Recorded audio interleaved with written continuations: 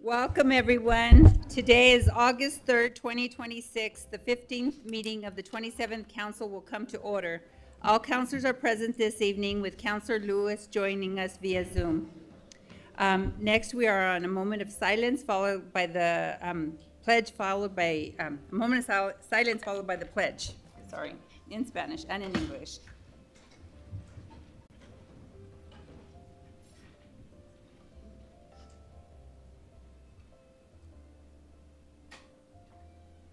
Please join us in the pledge. I pledge allegiance to the flag of the United States of America and to the republic for which it stands, one nation, under God, indivisible, with liberty and justice for all.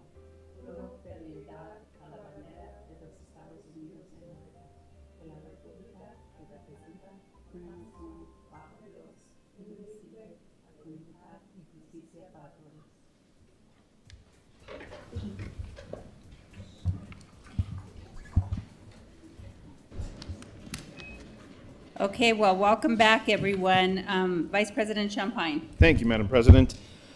Civic Plaza parking passes provided for members of the public. You can obtain your parking passes from council staff at the table near the chamber entrance. Members of the public, city staff, and the media have the ability to view this meeting in person and on live streams through 4 different platforms: GovTV on Comcast Channel 16, the GovTV website, YouTube, and Zoom Webinar. The live streams can also be accessed from most smartphones, tablets, or computers. Also, this meeting is closed captioned, so you may enable the closed captioning services on your television or device at this time. The video recording of this and all past council meetings will remain available for viewing at any time at the City Council's website. Council staff is available via telephone if members of the public need assistance finding the videos online. Please call 768, area code 505-768-3100 for assistance during normal business hours, Monday through Friday, 8 a.m. to 5 p.m. The council will take a break at approximately 7 p.m. this evening if needed. In regard to decorum in the chambers, we want tonight's proceedings, as always, to be as civil and respectful as possible. Please do not make any personal attacks, and please no applause, snapping, or other outbursts during the meeting. The president will provide one warning to anyone causing this disruption. Upon a second or continued disruption, that individual will be asked to leave the chambers, and if necessary, security will be asked to escort that person out of the chambers. Such removal from the city council chambers will be effective for the remainder of that meeting. If the continued disruption occurs, the president may recess the meeting until order is restored, and if necessary, may clear the chambers of persons participating in that disturbance. This meeting and all other meetings will go a lot smoother if we are respectful of one another. Tonight, council staff has received over 70 public comment signups for the meeting. Pursuant to the council rules of procedure, public comment will be reduced from 2 minutes to 1 minute to allow everyone time to speak. Please begin editing your comments to fit within this time frame now. Councilors, do we have any questions for the admin? Councilor Griego. Thank you, Mr. Vice President. My questions are for our legal city attorney. Ms. Keefe, in the past several months, the council, through our council, have reached out to the city attorney's office for updates on different matters in which this council has been involved. Answers to these questions were delayed for months, and when our council reached out again, you responded that if councilors have questions, they should reach out to me directly. This isn't really how we've done things. Council has staff that is used to act on our behalf and help us to do our jobs. When our staff or our council reaches out, we expect that the city attorney understands that this request is coming from us and responds appropriately, professionally, and in a timely manner. Based on this, I have several questions. Why is there pushback to councilor questions about pending litigation? And if our decisions give rise to litigation, we deserve to know how these cases are proceeding. Council President, Councilor Grout, in the past, up until this year, when councilors have had questions, they have approached me directly. So this was new, and I have concerns about this procedure. I do think it is better if I am able to engage with counselors directly. In order to facilitate communication between council and legal, I had asked to set up these monthly Zooms, which were set up some time ago. I don't remember exactly how long. Those were no longer scheduled, and that was not at my request. I think there's been a perception that that was not at my request. In fact, my perception was that they were canceled. So I would be happy to continue communication with council. I would very much want to continue communication with council and provide updates. I was hoping to provide more of a written update during the break, and so I do apologize for the delay, but it is my intent to continue communication with council, but I think that, as has happened in the first 4 years that I've been here, I think that communication should be between my department and council and councilors. Okay, how do you process requests for information from the council or council staff? So, again, in the 4.5 years that I've been here, we get calls for councilors to work on ordinances, we get calls for updates, and those are, if they come directly to me, I determine whether I'm going to respond or whether I'm going to have someone on my staff respond, and then I try to get back to them. Do you have, I think we need a real clear path forward, and it needs to be very timely. Can we set up a process so that that does happen? Council President, Council Grout, that's exactly what I would like. That is what I tried to do previously, and I do think there needs to be a clear process, and including communications in both directions. Okay, thank you. Councilor Bach. Thank you, Madam President. This is for Director Sanchez, Senior Affairs.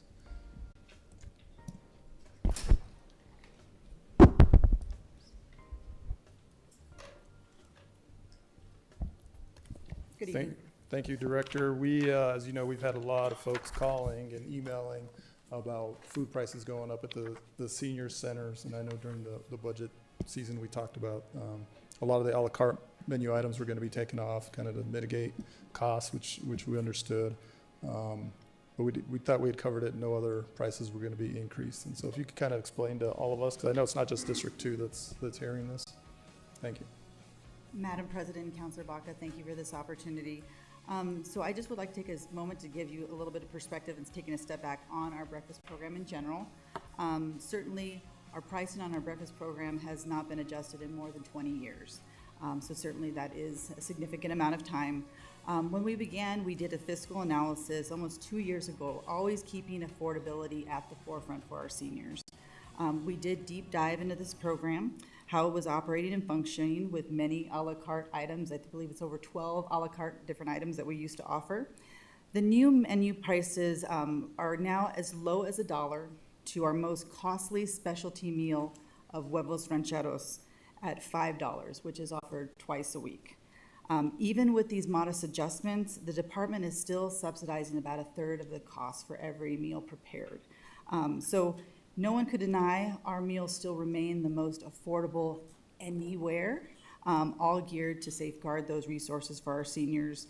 Additionally, we are, just to give you an update, working on a qualifying program for those seniors that may truly be in need and have financial hardship, so that way we can also fully subsidize that meal for them. So that's just the overall update on the program. And most recently on Friday, from the feedback that we learned over the last 3 weeks, we did send out a revised menu that also has already received very positive feedback.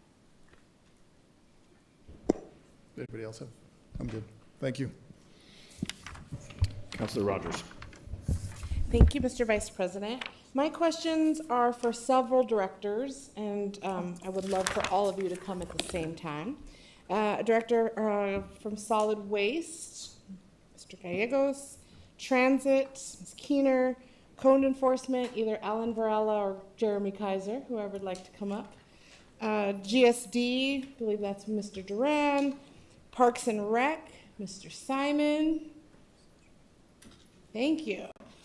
So I have several questions, and I want to do an exploration of who's responsible for what. in our community when it comes to cleanliness and litter. And so I will ask Mr. Cornelius to put up some pictures for me. And and this is because I've been studying our litter ordinance. And I often reach out to different departments based on things that need to be cleaned in my district. And I just want to run through some pictures and see who is responsible for this in our neighborhood. Who would be responsible for clean, what would we do about that? Actually, solid waste would pick that up if it was a large item pickup. Thank you. And then community members would just call 311 if they see that, and then you would go and pick up that mattress. Correct. Awesome. Is there a process for community members to do that ahead of time before they put it on? This is also education for the community, not just us to learn about how we do this. So bear with me, folks, while we go through this fun exercise today. Madam President, Councilor Rogers, yes, they would call 311 the night before their pickup to let us know if they have a large item pickup. Got it. Thank you, Mr. Gallegos. Next one. This is Wyoming, or I think Wyoming or Louisiana, going towards Gibson. We have installed some barricades for bike lanes, but they are trashed, as you can see. Who would pick that trash up and fix that? Transit. Madam Chair, Yeah. no. Madam Chair, Councilor Rogers, that's going to be DMD. This is exactly why we're going through this exercise today, I'll throw her folks. under the bus. Thank you. This is exactly what I was hoping for. Please, Madam Director President, Turner. Councilor Rogers, yes. So that would be, if any constituent has concerns about things that are improperly barricaded, I recommend a 311 and we'll send someone out immediately. As far as the repairs that are needed to the bicycle infrastructure, that would also be my department. That's my traffic engineering division. Again, 311 is the fastest way to get to it. Unfortunately, as Councilor Feeblecorn knows, the faster we put up bike infrastructure, the faster drivers hit it.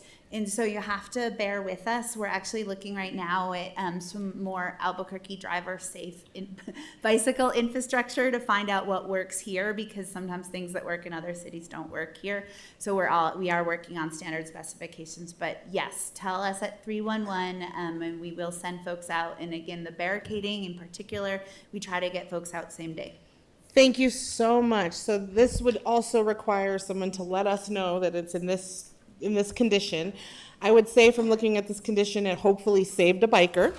But maybe we, to your point, look for something that's a little more durable so your department isn't running around fixing this. Because this does, for my district, it adds to the disrepair that, quite frankly, I am sick of living in, straight up. And so that's why we're going through this exercise today. Thank you. Next picture, Mr. Cornelius. All right, how about this? Trash day. Well, who's in charge of this after trash pickup?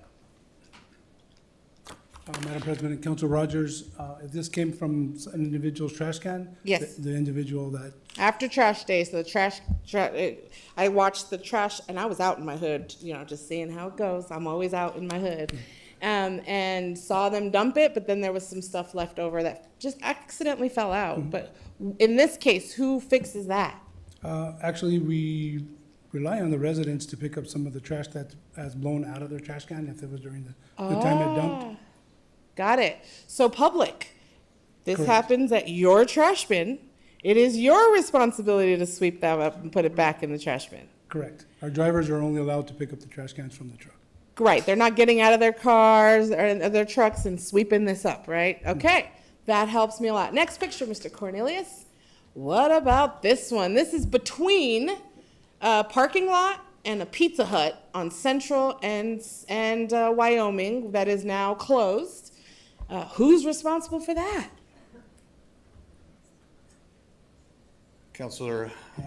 Madam President, Councilor Rogers, onto that. That is a code enforcement response. So for those ones dealing with we'd have to annotate which property that Pizza Hut, one I call you about so all if the it's time. on the Pizza Hut, Yeah. then it would fall under Pizza Hut responsibility cleanup. Thank you, Madam President. Now, Pizza Hut's gone because it's closed. So in that case, you just tell them and leave it like that until they come and do it? So Councilor Rogers, there's the process that we hold the property owners accountable whether they do it or not, and then that is through the civil process. So we do follow the due process in order to do it. If the property owner is unwilling or unable to do it, there's other measures that we employ to get the items cleaned up. Thank you, Madam President. So we would leave it like this while you go through your 6 to year month process. Who cleans it in the meantime? So, Madam President, Councilor Rogers, for that one. Yeah. So we issue the clean and lien. So the due process entails, it's a 2-week notification that we allow the property owner time to make the corrections before we go in and institute anything to where we're liening the property for services rendered. Thank you, Madam President. So you would hire someone to clean it up, or would you call solid waste and then we charge them, or how does that work? So, Councilor Rogers, for that portion, for the clean and lien, we initiate procedures through solid waste to do the clean. The solid waste will initiate the clean, get it scheduled for the cleanup, and then we will bill the property owner for the services rendered. Got it. And about how long does that take, you think? That one, Director. We do, Madam President, Councilor Rogers, we don't have a backlog on the clean and liens.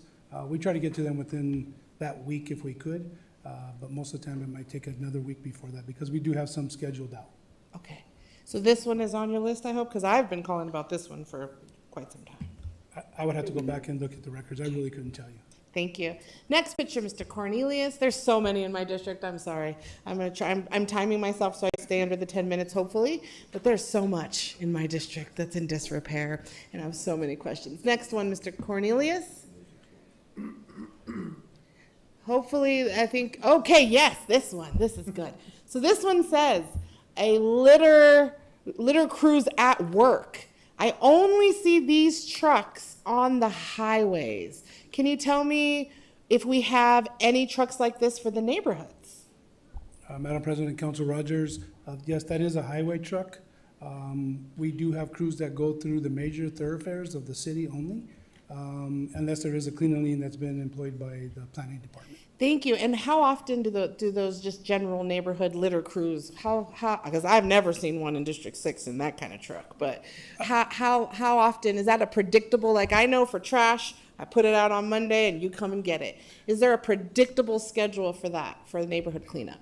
Madam President, Council Rogers, roughly takes about 4 to 5 weeks for them to cycle in their districts, what we have districts, through the medians to come back and touch another median. And that's just medians, so not other parts of the neighborhood? Correct, medians Just and medians. streetscapes, some of the streetscapes. Medians and streetscapes, that's great. I'm working on the litter ordinance, so this is also research. Median, so your department, it's only median and streetscapes. Okay, thank you. And then, oh yes, Mr. Whelan. Madam President, Councilor Rogers, that's part of our Clean Cities crew, but we also deploy up to 8 trucks throughout districts, and your district is almost every day, where they do go through the streets and pick up litter, remove feces and anything, and if there's been what we would consider illegal dumping, where if somebody had an encampment but then left and they leave all the trash behind. Oh, I see the encampment cleanup people, trust me. So they also do the cleanup of things that are left behind when they're going through. Thank you. I was in your district just today and I saw Tennessee where people had left. One of the trucks that usually does that, the litter cleanup, was there and they stopped and picked it up. Now, but it was clean at that moment. Within an hour or two, there could be more that's put there. Yeah, and thank you, Madam President. I think the point, there's one more video I want to show, because this one's a doozy. This one's a real doozy. And I think, Garrett, it's the video of the shoes. My pet peeve in my district is shoes on the power lines. That is a pet peeve of mine. I think I've interacted with every department except maybe transit. This one is more towards transit and our construction site at the International District Library. And I think that's a mix between transit and parks, if I'm not mistaken. But that bus stop is always in disrepair. And I think I know who's responsible for the transit ones. But when it comes to our construction site and the litter that's around that gate, who does that? Is it the general contractor? Is it? Madam President, Council Rogers, are you referring to a city project? That is a city project, the ID Library Park next to the ID Library. And again, it's the fencing that's encompassing. Sometimes it's inside the fencing, sometimes it's outside the fencing. Well, I won't speak for them, but I'm pretty sure it's gonna have to be the contractor who has the permit for that facility that they're doing the work. If it's inside the gates. If it's outside the gates, then what? Who does that? It would, I think it would depend where it is, right? Yeah. On the sidewalk. Okay. That's a good question. I guess we would need a little bit more specific on the location, because if it was out on the sidewalk into the street, then we would probably be reliable Both, for it. all of the But above. at the same time, it would still need the contractor to address their location. Thank you, Madam President. And then last video, to drive home hopefully the point that we need to work on our litter ordinance, because sometimes it's like, we don't know who does it. And I am sick of living in filth in my neighborhoods. I am done. I have to pay for my own, while Garrett's getting that last video, I have to use my council set-asides to pay a contractor, Red Shovel, to clean the safe route to school for Wilson and Whittier schools, because we as a team haven't been able to get this together. So I will be reaching out to you with a draft of our litter ordinance and how we can make this better, because I am done living in filth in my district. And it's not just unsheltered people. Y'all, I watched people in Benzes throwing stuff out of their car. I watched grandmas do it. I watched kids do it. I watched unsheltered people do it. We don't even have enough officers for 911 calls in my district, so I know we're not proactively policing littering, right? And I am just over it. So roll that beautiful shoe footage, Garrett, for me. Oh, okay. Well, I'll send it to you. It's beautiful. There's about 50 shoes on the power line. I've reached out to code enforcement. I've reached out to P&M. I've reached out to everybody. And this is an indicator, people. It's not a joke. These are indicators of where people can get drugs, right? And I want them down everywhere in my district. I don't want to see them. I want us to have a proactive way to get them down, whether we have to partner with whoever line they belong to. We should be able to figure this out as a city. And so I will be inviting all of you to a meeting to discuss my changes to our litter ordinance before I drop it, so we can work as a team to fix this once and for all, because I am done living in filth. Thank you, Madam President. Councilor Tejas.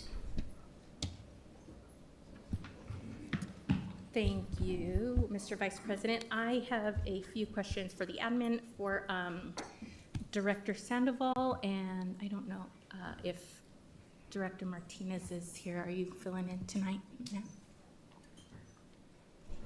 No? Madam President and Councilor Tejas, I didn't hear you. I apologize. Sorry, sir. Are you filling in for Director Martinez? Or is she, did I not? CFO? Oh, sorry. Man, I need to clean my glasses. Sorry. 6-year-old fingerprints all over.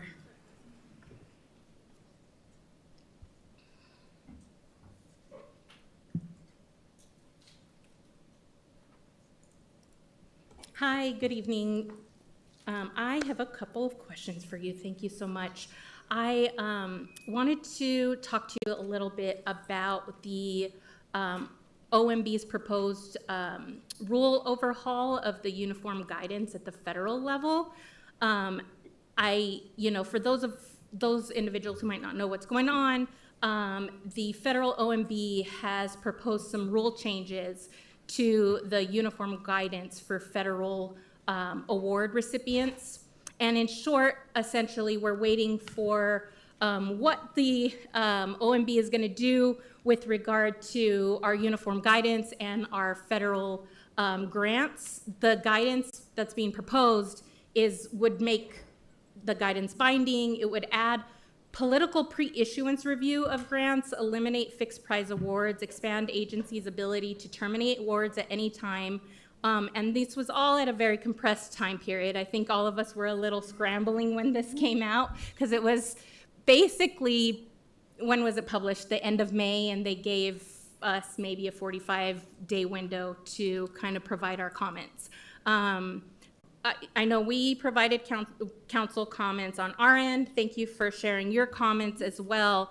My concern is, given the rule, we expect it to be finalized by October 1st, and we have quite a few discretionary federal grants that could be affected if this rule goes into effect, either in whole or in part.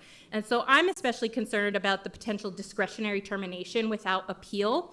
That puts about, from what I was able to identify, about $26.7 million in federal grants at risk of disappearing mid-year with zero notice requirement or no appeal. And I'm curious what you're doing at the moment.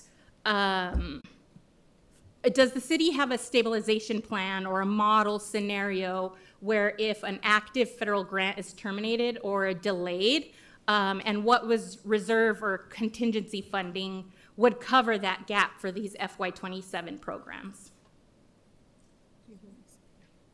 Council President and Councilor Tejas, like you said, we had a very short window to respond. I'm also a member of one of the committees for GFOA. OMB received over 500,000 comments. So the response that we gave, and we had a separate one with GFOA, is to extend the period for implementation, just to change policies, procedures, and get us prepared.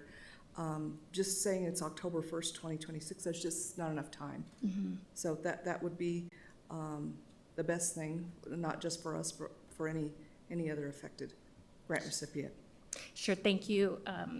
Thank you, Ms. Sandoval. I understand that would be the best thing, but I don't anticipate that it's actually gonna happen given the direction of the federal government right now, and what this OMB director has done when it comes down to CFPB rules and regulations that they have cut. Again, this was pretty much caught me off guard because they just updated rules to uniform guidance, and they generally don't do that unless in every 5 years. So for them to do it just a year later, is surprising. And I have been in contact with DFA's local government division and to ask if they are providing any sort of guidance to local governments, municipalities before October 1st. I anticipate that some type of final rule will likely be published on October 1st. And so again, my question here is, do we have any sort of plans for stabilizing the federal awards that we get here? I mean, these are going to be block grants. These are going to be discretionary grants. These are formula grants. The majority of these grants are going to hit HHH pretty hard. And that just means that we're going to lose services if these discretionary grants are pooled. And again, these can be pooled for any reason based off of the rules. So my question again is, are you developing, or do you have a plan to develop any sort of stabilization, federal funding stabilization plan for these grants that may be affected? Madam Chair and Councilor Tejas, I think there has been ongoing conversations, frankly, since this administration has been in office, because there have been concerns over time related to different grants. And so there have been questions posed to all the departments about their funding and what would be their contingency plans. So I think this is just another part of those ongoing conversations that we've been having. Thank you, CFO. So does that mean you are putting together a stabilization plan? Madam Chair, Councilor Tejas, I guess without knowing what you mean by stabilization plan, I think what I'm saying is that we have had ongoing conversations with the departments about if they lost federal funding, what would be their plan to ensure that they would be able to continue services. Thank you, Madam CFO. So are you leaving it up to the department to come up with a contingency plan for their federal awards? Or are you providing guidance as, the tone at the top for these directors and their their fiscal officers in each department? I'm just trying to understand if the city can provide sort of department by department inventory of what federal discretionary awards that the city administers, what that total amount might be, what the funding agency is, what the award period is, if we're up for renewal or continuation, what these awards are, how many are discretionary. I think we need to have an idea of what it looks like, what our picture looks like for the awards that we get that fund our work. I know we have several programs in HHH in particular that are 100% funded by federal awards. And so if that award disappears mid-year with zero notice and no appeal, what are we gonna do about that? And again, I've personally identified, with the help of our awesome team, 26.7 million at risk right now. So what's a plan? Are we doing anything to say, okay, if this happens, let's say worst case scenario, October 1st, these proposed rules by OMB go into effect on October 1st. And now these federal agencies that provide us these awards, whether they're direct awards, whether they're pass-through grants or federal awards, whether we have subrecipients monitoring that we have to deal with, what happens when those get pulled? What is our contingency plan? What is our continuity plan? What are we gonna do if we lose at minimum $27 million? Madam Chair, Councilor Tejas, as I said, when this administration came into office, we did an inventory of all of our federal grants in collaboration with the departments. We're not leaving it up to the departments, but they themselves are the experts as to what funding they're receiving and what that funding is being used for. And so, I mean, we're happy to go back and pinpoint these ones as they relate to this most recent transaction, but this is something that we have been looking at and talking about for quite some time, even before I was CFO. These conversations were happening.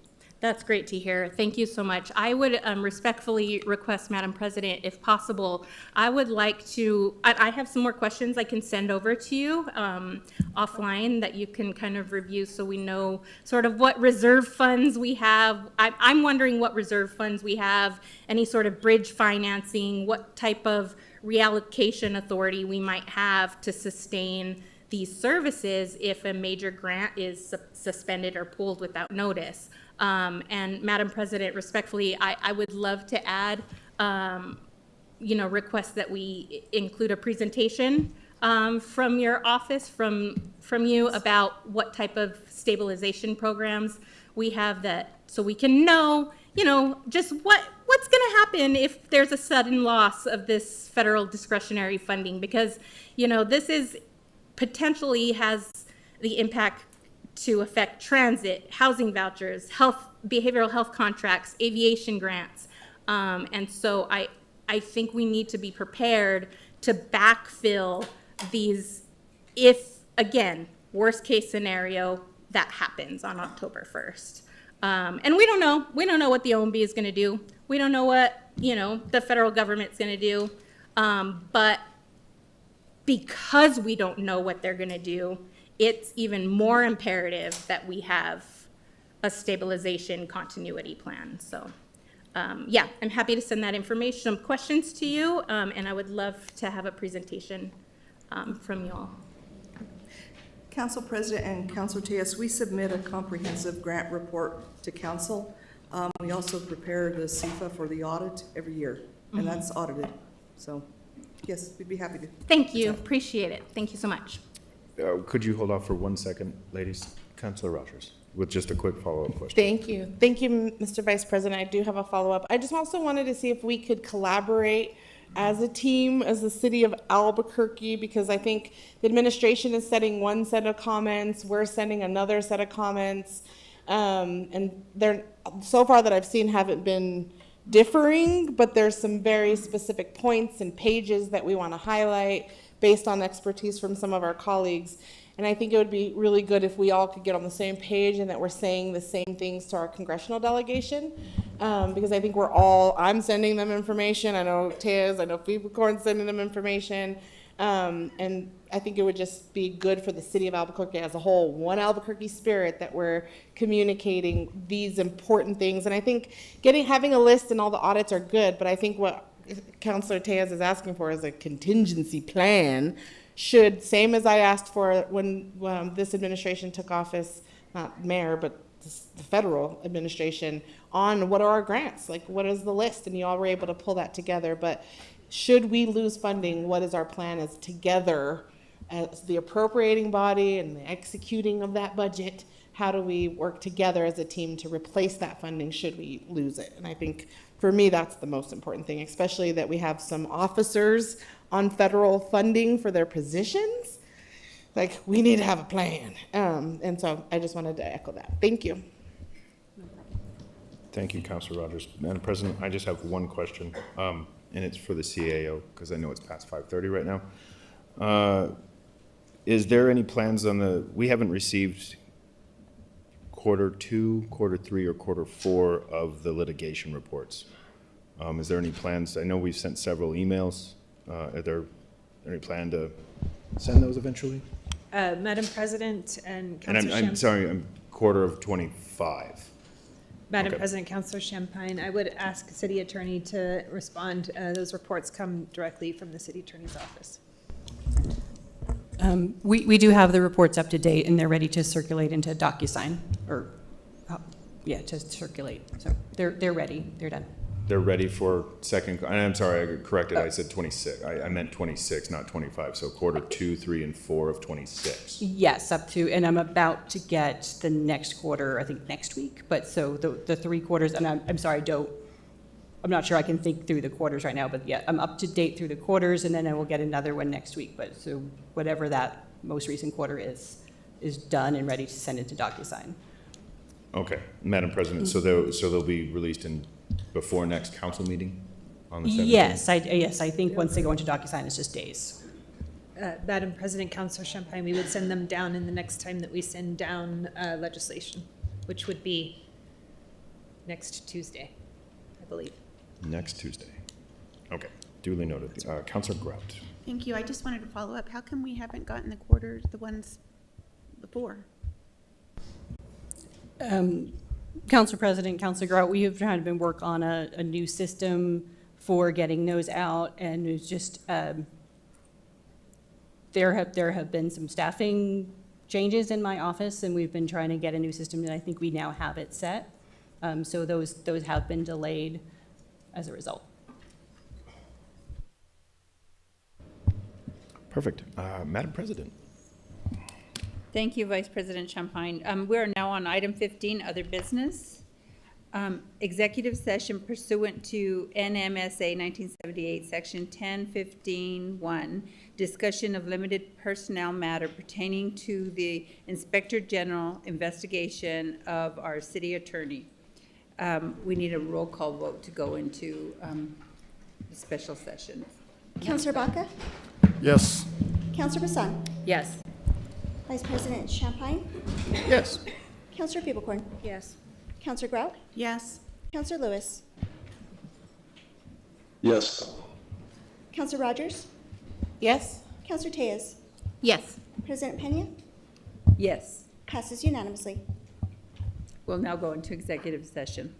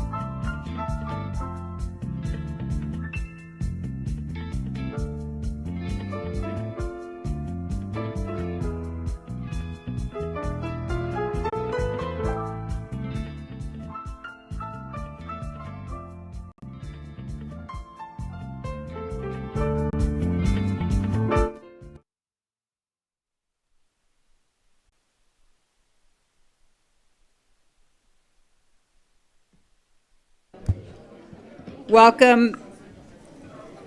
We are back. So, I affirm that the matters discussed in executive session were limited to those specified in the motion for closure. So now we are on item 3, proclamations and presentations, and this will be Vice President Champagne. Thank you, Madam President. Councilor Feeblecorn. Thank you, Mr. Vice President. We have a presentation tonight on our Move-In Mentor Program that Councilor Bassan has been the lead on, and I've been supportive. And it would be from Ms. Cara Unale, Director of Housing and Self-Sufficiency, and Ms. Laura Fisher-Gallegos, Chief Advancement Officer from Catholic Charities, if they could come on down. And we've asked them to just give a quick update on the program that Council funded and how incredibly successful it's been in its first couple of months. Go ahead. Hello, good evening, counselors. My name is Cara Unale, and I'm the Director of Housing and Self-Sufficiency at Catholic Charities. Thank you for the opportunity to speak with you today. I'm here to share the impact of 2 city-funded initiatives made possible through your support, the Housing Stability Center and our Move-In Mentor Program. I'd especially like to thank Councilors Brooke Bassan and Tammy Feeblecorn, Carmichael Consultants, and everyone who helped bring these programs to life. Your investment's already making a very meaningful difference. Between January and June 2026, Catholic Charities received $600,000 in city funding to launch these programs.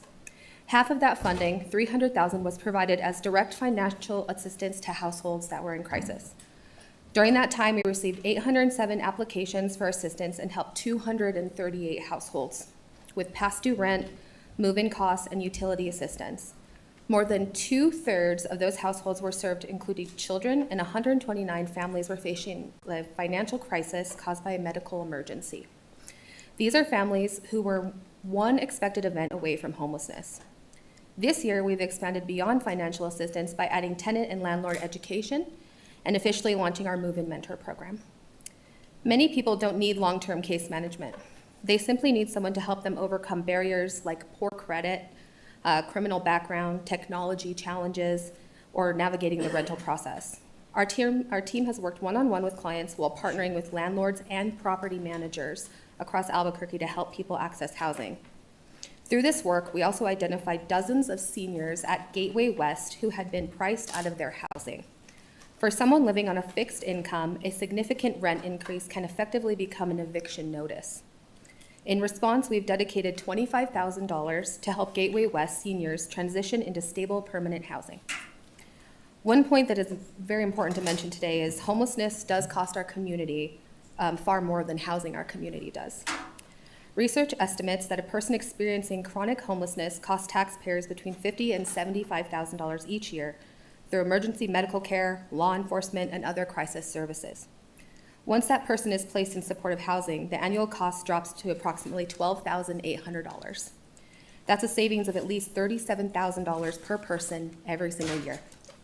Housing isn't just a compassionate choice, it's a fiscally responsible choice. We've already seen the impact of our Move-In Mentor Program. We've helped people with full-time jobs who simply couldn't secure housing because of barriers beyond their control.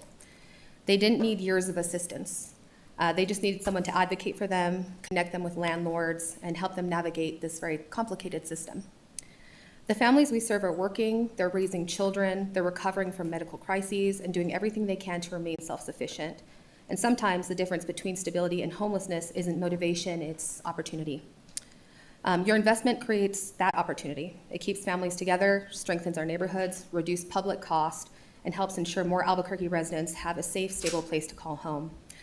So today, we're here to just ask for your continued support to expand this program so we can prevent homelessness before it happens. This is a preventative measure.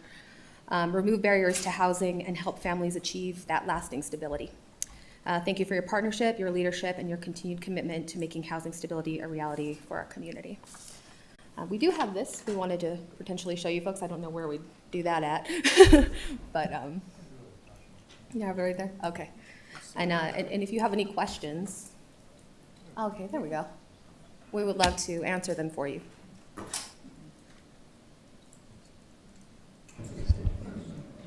Councilor Feeble. Thank you, Mr. Vice President, and thank you for being here and giving us this update. I think this is an incredible program that, with very little money in the grand scheme of our really large budget here in the city of Albuquerque, has done a lot of good. And I just want to thank Councilor Bassan. She was the one that led this from the beginning and really pushed to make sure it happened. And I just think it's a great program. I'll just tell the public, if you want to learn more about it, our next District 7 Connection Zoom meeting, we will be having a presentation with the Q&A. So if you're not signed up for that, go to the city's website and sign up for your District 7 newsletter and come join us for a longer, more detailed presentation the first Friday of the month. Thank you. Absolutely. Thank you. Madam President, we do have a second presentation tonight from Ms. Keene.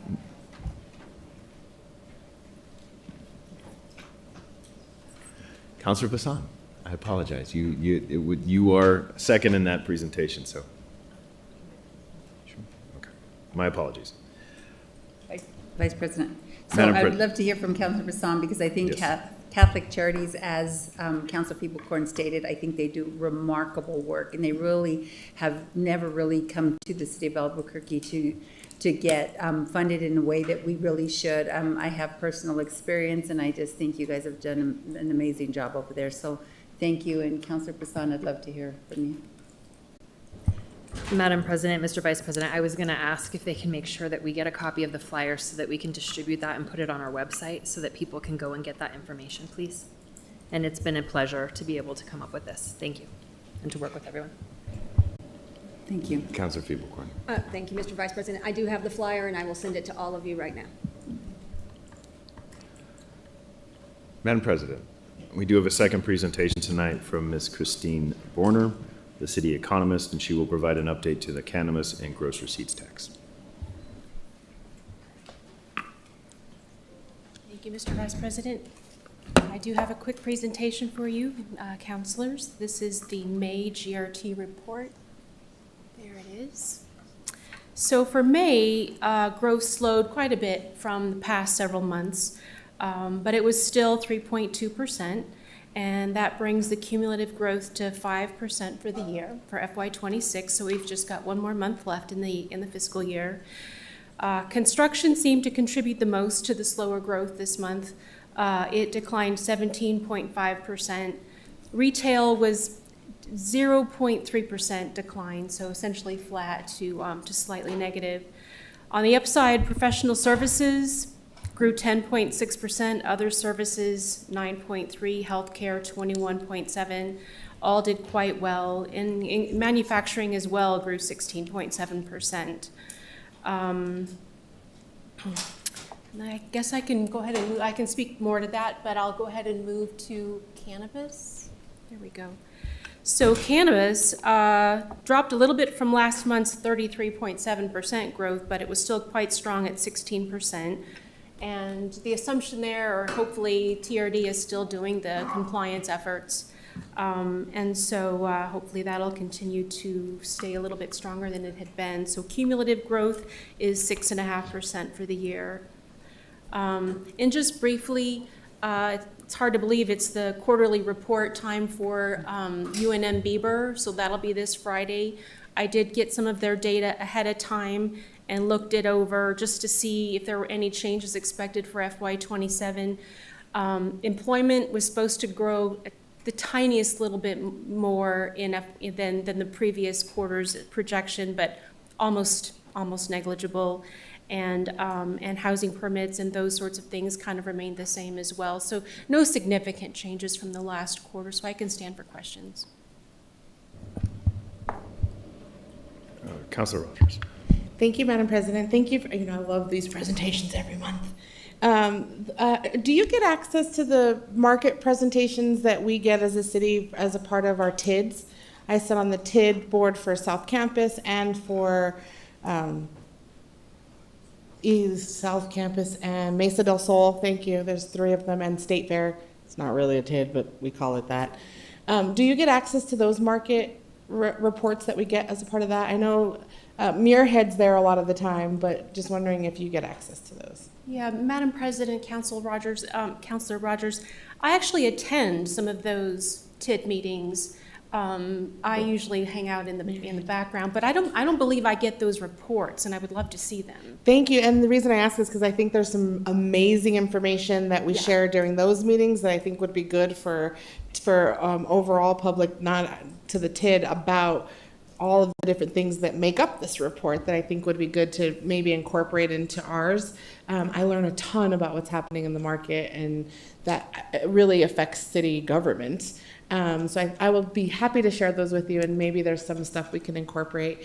And then I would love to get a copy of the Bieber report. I don't know where to find those, and I'm sure I could, if I spent some time, I probably could. But if you would help me by sending me those, I would love to read those and learn more about that.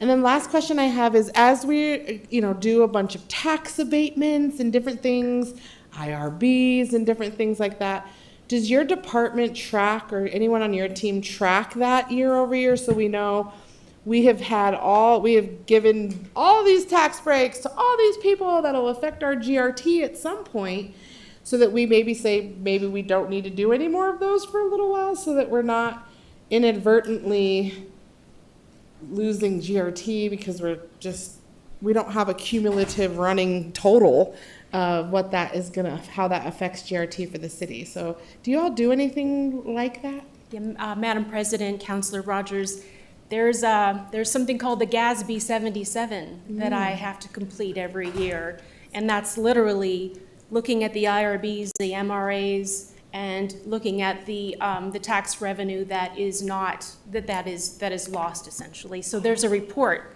for it annually, and I think this month or next I have to start that over again. So perhaps you'd like to see that report. That would be super helpful for us, especially as we're voting on these things. Like, hey, might be the implications.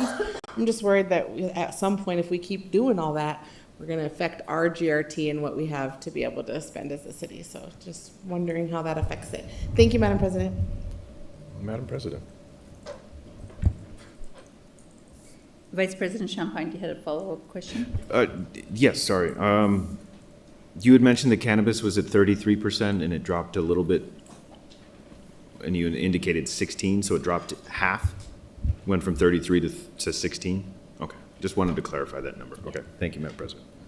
Thank you. And then I'll just ask a question. Do you have an average of our GRT increase over the past 10 years?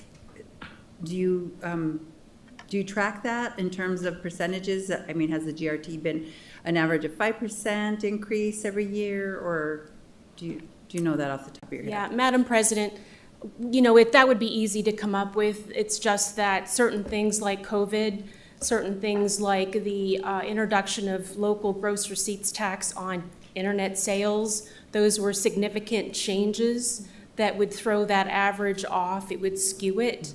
But that kind of information, I could easily provide that. Yeah, if you wanted an average over the past 10 years or something. Sure. And then you can kind of remove, the COVID time. I mean, you can include it in there, but maybe you go 10 years without that and 10 years with COVID. I'm just trying to see, in terms of city gross receipts, and, this is really our main source of revenue that we use to, provide all the services, pay our employees, and do everything that we need to do as a city. And I think sometimes we're challenged with that. We have, Bernalillo County, it's, they're doing amazing work over there, but they also have their GRT, but plus they have the property tax, right? And the property tax goes up 4%. 4% on average a year. So that on top of the GRT, to me, looking at budgets over the years, and I've talked with the county manager about this, it looks as though our budget has become stagnant, yet we provide services not only here in the city of Albuquerque, but for the unincorporated area, as they do too, but then also for like Rio Rancho, for surrounding communities. And, there's a real drain on our budget without the ability to have, access to additional revenue. So I think it's like a larger conversation that we have to have. Obviously, I put forward the GRT once again, but I think it's a larger conversation that we have to have on how we best use our resources, just like when people come in to go to the gateway or to, those are things that, or Rio Rancho coming into Albuquerque, driving on the, and we're having to repave the roads and this and that. I mean, those are just good partners, good relationships that we need to figure out how we help with that. Even with our water treatment, obviously that's an issue for the water authority, but Intel, we're cleaning that water, and that's another, a burden that we have as a city, and we're the largest city in the state of New Mexico, and we really have to keep up to be able to provide, some really good services and, pave our streets and put street lighting, and we're just really, I think each city council district, kind of similar to Councilor Rogers' questions, we really need to figure out a way to invest more in our city. So thank you. I Madam appreciate President, you. I'll try to put together some sort of helpful report in that regard. Yes, thank you so much. All right, any others? Okay, we are now on item 5, the journal. I move approval of the June 15th journal. There's a motion, a second by Committee of the Whole Chair Grout. Madam Clerk. Counselor Baca? Yes. Counselor Bassan? Yes. Vice President Champagne? Yes. Counselor Peebles? Yes. Counselor Grout? Yes. Counselor Lewis? Yes. Counselor Rogers? Yes. Counselor Tejas? Yes. President Pena? Yes. Passes unanimously. Thank you. We're now on communications and introductions, which is item 6. Are there any changes to the letter of introduction?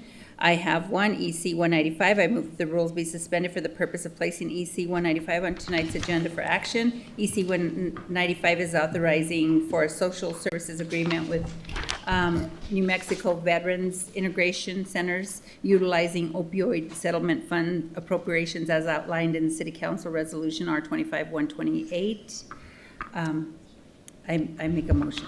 Second. There's a motion and a second by Councilor Rogers, and we need 2/3 vote on this. So, Madam Clerk. Counselor Baca? Yes. Counselor Bassan? Yes. Vice President Champagne? Yes. Counselor Peebles? Yes. Counselor Grout? Yes. Counselor Lewis? Yes. Counselor Rogers?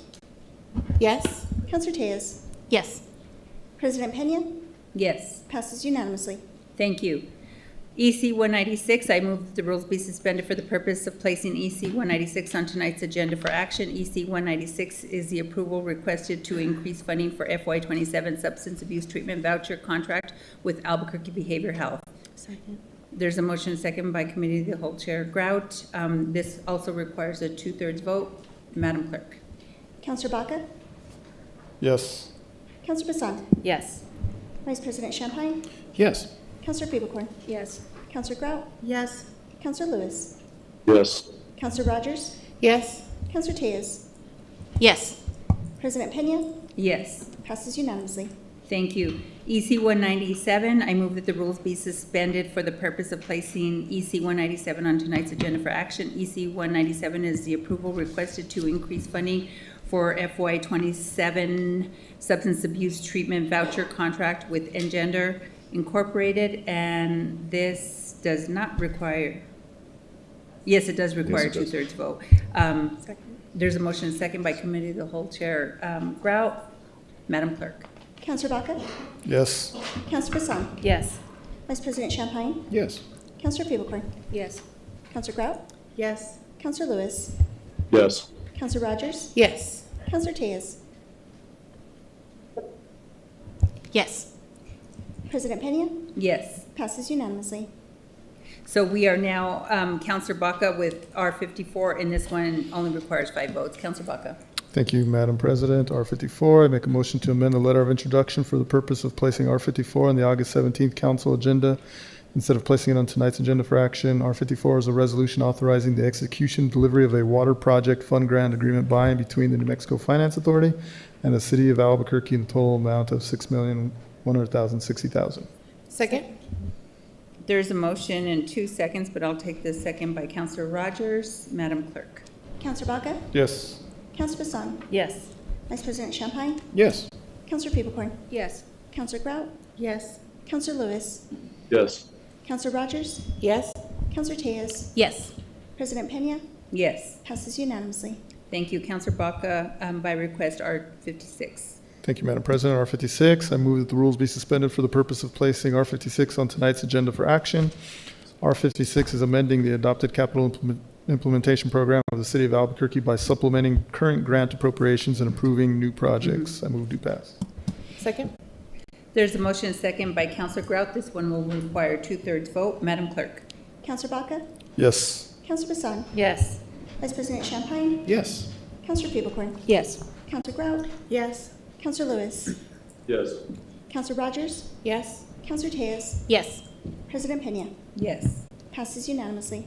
Thank you. Counselor Peebles, R57, and this one will require 2/3 vote. Thank you, Madam President. I move that the rules be suspended for the purpose of placing R57 on tonight's agenda for action. R57 is dedicated state capital outlay funds to specific projects and phases and requiring council approval of scope changes.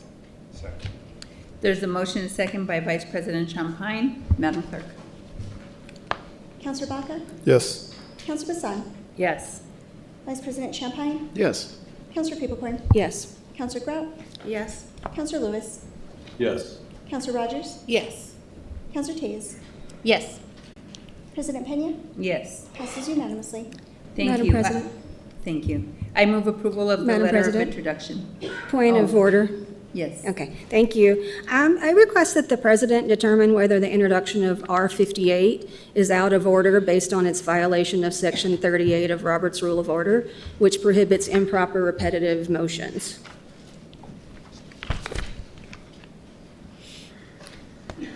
As a reminder, in Robert's rules, it does state that no motions can be renewed during the same session in which it has already been before the assembly, and that the same or substantially similar questions cannot be brought up a second time during the same session. The session for this council is 2 years long. We are now on the 15th meeting of the 27th council. And Councilor Peebles, what bill are you referring to, the ordinance? It is R58. Which we don't have in front of us. Oh, that is the gross receipts Yes, tax yes, bill I'm that just has trying to been, find that has it. been voted down 3 times already this calendar year. And so I would say that this is substantially the same, what is being proposed tonight, and I do not believe it qualifies under the rules that we have for council. Yeah, I got it. Yeah, I'm just shuffling papers around. Thank you so much. We got this. So I think I will defer to the city attorney. I will actually go through some of, let me find some other, since this was not on the agenda.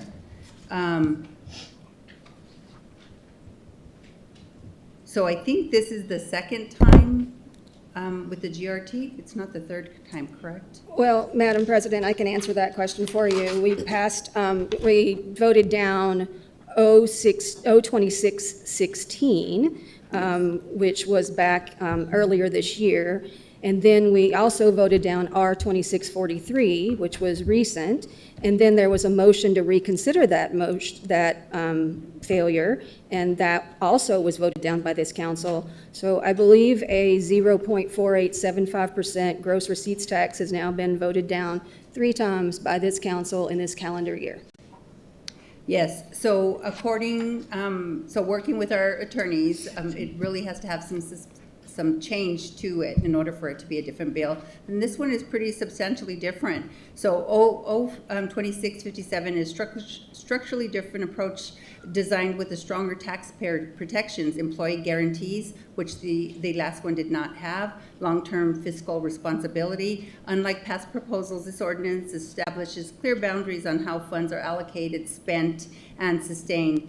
Balance allocation, we shifted the revenue from a 50-50 split, which we added more for operations and 47 for capital projects. Our permanent operations versus temporary capital, while operational funding remains permanent to support ongoing services, the capital portion automatically sunsets after 21 years.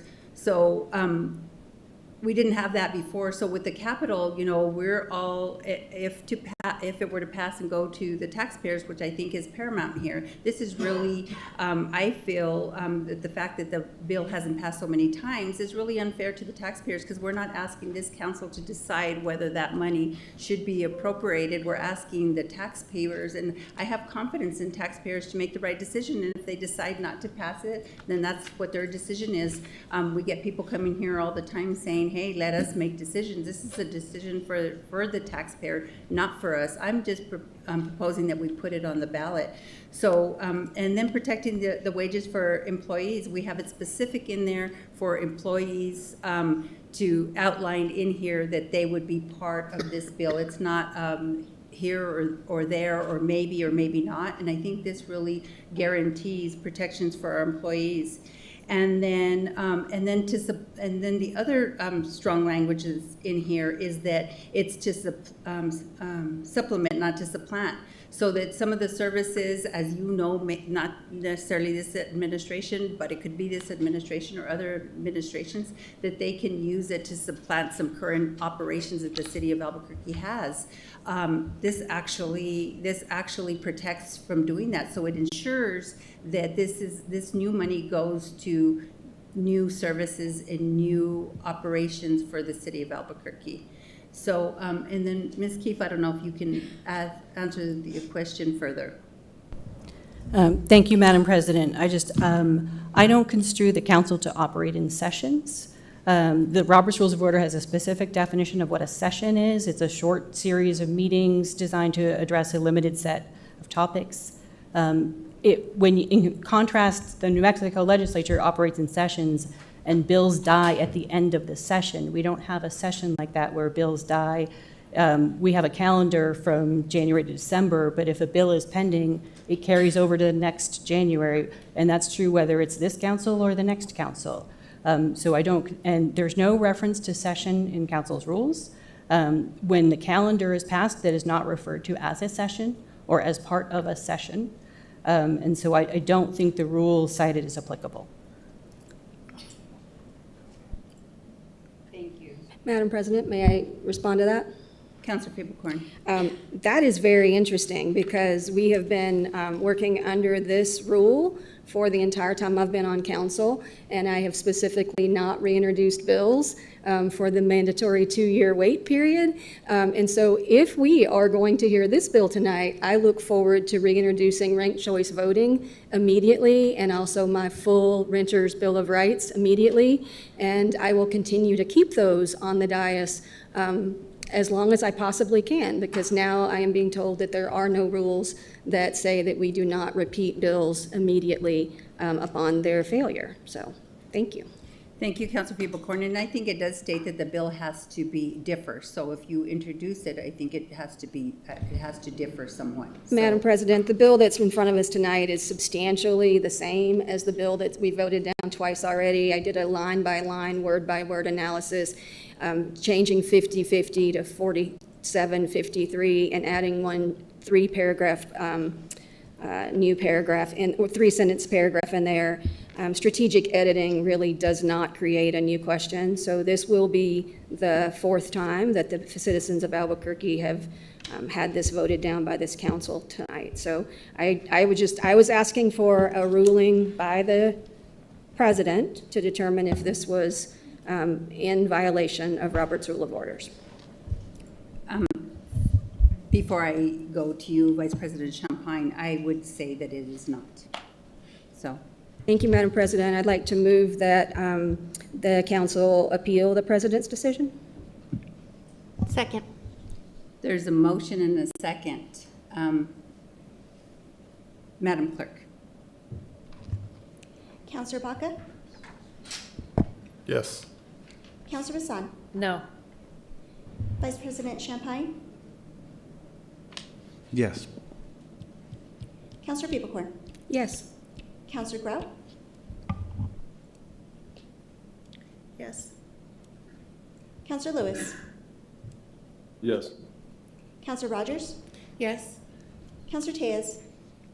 Yes. President Pena? No. It passes on a 7-2 vote. So formalities, how would you? Yeah, so what's the process now for formalities?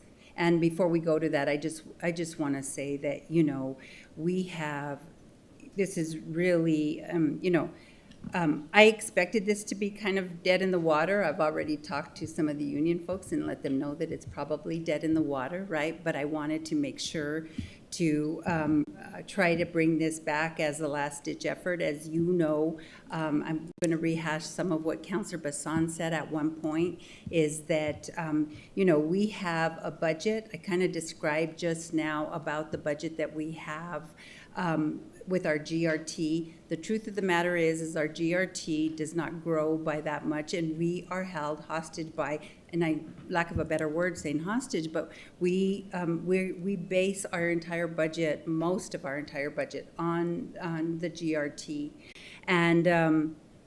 And when we talk about flexibility and when we talk about services that the community wants and needs, and, you know, the trash picked up, all the pictures that Councilor Rogers just showed minutes ago, all those things require the staff needed to be able to do those things, right? And then when you look at our budget, you hear that we don't have enough staff, we have vacancies, we're not paying our staff adequately, they're going to other municipalities, they're leaving the city.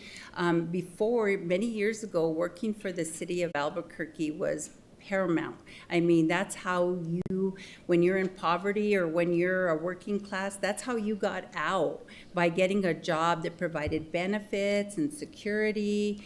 And government has not been that way, and we haven't done a good job of doing that. You know, I mentioned this last time, is that I've been on council for, you know, for 12 years, and of those 12 years, our city employees have not been able to receive in a significant way a major wage increase to really even keep up with cost of living. And so when we ask ourselves, why aren't these things happening in the way we would like to see them happen in our community, it's going to continue, because if we do nothing, we have the same.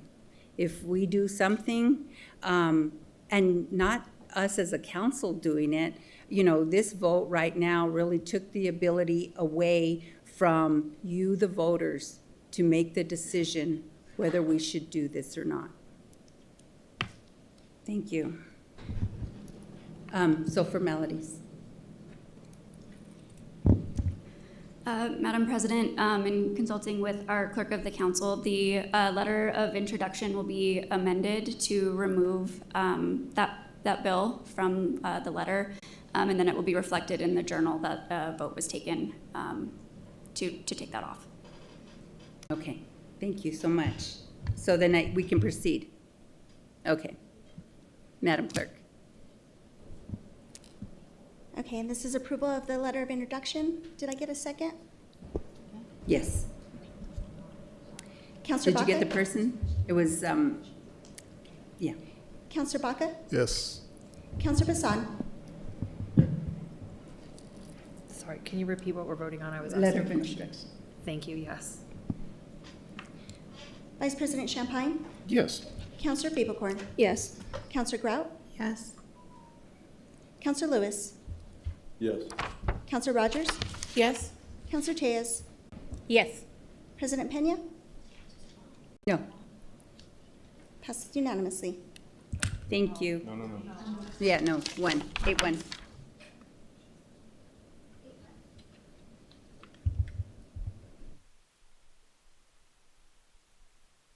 Got it?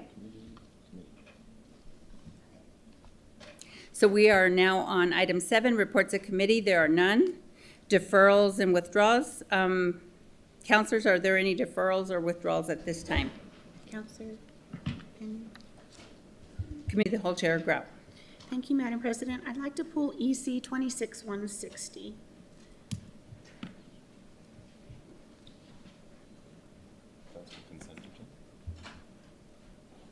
Yeah, on the consent agenda. And then did you want to read it off, or? Oh, sure. Okay. I'm sorry. EC 160 is approval of the agreement with HomeWise Incorporated to utilize housing and neighborhood economic development funds in the amount of $2,835,000 to administer a home owner rehabilitation program. Okay, so now, no, we don't need a second. So, thank you though, Councilor Rogers. So with that, for the individuals on tonight's consent agenda who are being appointed to serve on a board or commission, thank you for your willingness to serve. I move approval of the consent agenda. I'll take it now. Councilor Rogers. There's a motion and a second by Councilor Rogers. Madam Clerk. Councilor Baca? Yes. Councilor Bassan? Yes. Vice President Champagne? Yes. Councilor Fabercorn? Yes. Councilor Grout? Yes. Councilor Lewis? Yes. Councilor Rogers?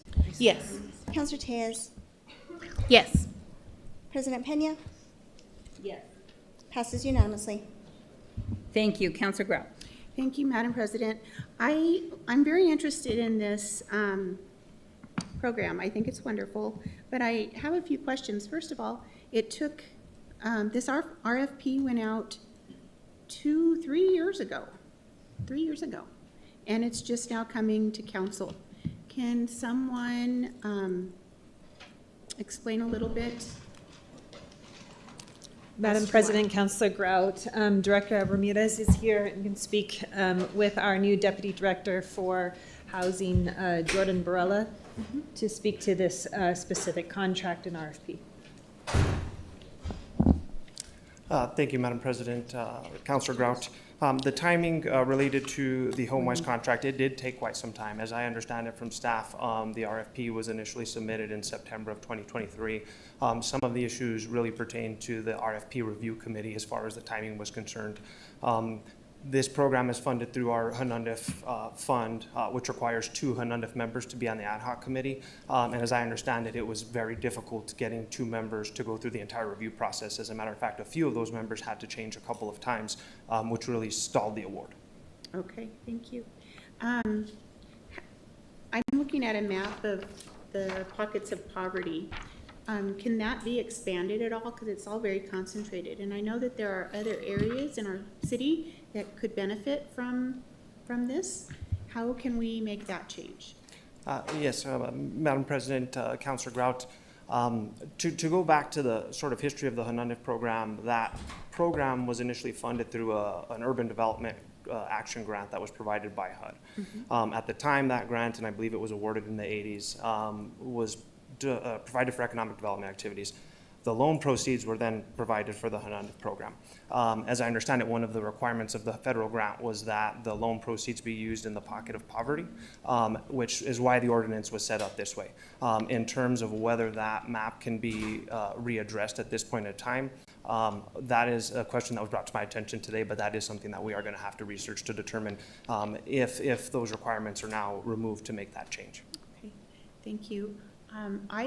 I personally would like to defer this EC a couple weeks and work on it to see what we can do if we need to make changes to the ordinance, because I do believe that there is more, a broader area that could benefit from this. It's a great program. I'm all for it. I think the RFP went out 3 years ago, August 21st, so that's 3 years. So I don't think 2 weeks is gonna hurt, just to get a few more questions answered and possibly broaden the scope of where this would take us. Councilor Grout, I do believe Councilor Rogers has a few questions. Your motion to defer and questions over it with Councilor Tejas, can it wait for the questions first? Yes, it can. Perfect. Councilor Rogers. Thank you, Mr. Vice President. Thank you for being here. I have a lot of questions. So I was very vocal about the last round of home renovation money that HomeWise got. They were responsible for doing in low-income areas, communities of color. They brought us data. They helped nobody in the low-income bracket, and the data was shoddy on who they actually helped. But it was clear it wasn't anyone in the low-income bracket, which is what also the grant requires. So what are we putting in place this time if we're going to give them more money? Last time it was $3 million.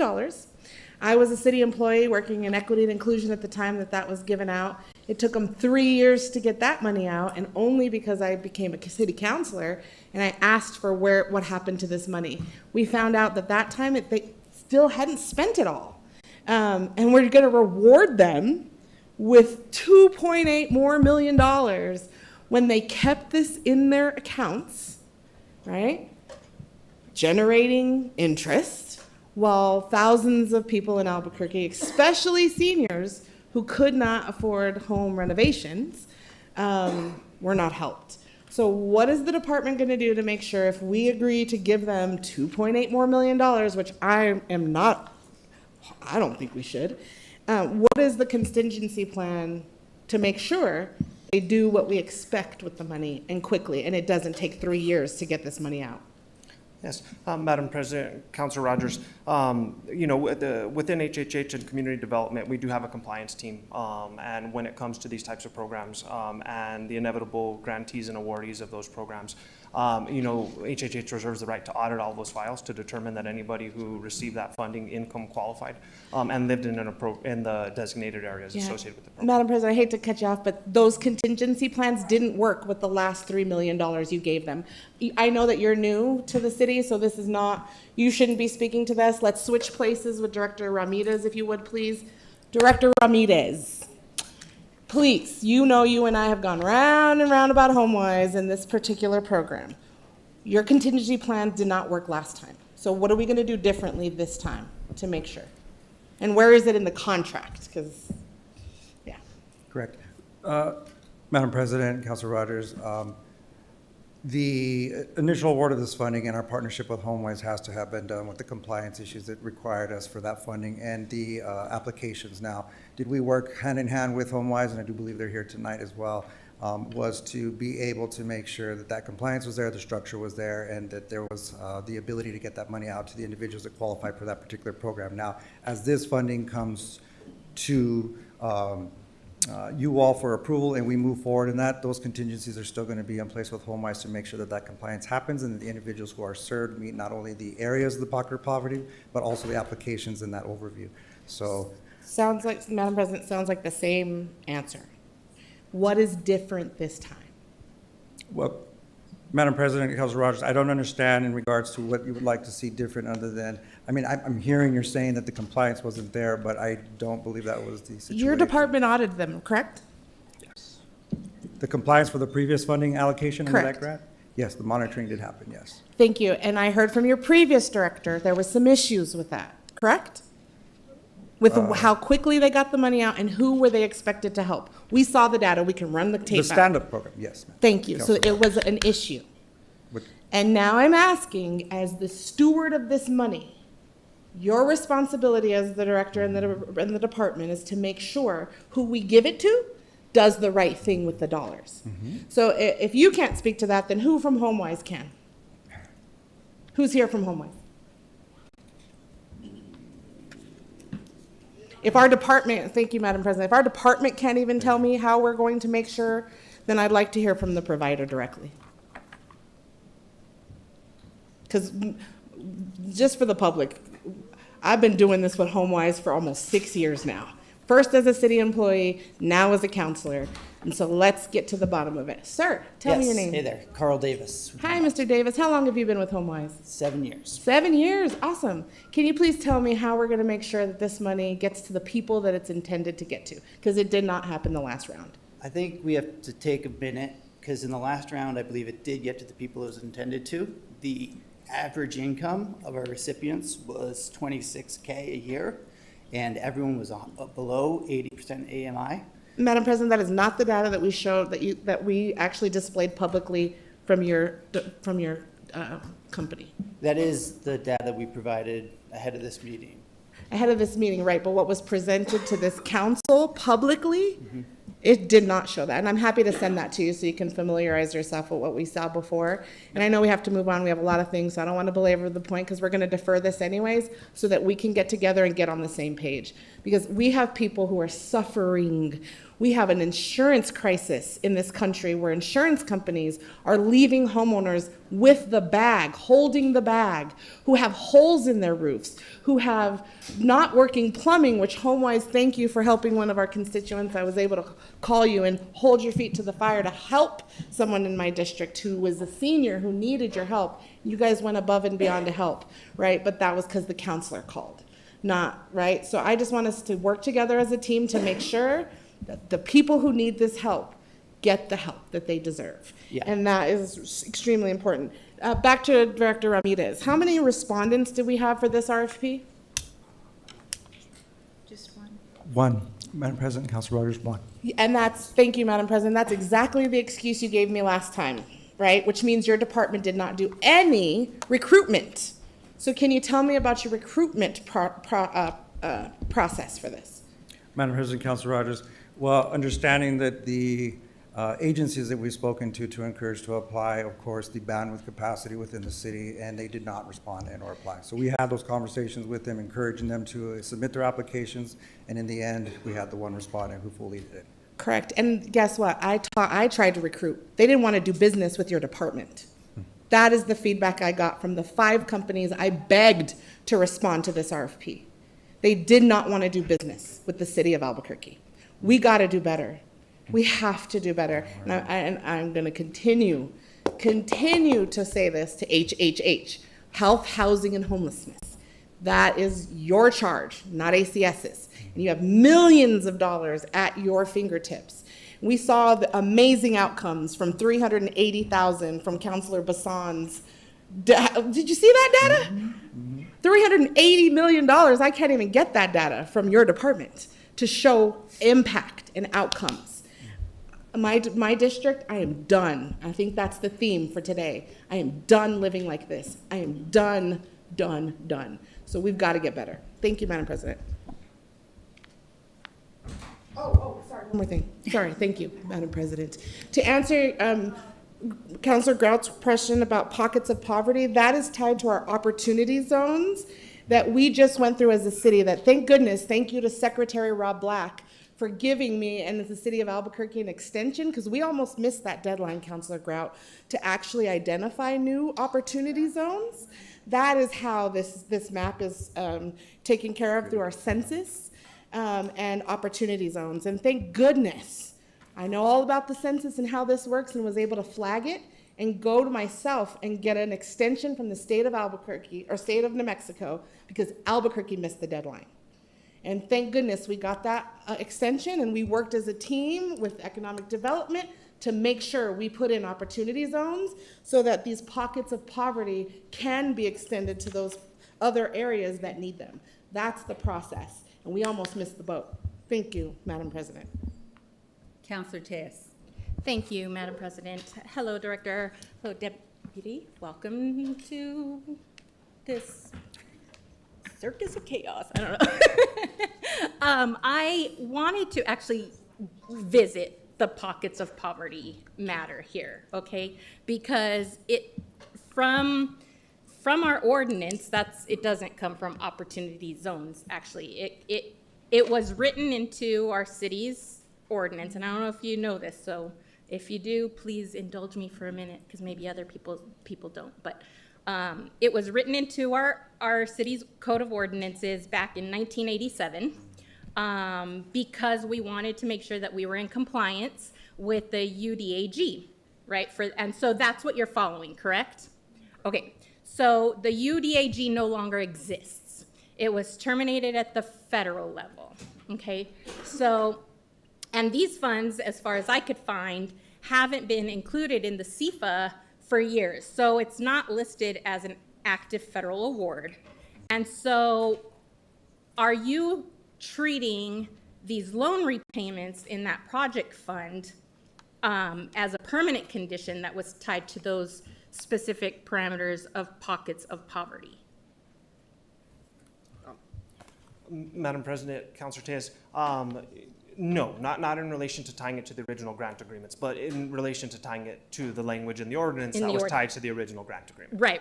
Okay. So then we need to do some work on the council. So our job now, we're gonna have to update that ordinance and amend it, because we can't just unilaterally extend it outside of the pockets of poverty, which is an 11-mile area. How long have those funds been sitting in Fund 277? Madam President, Councilor Tejas, I don't know exactly, but quite some time. I mean, Yeah. it's a very old fund. It's like 40 years. Yeah. Yeah, those funds have been sitting in that fund for 40 years.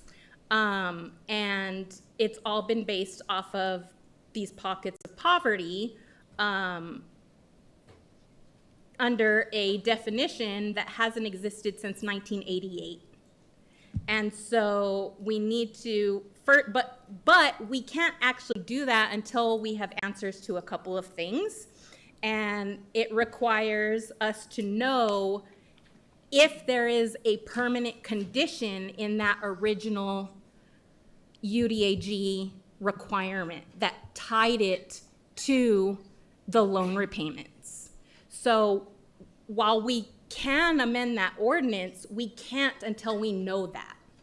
So, and you know, I had a good conversation with Ms. Montoya from your office earlier today. She did send me some really good information, but I'm really glad that Councilor Grout pulled this, because we definitely need to defer this until we can know what those original grant parameters were.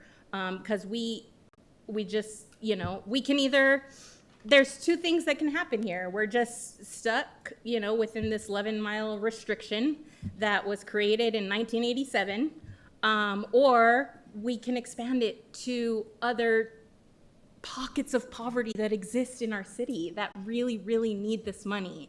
And that really, you know, to Nicole, or Councilor Rod, Nicole, we're so unprofessional over here. But to Councilor Rogers' point, right, is to extend this opportunity. You know, when I was in school, when I was 14, 15 years old, you know, my family benefited from a rehabilitation program by the city. Now, this was, you know, in Las Cruces, but it made a huge difference. I mean, we were literally, you know, sleeping on our concrete floors in our house. We had to shove, you know, napkins in our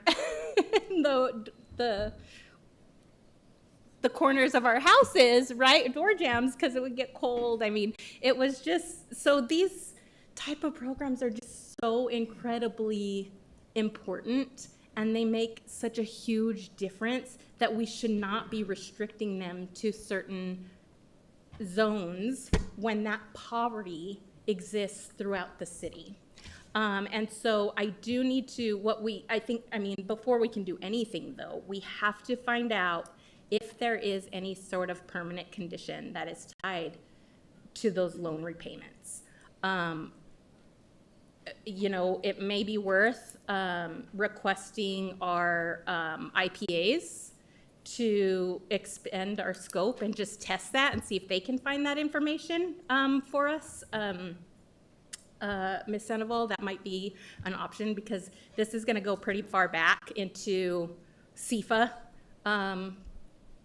items, because I don't think it's been on our, well, I haven't seen it since the FY24 ACFR, and I think it came up in maybe 2008, but the historical documents aren't very, you know, there for us. But yeah, I would appreciate if we can find that information out, because otherwise we're unfortunately stuck with that 11-mile area for this particular money. Yeah.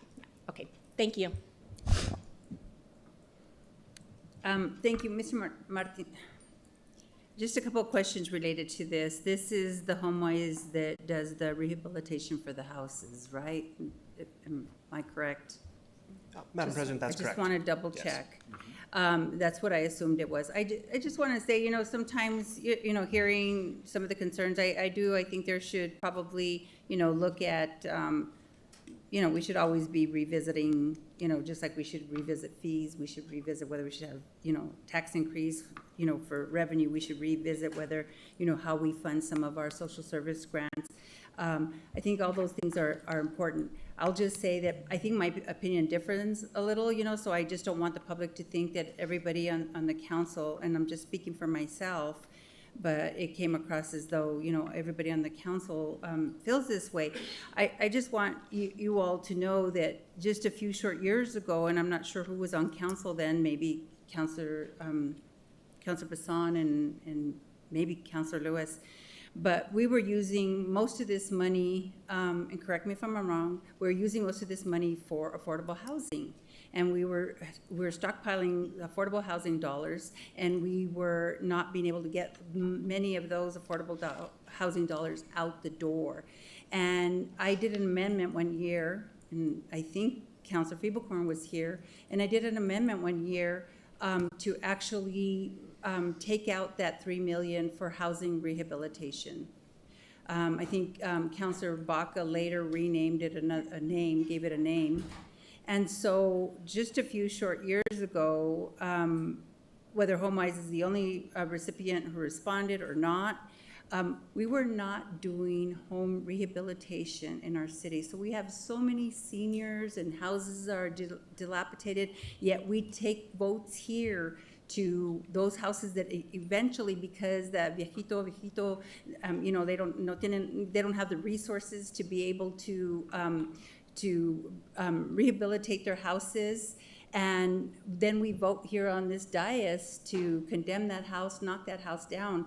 I have, on principle, I mean, I don't, you know, it's something that's needed to be done, but on principle, I've never voted for those because I said I won't vote for those until we have a program that helps with housing rehabilitation. And just carving out that $3 million, which I think that, you know, we should give this money to HomeWise, and then we should carve out another $6-7 million to do this, because our housing stock, if we're talking about housing first and keeping people in their houses, we need to help the viejitos in the neighborhood and the people who can't afford to make those necessary repairs. And so, you know, I've met with HomeWise. I've talked to them about, you know, what they've done with the resources. And unfortunately, the resources don't go as far as we would like. I know they ended up helping like 60 homeowners, but 62? 58. So I know it was about 58 for the $3 million. So I would hope that our department can look at how we get the best bang for the dollar in terms of, you know, $2.8 million for 60 homes, even though there's all kinds of costs that we don't realize associated with it. I mean, they have to, the administrative costs, their utility costs, everything gets partially factored into this. But unless we bring these things back in-house like we used to have, the housing, right? Which I'm for those kinds of things. But as far as I know, HomeWise has done, you know, a decent job. I think you guys have to do the checks and balances to make sure for that.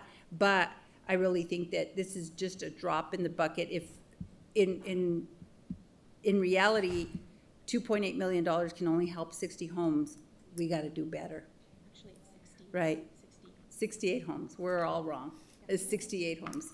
So, but just to say that, I mean, I will, you know, I'm not going to vote for the deferral, but I do think that when we're talking about some of these things, even budgetary, how we need these things and how we need housing rehabilitation, and we need it in more pockets of poverty. And as you can see, the frustration from some counselors here talking about they want it in their area as well.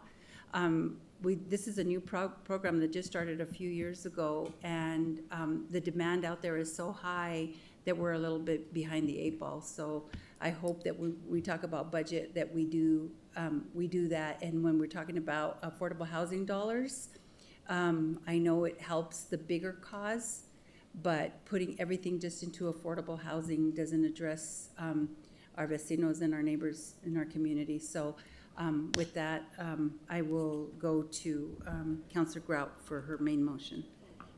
I would like to defer it for 2 weeks so we can have a little bit more offline conversation, kind of get a plan to move forward. I think it's a great program. I'm all for it, but I have some questions. Second. So there's a motion and a second for a 2-week deferral. Madam Clerk. Counselor Baca? Yes. Counselor Bassan? No. Vice President Champagne? Yes. Counselor Peebles?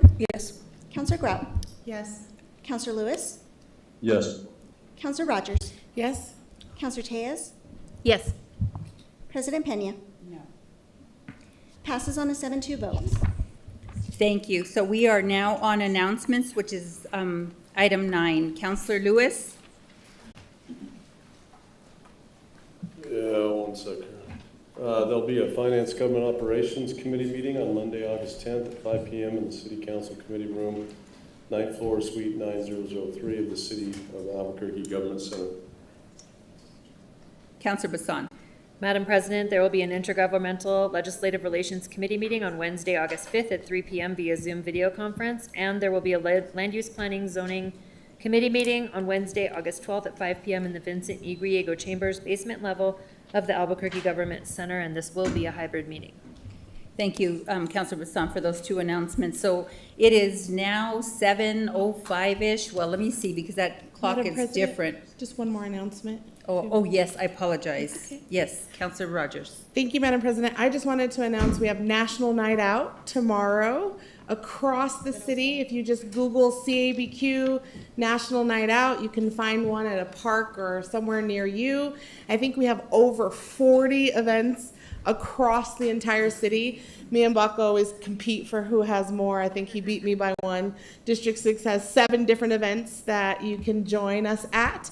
And they're in all the council districts. So you can go on the website, look up one, and I encourage everybody to come out. This is about engaging in a different way with our neighbors, with each other, our neighborhood associations, city leaders, all of us, I'm sure, are making the rounds. I know directors are all get assigned ones that they have to go to. It's really one of my favorite times to really just humanize each other to each other. Like, we're all in this boat of Albuquerque together, and National Night Out is really a good time for us to just break bread together. I'm hosting one at Daniel Webster Park on Copper in Wyoming. We got Taco Tuesday happening. We got Rock and Rob and DJ who's spinning the 1s and 2s. It's really a great time. So I would just encourage everyone to come on out, find one near you, and let's just fellowship together. Thank you, Madam President. Thank you, Counselor Rogers. So now it is probably 7:08, and we are going to take a dinner break, and we'll be returning at 7:40. Thank you so much.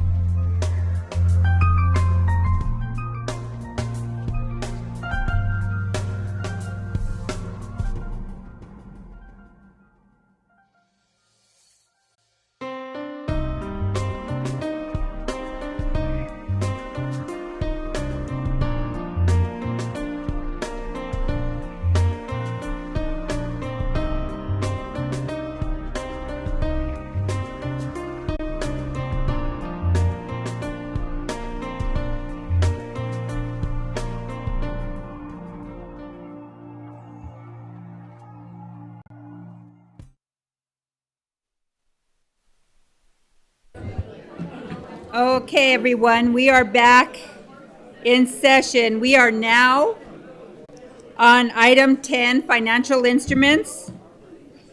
This is Counselor Baca by request, 038. Counselor Baca.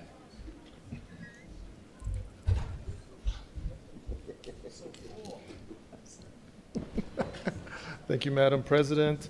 038, authorizing the issuance and sale of the City of Albuquerque, New Mexico taxable industrial revenue bond, Dreamcatcher Sawmill Hotel Project, Series 2026, in the maximum principal amount of $40,520,267 to provide funds to acquire, construct, equip, and improve the Dreamcatcher Sawmill Hotel, a dual-branded Hampton Inn and Home 2 suites with an anticipated 135 guest rooms. I guess we open up to public comment. Was that a motion, Counselor? Yeah, you need to make a motion. No, unless you don't want to have discussion, you can do a deferral out. Okay. Well, let's move due pass to start. Second. There's a motion and a second by Counselor Feeblecorn for a due pass of 038. Counselor Baca to open. Thank you, Madam President. So I think I'd like to start with public comment on this one. I mean, everybody's been waiting, so we have quite a few people. Okay. Would you call our first speaker, Garrett? Thank you, Madam President. Our first speaker is Senator Debbie O'Malley, followed by Dr. Lisa Christopherson.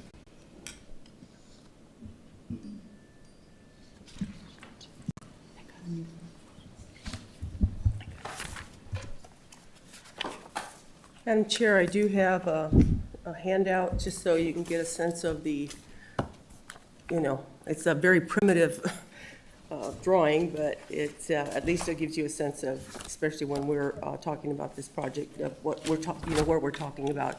So good evening, Madam President, councilors. My name is Debbie O'Malley, and I serve as advisor to the Board of Directors of the Sawmill Community Land Trust. First, I do want to say that I appreciate that you all have taken our concerns into consideration regarding the IRB for a hotel in the Sawmill District. I did get a call from the developer on, I believe it was Thursday, and I met with him that afternoon. It was a virtual meeting, and this is what transpired. Mr. DePeche said he wants to move forward with 5 stories because that is the model he has based his financial pro forma on, and that any change to that model will require that he reevaluate whether that project would be financially feasible. Well, yeah, that's what happens when you do development, and in particular, we do a private development and you're asking for tax subsidies. A pro forma is not a static thing. You have to revise it because of market changes. That argument could be made that feasibility is largely based on a number of units. We are not suggesting that he reduce the number of rooms. We're just suggesting that the height standards listed in MXM be followed. Mr. DePeche also stated that he would not put any windows on the east side of his 5-story hotel so that people could not look into people's yards, since the hotel would be next to single-family housing. Well, obviously that would look pretty weird, especially I guess he doesn't plan to have any rooms on that side, and it may not be permitted anyway when it comes to approval of design. That was an odd sort of comment. He also stated he was approved for a variance of a building of 460 feet. Assuming this is true, and I'm assuming it is, he would have a variance for up to 60 feet. This variance is not a requirement that he build to 60 feet. This council still has the right to require that the height be lower for approval of an IRB. This is an IRB, not a zoning request. If it is the council's wish to approve this IRB, we ask that at the very least, the amendments for height to restrict the height and the traffic for exit and to exit and enter this development be supported. Thank you so much. Dr. Lisa Christopherson, followed by Michael Silva. Hello, it's been a while. Thank you so very much. My name is Lisa Christopherson. I'm here on behalf of New Mexico Stronger Together Coalition as the founder. Speaking to 02638, we recognize that we are in need of businesses and hotels and places for people to stay when they come and visit. What we have been looking at, and particularly for myself individually, I very much appreciate the patience that we have had and not ramroding through things, taking taking the time, listening to community, because the reality is, sure, you can make a hotel, you could force one to be there. That doesn't mean community is going to accept it. That doesn't mean community will partner. So I would encourage us to go at the pace of the community that lives there. Okay, that doesn't mean can't get a hotel. I'm just asking, and thank you so very much, and thank you to the developers for listening and partnering with community. Our goal going forward, we don't have to be at odds over tax subsidies, although I'm with you, like, let's find out how much we've given and how much we're behind, but we can do this together. Okay, so community is not opposed to development, just include us, please. Michael Silva, followed by Austin Scholl.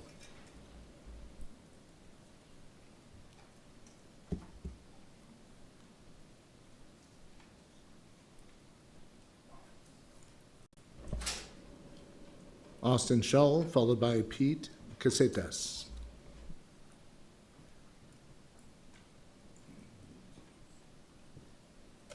Hi, everybody. Sorry, this is the first time I've ever done any formal speaking, so bear with me. My name is Austin Scholl. I'm a New Mexico native, born and raised in North Valley. I went to St. Pius, played football at UNM, and now I have a small business in the village of Los Ranchos. I wanted to kind of get out the sidelines and be proactive in voicing my opinions in the community. We're in support. I'm in support of the new hotel in the Sawmill District. Excuse me. After looking into a night for a special occasion in some of the closer hotels in that area, it ranges from up to at Chaco $477, and I think it's Hotel Albuquerque at $285, and it's just not doable for someone like me. I think a nice new locally staffed mid-range price hotel in walking distance of so many local amenities, the restaurants, the Old Town, the galleries, the museums, and of course Sawmill. I think it's really much needed. I think it would help with traffic, obviously, more walking and people like that. I think that's all I have. Hopefully that's enough, but I think it'd be a great addition to the town. Thank you so much for your time. Pete Casetas, followed by Haley Todd, or Todd Haley. Hello, Council. My name is Pete Casetas. I'm the manager of Plaza Don Luis, and I own Outpost 1706 Tap Room, and I actually live in Old Town. I retired from the state police in 2019 as the chief, so I know a little bit about crime, what goes on in that area. I think I do support this development. I believe it's difficult for new construction projects in Old Town, and this is as close as we're going to get. I do not believe this brand will lessen anything that's going on in the area, quite frankly.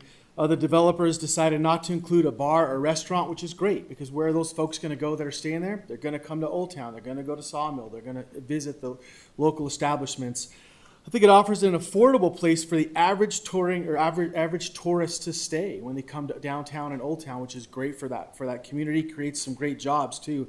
And as for the IRB, I feel it should be extended to anyone wishing to develop, as it has been for other entities. So I fully support it. Thank you. Haley Todd, followed by Pinar Bahadir. Hello, Madam President and councilors. My name is Halia Todd, and I'm here to express my support for the Industrial Revenue Bond. My first point is that this hotel will benefit Albuquerque as a whole. A nationally branded hotel is highly sought after market, strengthens Albuquerque's ability to compete with cities such as Houston and Phoenix when bidding for large conventions and citywide events. Meeting planners consider many factors when selecting destinations, including the availability of recognized hotel brands and loyalty programs. We want to become a part of this community and create meaningful long-term careers for local residents. Sun Capital Hotels has a leadership development program that is available to every employee, not just a select few. An employee's current position does not determine how they can advance. A person can begin in housekeeping, maintenance, or the front desk and develop into a supervisor, department head, or general manager. For these reasons, I respectfully ask you to support this IRB, and thank you for your consideration. Pinar Bahadir, followed by Aaron Rogers. Good evening, everybody. My name is Pinar Bahadir. I'm the general manager of Hyatt Place, Albuquerque, Uptown. I've spent over 17 years in the hospitality industry, and I'm here tonight in support of approving the IRB for this project. I understand the concerns about traffic, architecture, bringing a Hilton brand into Old Town, but it's important to remember that while the flag may be Hilton, the hotel will be locally owned, locally operated, and will create local jobs while generating tax revenue that stays in our community. Most importantly, hotels don't just serve tourists, they serve neighbors. Every year, families are displaced because of house fires, flooding, burst pipes, mold, and other emergencies. Most homeowners' insurance policies include coverage for temporary hotel stays when a home is no longer safe for them, allowing families to stay close to their communities. Throughout my career, I personally seen families stay with us for weeks and even months while they put their lives back together. Having quality, affordable hotels nearby means our own residents have a safe place to go during some of the most difficult times in their lives. These hotels will also provide an affordable option for local families hosting out-of-town visitors. Thank you. Your time is up. Thank you. Aaron Rodgers, followed by Bernice Guerrero. Madam President, councilors, thank you for having us here tonight. Sun Capital Hotels changed the path of my career by believing in me and giving me the opportunity to become a general manager of a new dual brand hotel. They saw the skills I already had, invested in my potential, and trusted me to take the challenge to help me grow in ways I never imagined. Through this opportunity, I learned how to solve new construction and pre-opening challenges, train and develop employees, and set up new business for long-term success. Most importantly, I was able to help others by hiring a local team, building strong company culture, and developing future leaders with Sun Capital Hotels. This experience showed me that Sun Capital Hotels truly invests in people, promotes from within, and prepares team members for successful leadership opportunities. I am grateful for the trust they placed in me because not only it changed my career, it gave me the chance to help shape careers for others. Thank you. Berenice Guerrero, followed by Robert Avalos. Good evening, President and councilors. My name is Bernice Guerrero. I've been in the Sun Capitals. I'm the executive housekeeper there. Throughout my career, I assist to the leadership development program at Sun Capitals that Sun Capitals provide. I have experienced significant personal and professional growth. As I have developed, I also remain committed to supporting the growth and success to others by encouraging opportunities advancements. I believe this new project represents an exceptional opportunity, not only for the company's continual expansion, but also for the professional development for our employees. It would create new career paths, strengthen our workforce, and provide meaningful employment opportunities for members of our community. Thank you. Robert Avalos, followed by Adrian Perez.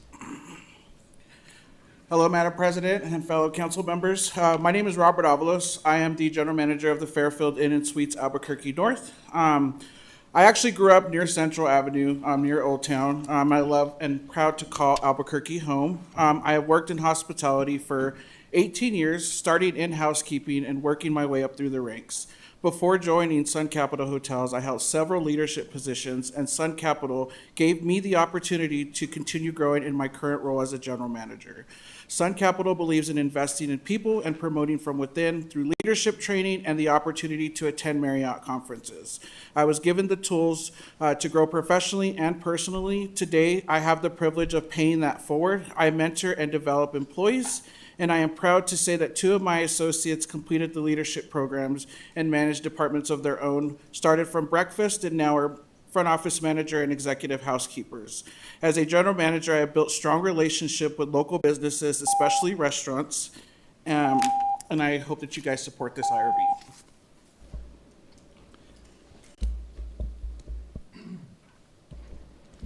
Adrian Perez, followed by Consuela Abeta. Madam President, councilors, I've spoken on behalf of this before, and I'm asking for you to protect the Sawmill District how I thought I could express my thoughts in a 1-minute session in front of you is best illustrated by a KOAT Channel 7 investigation that was done June 13th of this year. And the headline reads, Albuquerque hotels deny booking to local residents. 2 Hilton Inn Expresses located in Albuquerque, which is one managed by them, have policies prohibiting local residents from booking rooms, with one citing concerns about unsavory activities. I can't read the whole article to you, but what I'm asking you to do is protect the Sawmill District. A limited service hotel in the most culturally sensitive district in our city that we have worked so hard for the last 25 years to curate something special in that district with Old Town, with Sawmill, does not need this. Thank you very much for your consideration. Consuelo Abeta, followed by Viola Martinez. Good afternoon. Evening, actually, already. So my name is Consuelo, and I am a general manager for Sun Capital Hotels. I support this IRB because Sun Capitals is one of the most caring companies I have ever worked for. Not only do they care about their team members, but they care about our beautiful city.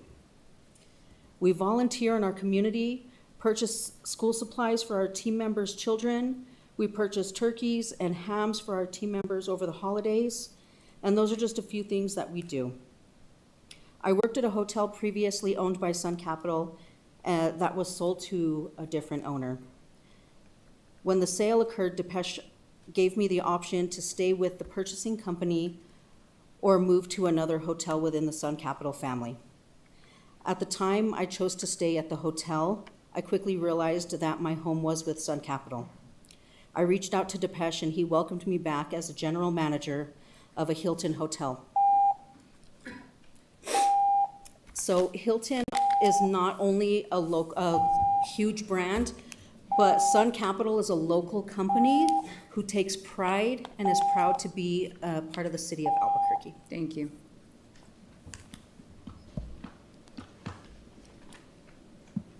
Viola Martinez, followed by David Stryker.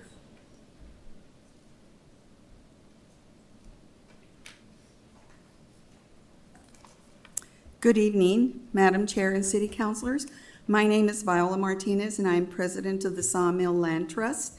At the last meeting, we all spoke about the fact that the traffic is becoming a worse problem in the Sawmill District, and that this 5-story hotel would increase traffic along 18th Street. The developer said at that time the traffic would be less than that of an office building, and that he did not have to get a traffic study. Maybe not for an IRB, but likely for a building permit. The fact is, 18th Street is not an arterial street that can carry a lot of vehicle traffic. It is a street where pedestrian traffic, bicycle traffic is paramount. For these reasons, we ask our councilors to move amendments forward for traffic and height as a condition of approval for this IRP. It is important that we get it right at this area, and that we consider the adjacent land use, mass, design of buildings, and neighborhood character. Thank you so much for your attention. David Stryker, followed by Orlando Alvidrez. I don't know if your camera can focus on this. Sorry. Can you focus on that? Yeah. There we go. Okay. My name is David Stryker. I'm president of the Sawmill Area Neighborhood Association. And we are not opposed to development. We think the idea of a hotel there is great. I like the idea of a mid-priced hotel. What the area association is against is 5 stories. 3 stories would be good, 4 stories, and 5 stories is the sort of thing that gets a neighborhood association very irritated. And I just think the council needs to take that into account. If you look at this map, which was part of the packet you all got originally, you'll see the red dot there is where the hotel is. What you'll note is they cut on this proposal all the neighborhood away. All you have here is the industrial stuff. You have the apartments up in this area, but the rest of it is not where folks live most of the time. Where the folks live is to the east of that, and that will be impacted by a 5-story building. And I think that's a bit of a metaphor for some of the procedure that has been gone on for this, is worried about GRT and so forth, but, you know, do need to worry about the neighbors. And for this reason, we are opposed to a 5-story building. We are not opposed to a hotel. Thank you. Orlando Alvidrez, followed by Sean Chavez on Zoom. Good evening, Madam President and Councilors. My name is Orlando Alvidrez, and I'm the Executive Director at the Sawmill Community Land Trust. I attended the meeting the communication consultant had at the Johnny Tapia Center, and I and only 2 other people attended. As we mentioned at the last meeting, the Sawmill Land Trust is gearing up to plan the development of the remaining parcels it controls, one of which is across the street from the proposed hotel. Our planning efforts include a traffic study, and we appreciate our councilors' support for the effort. Our developments that exceed 2 stories comply with the MXM, none of which exceed the maximum height called out in this zone, 3 stories, and that is because our development abuts a single-family subdivision. We are asking that other developers in the growing area consider the effort that height and traffic have on the existing community. This proposed hotel abuts an older single-family neighborhood. What is being proposed is a 5-story box. How is that respectful to the existing neighborhood? Please consider the conditions that are called out in the amendments by Councilor Baca to require that height comply with MXM, and that any vehicular traffic proposed the hotel enter and exit through Belma connection through 12th Street. Thank you. Sean Chavez, followed by Jasper Riddle. Garrett, 1 second. Oh, I'm sorry, ma'am. Just cool it on. Madam President, councilors, I'd just like to make you all aware that the site plan and building permit stage of this proposed development is going to be considered quasi-judicial, and so commentary on that aspect, like design and zoning for the property, should be limited, and that will be up for further discussion as this progresses. Thank you. Sean Chavez, followed by Jasper Riddle. Yes, good evening. Can everyone hear me? We hear you very well. Thank you. Good evening. My name is Sean Chavez. I was born and raised in Albuquerque, New Mexico. And as someone who owns a small local business in the North Valley, I care about our local community and its growth. I believe this hotel project by Sun Capital will greatly benefit Albuquerque, Sawmill, and the Old Town area by supporting existing businesses, replacing daytime office traffic with vibrant weekend activity, and providing affordable lodging. There are tons of community and economic benefits. It'll boost local shops in the area as guests will walk to nearby spots like Sawmill Market, restaurants, and museums, because this hotel in particular will not have an on-site bar or restaurant. I see tremendous opportunity for local growth as this project will replace a 25,000 square foot empty office building, encouraging evening and weekend tourism activity. It fills a need for a quality mid-scale hotel that costs less than the local luxury options. This hotel will be affordable and community-based. The architecture of this project will match the existing theme of Sawmill and in turn make it a great companion hotel to the area. It will create jobs and revenue by generating construction jobs, permanent hospitality work, and opportunity for local workforce. As someone who has lived in Albuquerque their entire life, I understand the want and the need for this project. It's local, affordable, job generating, and encourages positive traffic to the Sawmill and Old Town area. Thank you very much. Jasper Riddle, followed by Shane Evans. Good evening, councilors. My name is Jasper Riddle, and I'm the owner of Noisy Water Winery in Plaza Don Luis. I support the Sawmill Hotel project because I've seen firsthand how tourism strengthens local business. Every additional overnight visitor creates opportunities not just for one business, but for restaurants, breweries, wineries, museums, shops, and attractions for the area. I especially like this hotel is designed to complement the neighborhood rather than compete with it. Without its own restaurant and bar, guests will naturally explore Old Town and Sawmill, supporting the businesses that have already invested in those communities. Projects like this create jobs, generate tax revenue, encourage private investment, and help Albuquerque continue to grow as a destination. I believe this is a thoughtful redevelopment that will benefit the surrounding neighborhood and our local economy, and I respectfully ask for your support. Thank you. Shane Evans, followed by Douglas Wright.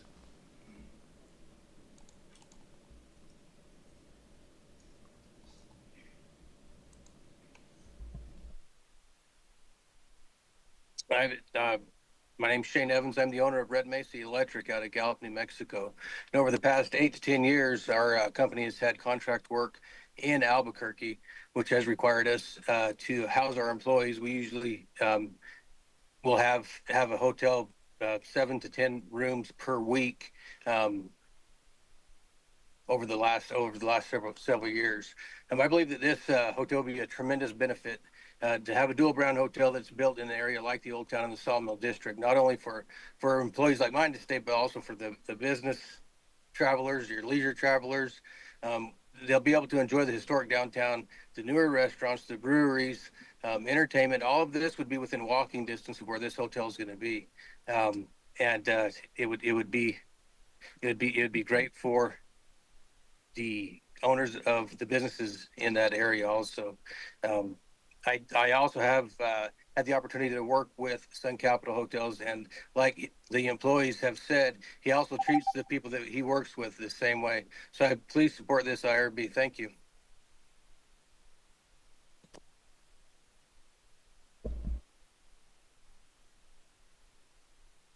Douglas Wright, followed by Ray Strom.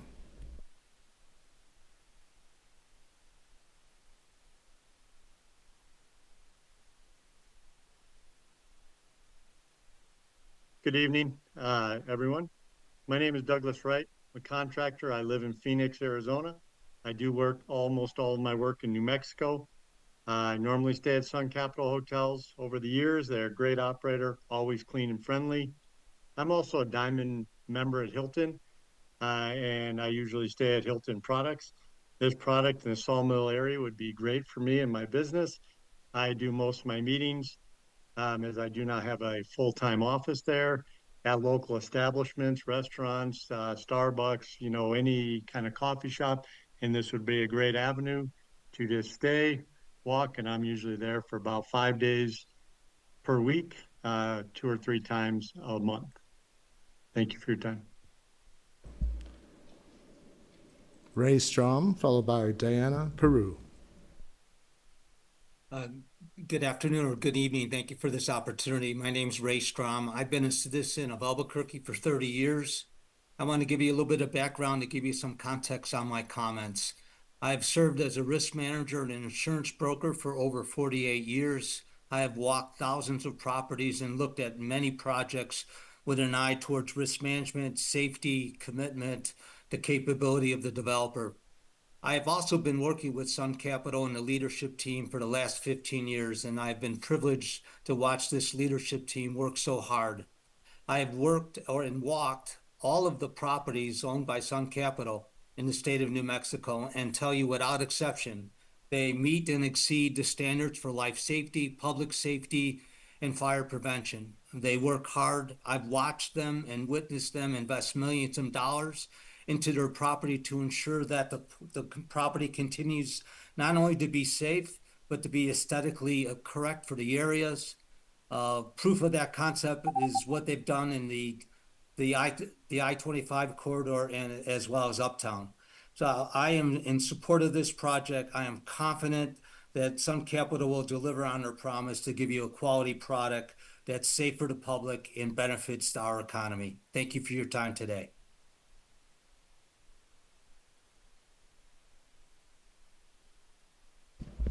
Diana Peru, followed by Johnny Mangu. Diana, you'll have to accept promotion to panelist.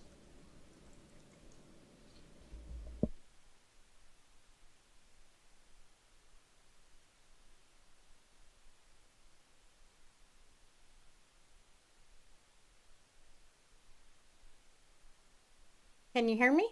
We can hear you, thank you. Okay. Hello, my name is Diana Peru, and I am joining you from Las Cruces. I am an employee of Sun Capital Hotels as their general manager at the Holiday Inn Express North for more than 10 years now. I have witnessed the growth of the company and excited with all the projects that are in the pipeline. In my journey with Sun Capital Hotels, they have given me the opportunity to focus on my leadership growth. I have been a mentor for the company's future leaders in a program that they developed to invest and promote within. In addition, I have also been approached by the City of Las Cruces to be part of the Lodgers Tax Committee. I am the chair of the leadership program with the Greater Chamber to develop skills and educate participants on all the local dynamics in Las Cruces. With the support of Sun Capital Hotels, there are numerous volunteer hours company-wide in our local communities at food bank and support local events. With every new hotel development, our company just doesn't grow, it impacts local economy. Thank you. Johnny Mangu, followed by Steve Chavez.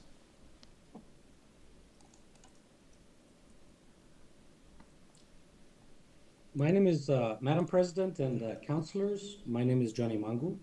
I'm an Old Town business owner and property owner of Old Town Shopping Plaza. Old Town needs more visitors that are spending more money. We do not need an existing office space that may be vacant most of the time. I believe approving this IRB is an investment in our community and the future that will pay dividends in the community and benefit Old Town businesses and residents for many years in the future. If you don't invest in Old Town, and our community will not grow. You had talked earlier about increasing gross receipts to support our city budget. Approving this IRB generates more revenue for Old Town and more gross receipts. It generates more jobs for our city. I hope you'll vote yes on this IRB. Thank you. Steve Chavez, followed by Adam Silverman. Good evening, Madam President and members of the City Council. My name is Steve Chavez with SC3 Development. I apologize for not being there in person this evening, but I'm out traveling today. I am in support of the IRBs for the hotel proposed in the Sawmill District. I feel that in today's world of trying to find an affordability, that is important that we work together to support this type of development. Depeche and his team do quality work, and I will vouch for his group as professional operators and developers. How can we give IRBs to one large developer in the area and not to a developer who will provide the affordability we need? Sometimes competition is good, and I support Depeche and what he's doing in that district. Thank you. Adam Silverman.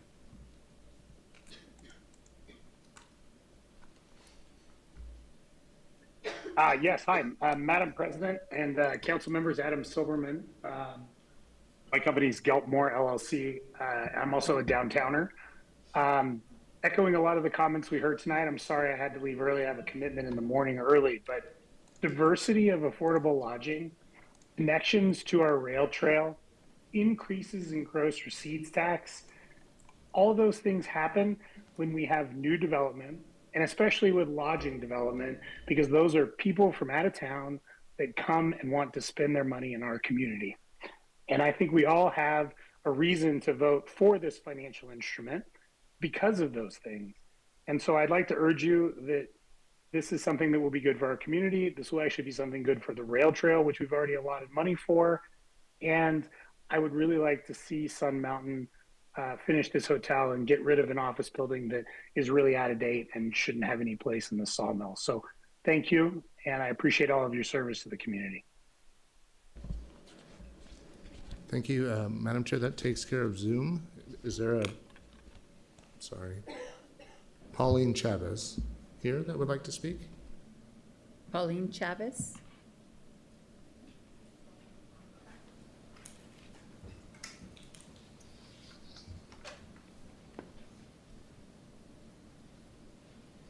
Here she comes.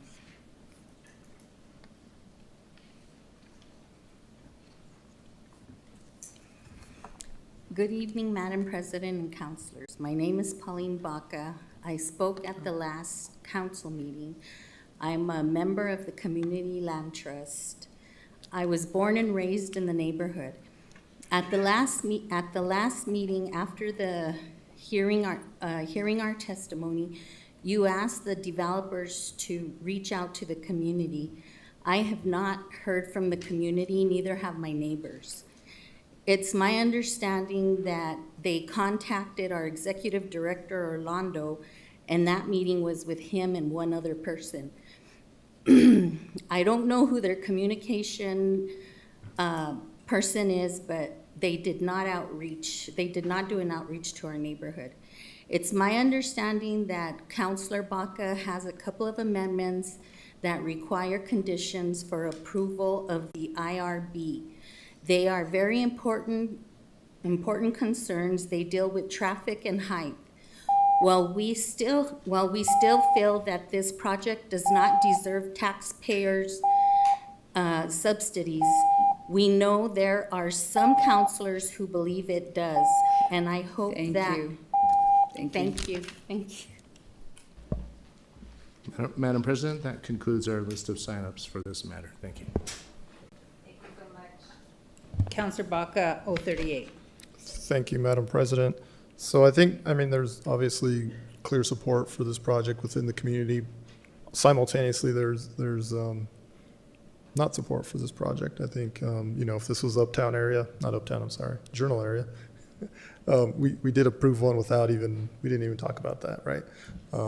But downtown and Old Town and Sawmill are different. They do require a little bit more work, a little bit more time for everybody to sit down and go through it.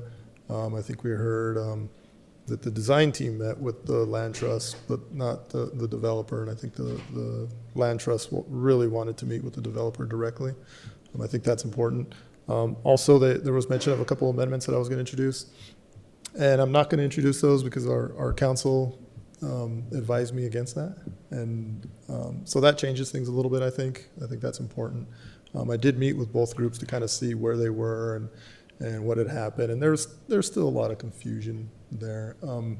So with that, I would like to move deferral for time for the groups, the developer and the land trust directly to sit in. I can sit in with folks I don't know if council will let me do that, our council. So I'd like to move deferral to the 17th. Am I able to sit with them? Council President, Councilor Baca, yes, on the development group, yeah. Okay, and I think we can hopefully hash out something there. At least there won't be any discussion of he said, she said, or we haven't heard, or that's always a difficult thing. And I know everybody does a good faith effort to reach out, but that doesn't mean everybody hears, and we can always do better with that. So that's what Council President. So there's a motion and a second by Vice President Champagne for a deferral to August 17th. Madam Clerk. Councilor Baca? Yes. Councilor Bassan? No. Vice President Champagne? Yes. Councilor Peebles? Yes. Councilor Grout? No. Councilor Lewis? Yes. Councilor Rogers? Yes. Councilor Tejas? Yes. President Pena? Yes. Passes on a 7-2 vote. Thank you. We are now on to item 11, which is appeals. There are none. Item 12, general public comments. Members of the public can provide live public comments to the council in person or virtually if they have signed up for public comment per the instructions published on the agenda and our website Friday. Here are the public comment ground rules. If you can exit quietly, please. Thank you so much. Excuse me. Each participant has 1 minute to present. Comments are also to be addressed to the councilors only through the council president. Any disruptive conduct will result in removal from the meeting, and there is a 1 minute time limit, and the bell will ring to indicate your time is up. Mr. Cornelius, please call the name of the first speaker. Thank you, Madam President. Our first speaker is Jackson Simpkins, followed by Matthew Hernandez. Madam President, Mr. Vice President, and members of the council. My name is Jackson Simpkins. I'm a senior at El Dorado High School, and I've been in the involvement program for 4 years. I'm here today to share how youth vaping has personally impacted my life and my community. Nicotine and tobacco products are still used in school campuses almost every day, especially in restrooms. More specifically, they're used in the handicap stalls of restrooms, which there are often only one of. At times, I've had to leave my campus and push my wheelchair over a mile just to use a restroom that doesn't have nicotine products being used in it or is destroyed as a result of them, which not only impacts my education, but it impacts my safety. One reason that many students are still vaping is because of appealing flavors. According to the 2025 National Youth Tobacco Survey, 1.45 million youth in the United States currently vape, and 91% of them use flavored products. We need to continue working to prevent nicotine addiction and protect students from the impacts of these products. I hope you will support efforts that keep youth safe and create healthier communities for everyone. I'm happy to talk to anyone about this at the end of the meeting. Thank you for your time and your consideration. Matthew Hernandez, followed by Let's Otvo.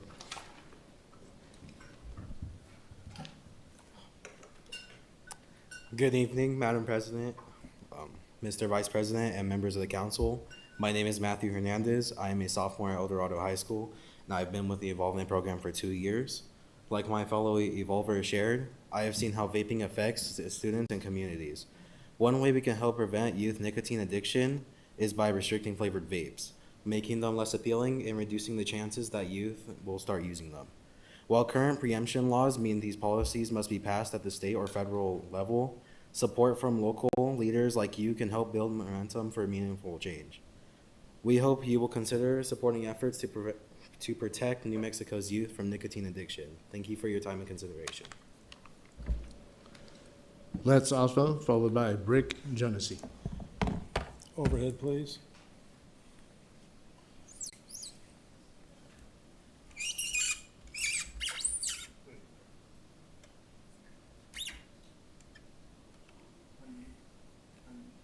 Yeah.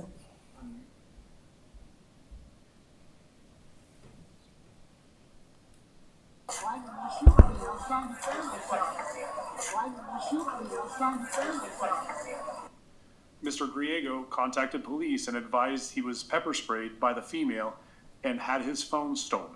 All right. Let's go, guys. Hey, man. How you guys doing? Who? Girls. I ain't talking to them. Did I say anything to them? I'm not recording them. I was recording that kid. I'm recording you, by the way. Okay? You okay? You. Excuse me, bro. My bad. Sorry.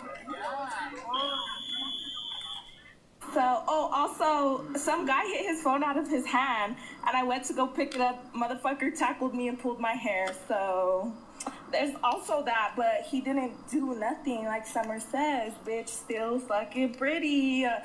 Yeah, so your guys' favorite, what's his name, content creator, whatever the fuck, go show him some more love, because he said he's gonna post a little clip, so y'all go see it. Also, we don't have his phone. I picked that shit up after he tackled me and they were beating his ass. I picked that shit up and broke that shit, bitch. Nobody has your fucking phone, you punk ass bitch.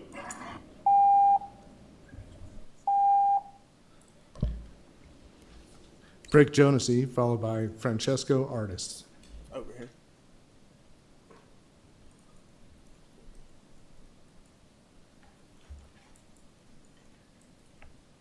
So, just to be clear, I want to make sure that the narrative is clear, because the narrative that was attempted to be painted by video that the police released, in my opinion, is not the actual thing that happened. Narrative is easy to paint, but when it comes to a person's life, I believe this young man personally was defending himself. He was attacked multiple times while he was downtown. He was just a TikToker, just somebody filming his interactions with the public. And just to be sure on that, I wanted to make sure to include in this video that you guys can actually see of his types of interactions after Harris shot him. 5,000, you can get a good car, right? I don't know. This is the real guy. What's your name anyway? Where are you from? Are you from Albuquerque, Turkey? Very nice to meet you. I've always wanted to ask you. You're not shy at all, you know, right? What part of Turkey? You think it's dating in general these days? Yeah. It's dating in general. It's always dating in general. Does it matter how much a man makes? Thank you. Your time is up. No. Just to be clear, he defended himself. Thank you. Make sure that narrative. Francesco Artist, followed by Tad Umitsky. Overhead, please.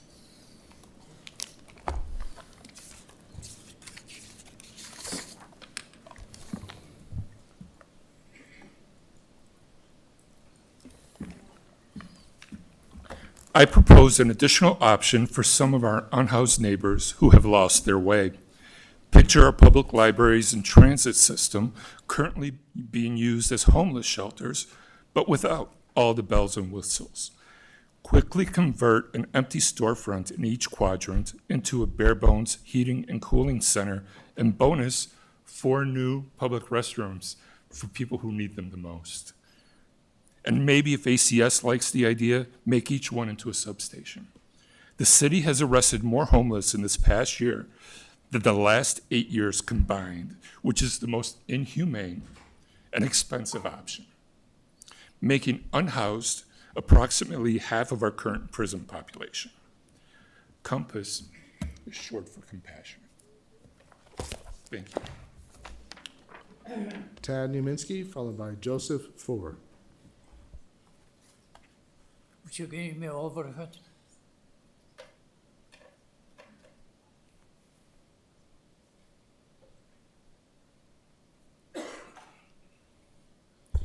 Thank you. I will love it. I won't have time. Excuse me.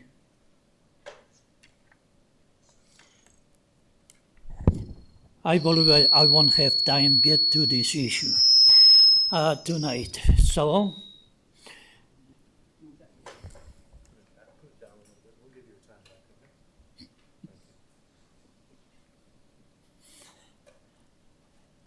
So, anyway, APD cops issue rider tickets. And I'm speaking about public safety. Now, what they doing? They operating from the inside through the cameras. Private contractor, and what kind of job they do. I got by the boss. They finally went after me, and we will go to the court. I get this bastard because that's the way that was written, this citation to me, that's also unconstitutional and also against APD policy. Thank you. Joseph Ford, followed by Denise Ford.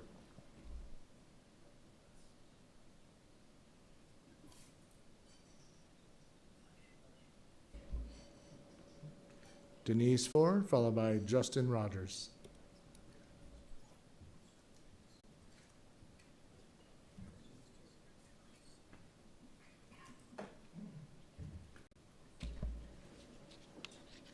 Justin Rogers, followed by Janet Sayers.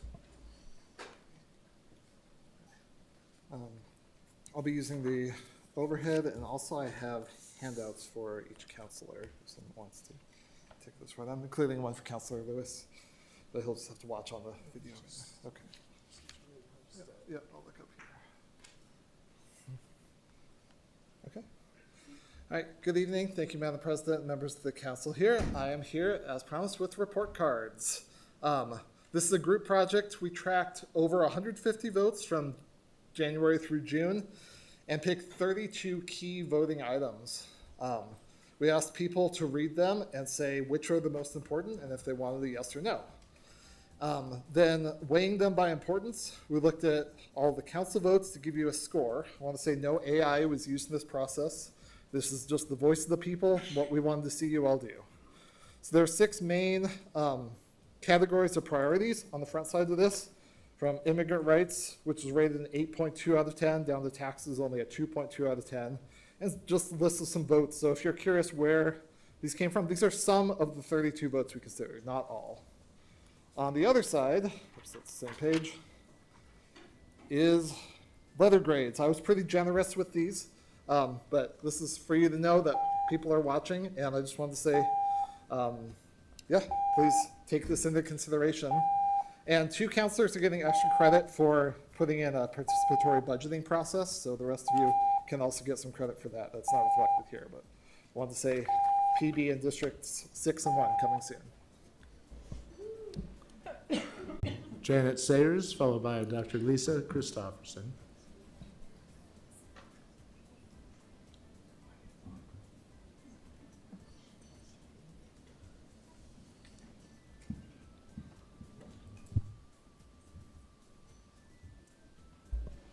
Lisa Christopherson, followed by Thomas Abeta. All right. Sorry. Welcome back, city councilors, and to the public. My name is Lisa Christopherson. I live in Albuquerque District 3 as founder of, we already been through that. We have a partnership with over 52 state groups and organizations, and I'm here making public comment as an individual with the understanding that I share similar opinions and concerns with many in our community. I love that some of you care about us, and that doesn't mean we always agree. We don't have to always agree in order to be community. But I have to tell you that I was so invigorated and exciting that we have people advocating for us with passion, because it really has felt like we have not had a voice, that people who had money or position, and I'm just being honest, it just felt like you guys don't care, and only a few of you did, and we were very desperate. So for a month, we have gone back to community. That's why you're seeing, we're gonna come to you all with what we would like Albuquerque to look like. We are asking you all to please partner with us so we can have an Albuquerque that all of us love and are proud of. And right now, we don't feel like you care. Thomas Abeta, followed by Grace Dukes.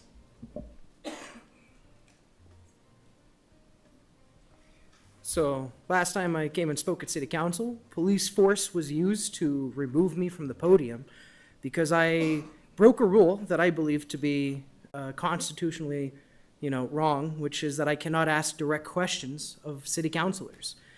So after police force was used against me, I went to my representative, Councilor Rogers, and I asked, would you still be willing to hear questions from me as you have in the past here in City Council? Rogers said yes, so here I am to do what I did last time, which got me forcibly removed. Can I ask you a question, Councilor Rogers? Ask your comments through the chair. If Councilor Rogers would like to have a direct question to her, she can make a motion to override the rules. Well, I'd like to ask the question to Councilor Rogers, who's here in the room with us. So, yeah, I'd like to ask her directly. So you have to ask your question through the chair. I would like to ask my question again to my representative, who has expressed their willing. Are you willing to hear it, Councilor Rogers? Thank you. Your time is up. Madam President, I think as long as he follows the rule and asks the question of the chair, I'm willing to hear it, but he has to, and we talked about that in our meeting, that you still have to follow the rule of the council and ask your question through the chair. So if you make a motion procedurally, I think that's correct. Is that correct? Yeah, Madam Chair, if he speaks through you and the councilor wishes to answer the question, that would be fine. People have done that in the past. Okay. But the rule does say that They have to speak through the chair. I think it should be clear, my question is not for the chair. My question is for my representative, whom I voted for. And I do not want... Mr. Abeta, we understand what you're trying to do, but there are procedural things that we have as a council. And so I'm telling you that if she wishes to answer your question, she could. The rule is that she would have to make a motion, but I guess we have set precedents that we have not done that. So if she says you can ask her a direct question, and she's indicated that you can, you can. In that case, if I could ask a quick direct question to you, Councilor Rogers. Madam President, I believe that the speaker's time is up. Okay, but most of my time was spent listening to them debate. My comment was not her speaking to me. My comment is a question. May I ask you a question, Rogers? So your time is up. I'm sorry. Councilor Rogers, would you mind making a motion to suspend the rules to allow me to ask you this question? Thank you, Madam Chair. I would like you to ask your question through the chair, and then I'd be happy to answer it through our council rules. I have to, as a member of this body, I honor our rules, which we talked about when we met. That you can absolutely ask me any questions, but it must be through the chair, and then I ask to be recognized. That's the process, and the chair can choose to recognize me or not, And if I wish to push the issue, then I'd have to challenge the rule of the chair, and then we would have to take a vote. But to avoid all of that, all you have to do is say, Madam Chair, ask your question of me. I can All ask right. her to answer. I'm sure she would oblige, and then we could move on. Well, And then I'm going to go back to, it's not public, it's not discussion, it's public comment, so she does not have to answer your question. understood. Well, on that. And your time is up, so I don't know, Counselor Rogers, do you want to allow for more time? Thank you, Madam President, as long as we follow the rules through the chair. Okay. And I'm happy to answer any questions that are directed to our chair. Okay, we'll All right. allow Well- 1 minute on the timer. Well, on that note, Madam Chair, would you please ask my representative, Councillor Rogers, why it is that I have to avoid my constitutional right to ask questions of my representatives here in this city council chamber, and I have to direct my questions through you, and why is it that when I failed to do so, police force is used to remove me from the building, and it is dangerously used to prohibit my free speech and my ability as a journalist to ask you direct questions when you might not be able to get away from them? I understand you don't have an obligation to answer them, but it would be nice to know why I was removed forcibly with police force last time I was here, what we can do to stop that from ever happening again, and why Dan Lewis is protected from questions he doesn't want to answer. Madam President, Thank you. I would advise that we not answer questions that could be a matter of litigation. Thank you. So Counselor Rogers, Thank you, Madam Chair. Because this is wrapped up in active litigation, I would agree with our legal counsel, and we've talked about this offline. So I think I would have to defer to my legal counsel's advice. It's Thank you. disappointing. Thank you. thank you so much. Grace Dukes, followed by Jonah Bearden. Madam President, welcome back from your taxpayer-funded 7-week vacation. I hope you enjoyed it because we did not. Burqueños suffered in the heat and suffered in the jail for the crime of sitting down on the sidewalk. Our every move was tracked by flock cameras that were and still are being used by ICE to snatch your constituents off of the streets for the crime of wanting a better life. Yet silence from this dais. Silence while we are in crisis. So you have an opportunity, Madam President. Now that we're back from your break, you can correct the course like you did earlier tonight. You can start voting to help us, to stop the sweeps, take down the flock cameras, to give us a lifeline, to stop treating us as if the working class Burqueños that keep the city running are second-class citizens. And we are tired of sitting down and being polite while you and the billionaires extract from us like we're a sacrifice zone you can make an easy buck off of. So when we stand up, you sick the police force on us. You have an opportunity to help us build the city we want, but you have to vote like it if you want to help us, Peña.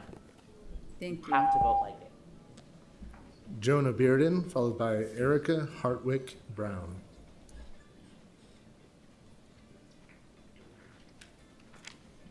Madam President and City Councilors, my name is Jonah Bearden. I live in District 7 and attend UNM. My studies and conversations with my community have taught me about a couple of concerning themes in today's agenda. 038 sells a potential tool for restitution and systemic reform over our housing market to a large corporation. I cite this loss of potential. Community land trusts with proper developers are models for good. 035, our minimum wage increase is not matching up well with inflation graphs. Why not increase fees for garbage as well? Lack of creative problem solving, in my opinion. We're all scared about increasing rates. Please don't make it worse. 039, what is your evidence for the community health concern to need these stricter than already strict zoning laws? Shaky reasoning for zoning laws, well, we know the historical implications that normally carries. Prop 2 and Res 30 seem to me theatrics, but I believe we are capable of more progressive policies to help us tackle this brutal affordability crisis. Stop the sweeps over transient neighbors who have as many rights as me and you. Special thanks to Councilors Rogers and Feeblecorn. I spend most of my time in y'all's districts, and I see improvements every day. Erica Hartwick Brown, followed by Mervyn Tilden. Good evening, Madam President and councilors. My name is Erica Hartwick Brown. I am owner-operator of Carver Family Farm, New Mexico's first licensed vertically integrated cannabis microbusiness. My business is located in District 4 and I live in District 7. I'm speaking here to please ask you to vote no on O2639. The ordinance works against small businesses' accessibility to real estate options and against medical patients having access to cannabis medicine via dispensaries. I understand that we have many dispensaries in Albuquerque, but do not see how disallowing new cannabis businesses to open in previously allowed designated areas is fair when there are no other businesses that are singled out in this manner. Without actual data to the contrary, this ordinance is based on moral prejudice. Furthermore, there is no data that indicates that having a cannabis retail and nicotine retail location near to one another creates a negative outcome as related to the goals of the ABC Comp Plan fostering communities to live, work, learn, shop, and play together. Thank you. Mervyn Tilden, followed by Antonia Gehring. Good evening, Madam President, councilors.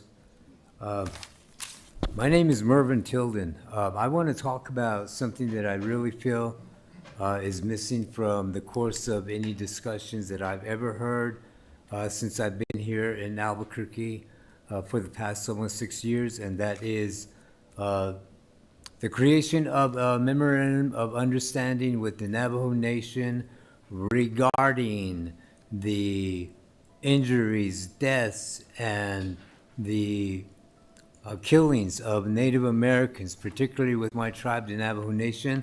I would encourage this council and even the mayor to begin to look into dialogue with the Navajo Nation.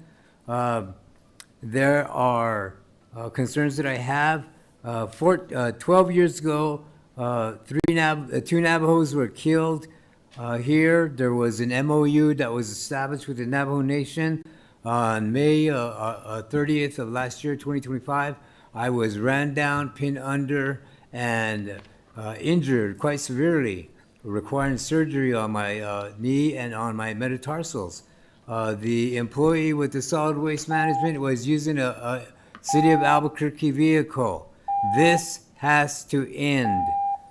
MOU with the Navajo Nation would spell this out in detail. I urge you to reach out to the Navajo Nation. Thank you. Antonia Gehring, followed by Marcelin Costner.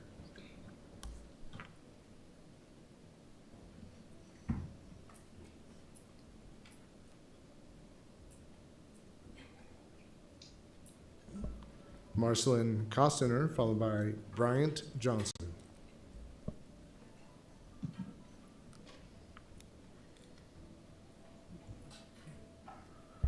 One 100, 100, 98, 97, 98, 97. That is the predicted high temps for the next week here in Albuquerque. The summer has seen a drastic increase in heat advisory warnings, yet does the city have designated cooling stations? No. Do we have shade at every one of our bus stops that many have to endure waiting for a long time for their bus? No. Where are people to go? Where are people to go? To prison? To the prison, shelter in the desert? The shelter with single-digit caseworkers? Shelter where getting out of your bed can get you kicked out? The shelter where being difficult can land you a permanent ban? It seems as though the city is giving folks three options: jail, a jail wearing the mask of a shelter, or death. This temperature will continue to rise and will continue to harm and kill people in our city. I suggest councilors and the public alike get familiar with the urban heat island effect, and we do something about this. We can do hard things. We can take care of each other. We can do these things. We can balance running a city with caring and not letting people die on our streets. This is something that's really important, and we can't just put it to the side. Thank you. Bryant Johnson, followed by Mark Reynolds on Zoom. Madam President, I was here a year ago to the month last year. You guys gave me a proclamation making August 15th Humankind Day. That's the day where we pause to be kind. So I'm here a year later. I did my part. I have a cultural celebration weekend coming up August 14th. I invited all you guys and some of the community as well to a black tie gala. That's where we break bread. You guys have an opportunity to sit with your constituents, not as politicians, but as people, so they can get to know you, so you can avoid some of the stuff like this, where they actually know you as people with families, and you can just sit down with your constituents and break bread without it being any type of re-election cycle or anything like that. You show up because you want to. I emailed you guys. I gave you guys also invitations if you need them. Again, I'll send them to you. One of the events is, like I said, August 14th is the Humankind Day Gala. August 15th, I went out Windrock Park from 1 p.m. to 6 p.m. We got a cultural celebration. August 16th, I got an art battle. I got a license. It's a global event, but I'm bringing it here where we're doing an art battle. 12 artists, 3 20-minute rounds. The crowd choose the winner. At the end of the night, we auction off all the artists. Thank One you, of the sir. events in Councilor Baca's area, I got people asking me, am I going to have security just to come to the area? Thank They you, ask me, sir. why did Your I do time it? your I'm time is trying up. to bring, Sir, your time is up. oh, I'm sorry. I'll see you guys there.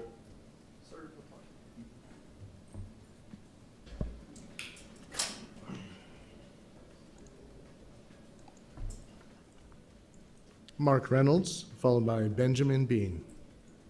Good evening, Madam President and members of the council. My name is Mark Reynolds, 71 years young, veteran and a resident of Albuquerque since 1960. I've been serving as a volunteer member of the Department of Senior Affairs Advisory Council for over a year. During this time, I have learned much about the work of the department and dedicated staff that cares for our growing senior population. I've also been an active voice for the council. The department works to manage the demand for programs and services that keep our adults healthy and independent and connected.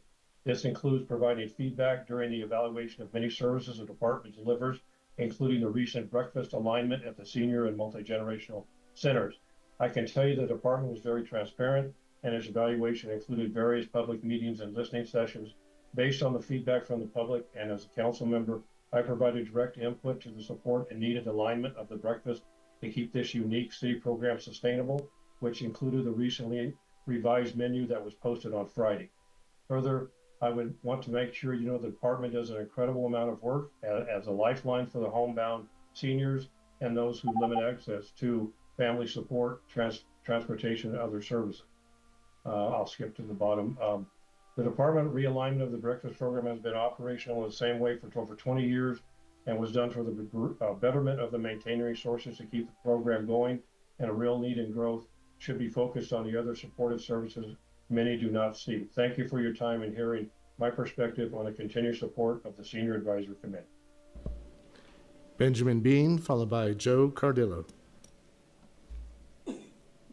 Good evening, Madam Chair, councilors. Tonight I'd like to ask you to please stop the mass surveillance in our city through drones and flock cameras. It is my belief that this is unwarranted surveillance. Normally, police require a warrant to spy on you, but not with flock cameras. The information is shared without any such warrant. Some of the reasons you should not use flock: they have poor security, they threaten white hat hackers who report their security vulnerabilities, they share video with virtually any law enforcement organization throughout the country, regardless of your privacy settings. They have overconfident AI that flags innocent people as dangerous persons of interest. They're extremely expensive.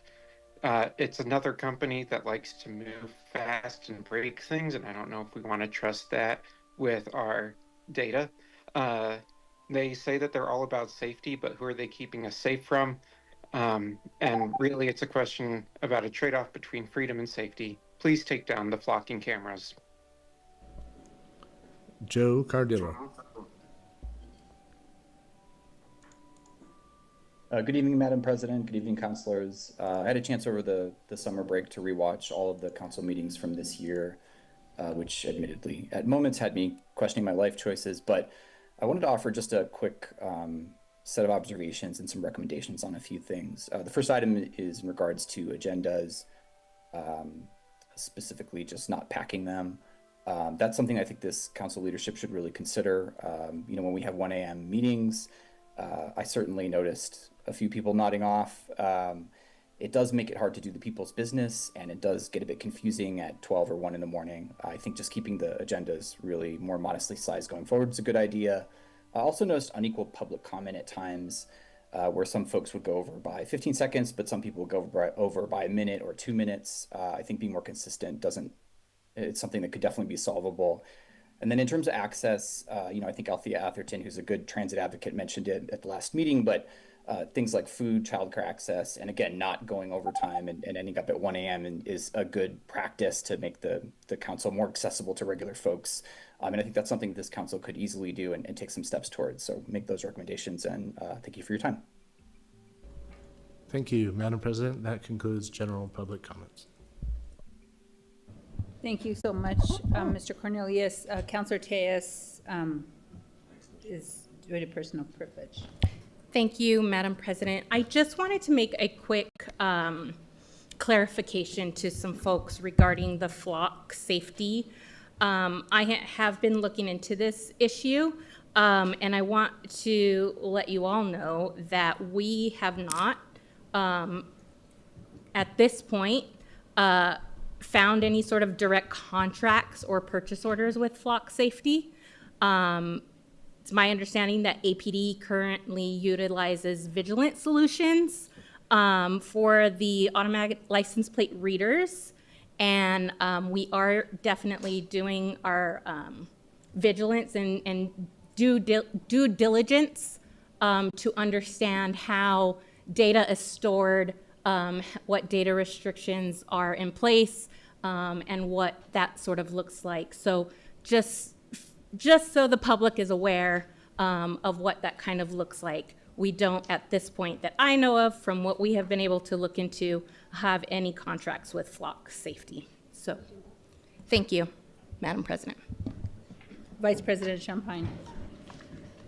I believe CAO Single would like to speak on that as well. Madam President, Councillor Champagne, Councillor Tejas, City of Albuquerque does not have any flock cameras or flock contracts. Thank you, Madam CAO. So we are now on to approvals. EC 195, authorization for social service agreement with New Mexico Veterans Integration Centers utilizing opioid settlement fund appropriations as outlined in City Council Resolution 12528. And we have a few of these contracts coming up. So I move approval. I'll second it, but I have questions.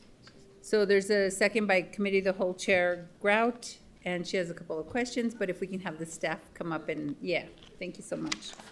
I can't find my page.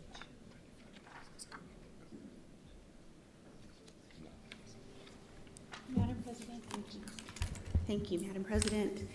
Thank you for being here, Director. I am pleased to see this contract, but my question, can you tell us what the Veterans Integration Center, I know it's for services for $1.5 million. Endorphin Power Company is getting $6.9+ million. What are we getting for that? Madam President, Councilor Grout, for Endorphin Power Company, we are going to receive, it's construction. They are going to be doing work on their campus, and so it will be able to expand their capacity to provide services on their campus. Okay, expand their campus. Will you tell me where their campus is? I think I know where it is, but I want you. Madam President, it's Councilor Grout. It's on Zuni. Yep. Near the CARES campus. That's what I thought. Madam President, what are they, is it housing or is it workshop space? What is it? Madam President, Councilor Grout, so for Endorphin Power Company, they are renovating one of the original buildings, and so they're going to be able to build out additional case management spaces as well as provide additional education and group spaces. That's in a nutshell. That seems like not much for $7 million, but. When are they going to start this? Madam President, Councilor Grout, so the contract negotiations with Endorphin Power Company and Serenity Mesa are still ongoing. These are a little bit more complicated contracts due to the intricacies that the anti-donation in the piece. But both Serenity Mesa and Endorphin Power Company are ready to start within the timeframes and the parameters of the RFP that were laid out in the LGCC strategic plan. Okay, fine, thank you. Madam President, question for Serenity Mesa. I love this program, like so much. And I love everything that they do there, and I support them 100%. What are we getting for $1.5 million?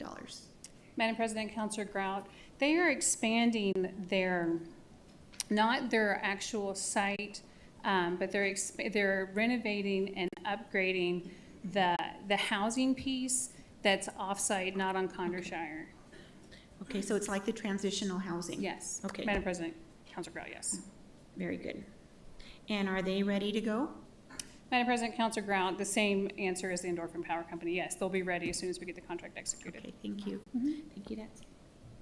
Thank you. Any additional questions? Councilor Rogers? And we have one person signed up to speak. Thank you, Madam President. Hi, Emma.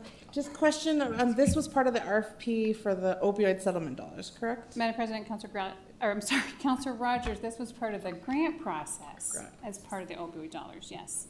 Thank you so much, Madam President. So one of the things as the chair of the LGCC that helped put this plan together was that we wanted to prioritize orgs who weren't already getting funding. And I saw from the RFP that we actually gave extra points to folks who already had city contracts. Can you tell me why we went against what we were intending? Not that these programs aren't worthy, I'm just wondering. We really talked a lot about not the same old people getting the funding over and over and over and over again, and not opening it up to new providers. And we talked about that a lot. So when I read that in the RFP, I was a little taken aback. So can you tell me about why we did that? Madam President, Councilor Rogers, that is a really good question. And I would like to do a little bit of research and have an answer for you tomorrow, because I want to give you a well thought out answer. I know that our capacity building, we did prioritize agencies who have not historically had contracts, but I want to make sure that I answer your question correctly. Thank you, Madam President. I would appreciate that. I think Endorphin Power Company, I think, is one who's a newer provider with the city, been doing a lot of work with the county. And so I see that with Endorphin Power Company, but I'm a little disappointed to see that they're not going to expand housing. Like they do a really great job about housing with substance abuse, not just building some rooms. Right? I would hope that they would be expanding the housing with the services that they provide already. And so I would love just a little, I read through the contract and everything, but I think that was my biggest question is they're not expanding housing for that big amount of dollars. So just would love some more information about that for this amount of funding, that we're not expanding housing, transitional housing with substance abuse care, which they're great at.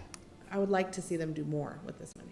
Thank you, Madam President. Thank you. Vice President Champagne. Thank you, Madam President. A good segue from that into my only really question, and I just wanted to understand a little better, how is the amount awarded determined? And I say this because each one the two seem to be low, but there's a lot,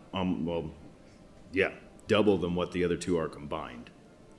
Madam President, Councilor Champagne, they were awarded based on some of the parameters that we put in the RFP. So one of the parameters that we placed in the RFP was a project could not exceed $7.5 million, which was part of the LGC and the City Council approved strategic plan. Also, we capped the services at 15%. We interpreted the 15% of the operating to also include services, and so that's why you see New Mexico Vic at $1.5 million, because that's 15% of the $10 million. And also it's based on what they actually ask for.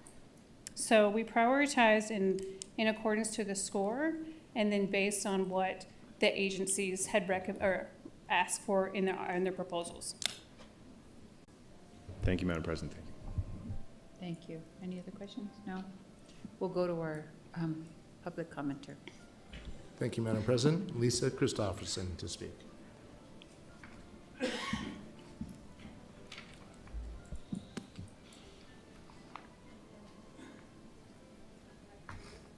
Yeah, thank you. Sorry. Hello. Thank you. Sorry, I was kind of unprepared because I was distracted, a little ADHD, so sorry. 1 second. Okay. All right. So thank you to everyone who has been working on our very nuanced, layered, onion type projects. So we have a proposal, maybe, if you all are interested in the next the remainder of the year. Some of the very difficult ideas, right? So sidewalk ordinance, the moratorium on sweeps, the need for mist tents, all of that. We in our group have started talking about like the pros and cons, because it's not always clear, cut and dry. Yes, this is a good thing. No, it's not, because there's always good and bad. And we seem to be, right, getting into these division and these conflicts and arguing and fighting as community and as friends and families.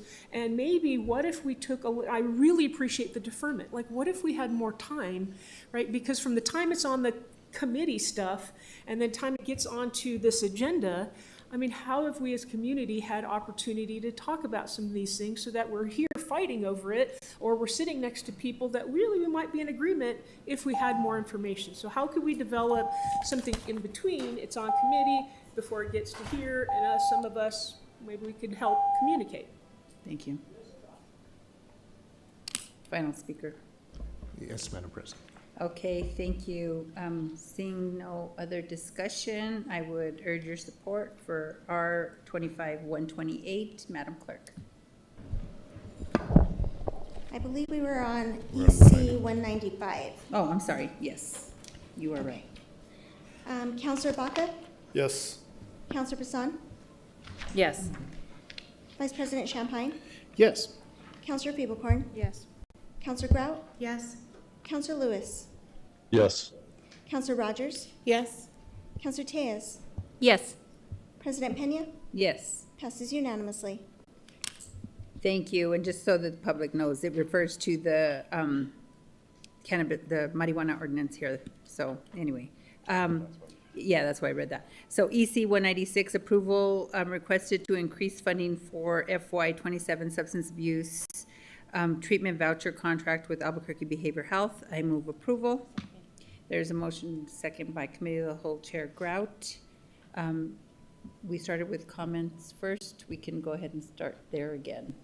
Vice President Champagne. Thank you, Madam President. I don't know who really to direct this to, and it kind of has to do with 96 and 97, so they'll be the same questions in that sense. Reading through this, I just kind of jotted down a few things, but my first question is the contract date just seemed to start July 1st at 100,000. So why now a month later we're asking for triple the amount? Madam President, Councilor Champagne, we know based on historical contracts with Engender and Albuquerque Behavioral Health, the two contracts, that they will exceed the $100,000 before mid-year. And so we are based on the clients EC, we know that this is pretty much how much they'll need for the whole year. Okay, and Madam President, if we knew that going in, why not ask for the 300 back in before July 1st when the contract started? Madam President, Councilor Champagne, that's to ensure continuity of care.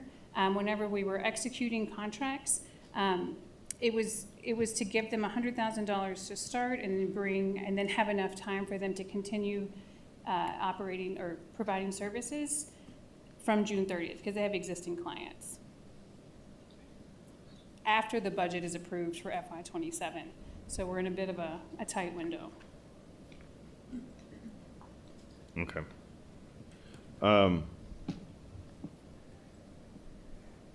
Seeing that there's these three, how many other substance use treatment contracts are out there right now? I mean, these are three that we're talking about. How many more are there? Madam President, Councilor Champagne, specific to the providing addiction treatment and healing, which is Engender and Albuquerque Behavioral Health, I think we have a total of 5 contractors this year. Several of them are smaller providers and just provide less than $100,000 worth of services. And as we're monitoring that closely, and if we see that one of them needs additional dollars, we would bring that contract forward as well. We have other substance use treatment providers, but specific to this program, there's about 5. Okay. And Madam President, I get what you're saying, but I'm having a hard time swallowing the fact of we know what they usually spend. We know that they go over the 100,000. So, but we're only going to ask for 100 and then come back a month later to say, I want more. So do you understand my point of it? If we already know they're going to go over, then give us a good picture going forward with it. So, but maybe that's just me not understanding it properly, so. No, Council President, and Councilor Champagne, I understand what you're saying, and we'll see if next year we are able to put forward a contract after the budget's approved in such a manner that we have a contract approved by City Council because it meets a certain threshold, and have it in place prior to July 1. Okay, thank you. It's a bit of a timing issue. Thank you. Thank you. Committee of the Whole Chair Grout. Thank you, Madam President. I have a question about, this contract requires the provider to participate in the implementation of the PATH voucher database, and it's our understanding that it's not ready yet. It's going to take longer for you guys to get that negotiated. Can you tell us an update and when we can expect that to be? Because I think that's really important. Yes, of course, Madam President, Councilor Grout. We had to go back and forth a little bit more with that contract than we expected to. I talked to our division manager today, in fact, and I think it needs one final review and it'll move to execution. So we expect that the contract will move to execution with the database provider, and so we expect that they're going to take the first part of this fiscal year to build it out, and then by January we should have it operational. Oh, very good. Very good. Thank you. That's it. Councilor Rogers. Thank you, Madam President. I appreciate this contract had some very specific things for process descriptions and data that we're getting from the providers. I also thank you, Councilor Graff, for bringing up the database because we're still waiting for outcomes on there. So I want to just make sure that these contracts will also be, of course, also with our opioid settlement dashboard. But one thing that I found interesting was the qualifications. So this one says and this is for specifically the PATH Substance Abuse Treatment Provider Network. For Exhibit A, it says, the identification of clients who are eligible for treatment subsidies is part of the standard process of voucher program agencies. Eligibility is defined as clients who meet all established criteria, and there's 6 of them. 1, they need substance use treatment, defined as having used substance within the last 2 years, which I'm grateful for because we have some folks who I was trying to get help this weekend through ACS that wanted to go to MATS that haven't used in 2 weeks, and they were turned away. And the gentleman said, well, I'm just going to go use. I'm going to just go real quick to Central. I'm going to use real quick so that they'll take me, which was a disastrous outcome. That we really need to work with our county partners on because we tried to get them in MATS and they were turned away because they hadn't used within the last 2 weeks. So I appreciate the city saying 2 years because we know that this is getting someone out of substance abuse is a lot. But these are the ones that I'm concerned about. Do not receive full Medicaid benefits. And so is this provider able to bill for Medicaid? And so they will be pathing folks, like if you have Medicaid, we're going to bill under this. And if you don't, then they're only billing the city of Albuquerque for those. Because that was interesting to read that. Madam President, Councilor Rogers, yes. In fact, our PrEP providers are expected to bill Medicaid. Additionally, the reason we utilize the term full Medicaid benefits here is at one time they had what was called family planning Medicaid, and that didn't cover behavioral health. And so we wanted to make sure that if you had that type of Medicaid, which didn't cover behavioral health services, you would still be eligible for this program. Thank you, Madam President. And then the next one was have commercial insurance that covers the cost of behavioral health services, but their deductible is greater than $2,500 or their copay is $35 or more. Talk to me about that one. Madam President, Councilor Rogers, what we were finding is that people that were in the very low income, sometimes they may have commercial insurance, but that copay or that deductible was too challenging for them to meet and be able to still receive behavioral health. So we added that to make sure that we were covering the people who weren't covered in other areas for services. Wonderful, thank you. And the last question is just how do these providers give us all of this information? Because one of the things that they're required to do is summarize the client's patterns of drug and alcohol use over time, including how and why the problems begin, describe any triggers to use the client's readiness for treatment, and if prior treatment, describe the client's experience and their level of success, including when they were in treatment and what type of treatment. Include information about why the client began using substances again. And there's a whole, A through I. And so how is the department going to get that information and then share it so that we can see it? Well, Madam President, Councilor Rogers, what you're reading from, it's defining our expectations of how they're conducting an addiction assessment. And so those are required components due to, there's even higher standards for confidentiality regarding substance use treatment. So they are expected to maintain that in their files. We have clinical consultants that go out with us annually when we monitor these agencies to make sure that a clinical assessment is actually conducted and maintained to good clinical standards. And then based on this assessment, they're also required to do a treatment plan and quarterly treatment plan updates. So we don't actually receive this information, and we shouldn't. But we do check to make sure that this information is maintained in the file in accordance with solid clinical standards. Thank you, Madam President. In that analysis, do we ever take those nuggets and help us design our programs? Madam President, Councilor Rogers, I'm so glad you're asking these questions. So in addition, there's some additional information that we do ask them to collect. They're called outcomes reports. Mm-hmm. It's been a term that we've used for, over 2 decades. But they are expected to show that there's even some type of progress. And sometimes in our clients, what we see is, have they established with the primary care doctor, right? That is a positive outcome. So those are the outcomes that we look at over time, and they also maintain that in their files. Thank you, Madam President. And those are the outcomes we should see on the dashboard. Madam President, Councilor Rogers, those are the outcomes that we want to see on this dashboard that we hope to have operational, that we are going to have operational in this fiscal year. Yeah, thank you, because Madam President, we're not having that. We got to have it ready and ready to go. We can do that, and I know our teams are working hard on that. So thank you, Madam President. Thank you. Seeing no other questions, our public commenter took her name off. So with that, did you, Vice President? No, ma'am. Oh, you're just... I'm poking at our public comment. Okay. So with that, I urge your support on EC 196. Madam Clerk. Councillor Baca? Yes. Councillor Bassan? Yes. Vice President Champagne? Yes. Councillor Feeblecorn? Yes. Councillor Grout? Yes. Councillor Lewis? Yes. Councillor Rogers? Yes. Councillor Tejas? Yes. President Pena? Yes. Passes unanimously. Thank you. So we are now on EC 197 under approvals.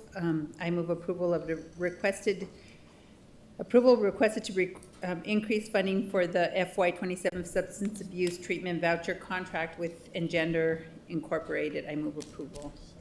There's a motion and a second by Vice President Champagne. And we'll start with comments from the councilors again first rather than public comment. Is there any? I see none. We have anyone signed up to speak? There is no one signed up to speak. I would urge your support on this. So, Madam Clerk. Councillor Baca? Yes. Councillor Bassan? Yes. Vice President Champagne? Yes. Councillor Feeblecorn? Yes. Councillor Grout? Yes. Councillor Lewis? Yes. Councillor Rogers? Yes. Councillor Tejas? Yes. President Pena? Yes. Passes unanimously. Thank you. We are now on item 14, final actions. Councillor Grout and Feeblecorn, 032. Thank you, Madam President. Let's see, let me find the script here. 032 is amending the second-hand catalytic converter purchase ordinance, renaming it the Sale of Recycled Materials Ordinance, expanding the scope to include copper or brass materials, updating reporting and record-keeping requirements, and mandating the form of tender for transactions subject to this ordinance. I move it to pass. Second. There's a motion and a second by Councillor Feeblecorn for a due pass of 032. I think I'm going to go to public comment first. Is there any? None? Okay, thank you. So any questions from councillors? Yeah. Oh, and open from Thank you. Grout. Or Feeblecorn. Thank you. Thank you. I want to thank Councillor Feeblecorn for co-sponsoring this with me. You know, 4 years ago we brought the secondhand catalytic converter ordinance to the public. And we have seen a dramatic drop in catalytic converter thefts. And I can honestly say I do believe that this has helped. We also had our partners at the county, they also passed that ordinance, and I think that also helped. And then we went to the state and did the same thing. So I think when you work together, it can do great things. And so we continue to have problems with copper theft. Last year, actually it's been over a year, since the copper has been stripped out of the lights on East Central.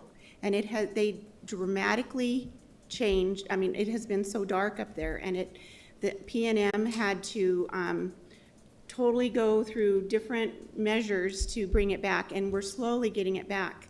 This can all be avoided if we make it a little more tough on the people that are selling it, not the retailers that are buying it, because that's not my intent, but to make it a little harder for the people that should not be selling it, sell it. So we do have amendments. I will tell you that we worked with the community, with the recyclers in our community, and it was great. We brought APD together with us, our council staff together, and so that collaboration, I really think we've come up with a real good document. We have several amendments. Again, we want to make sure that it's tough on the people that shouldn't be selling it, and okay for the people that are selling it. So I think that a lot of these amendments will be good for that. I would like to ask Victor, our council, to go over what this bill does. Council President, councilors, this bill does 4 principal things. First of all, it amends the secondhand catalytic converter purchase ordinance to include copper and brass material.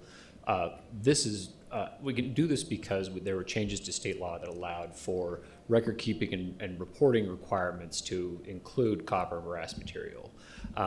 Second, like I've sort of alluded, this updates the reporting and record keeping requirements for those types of purchases.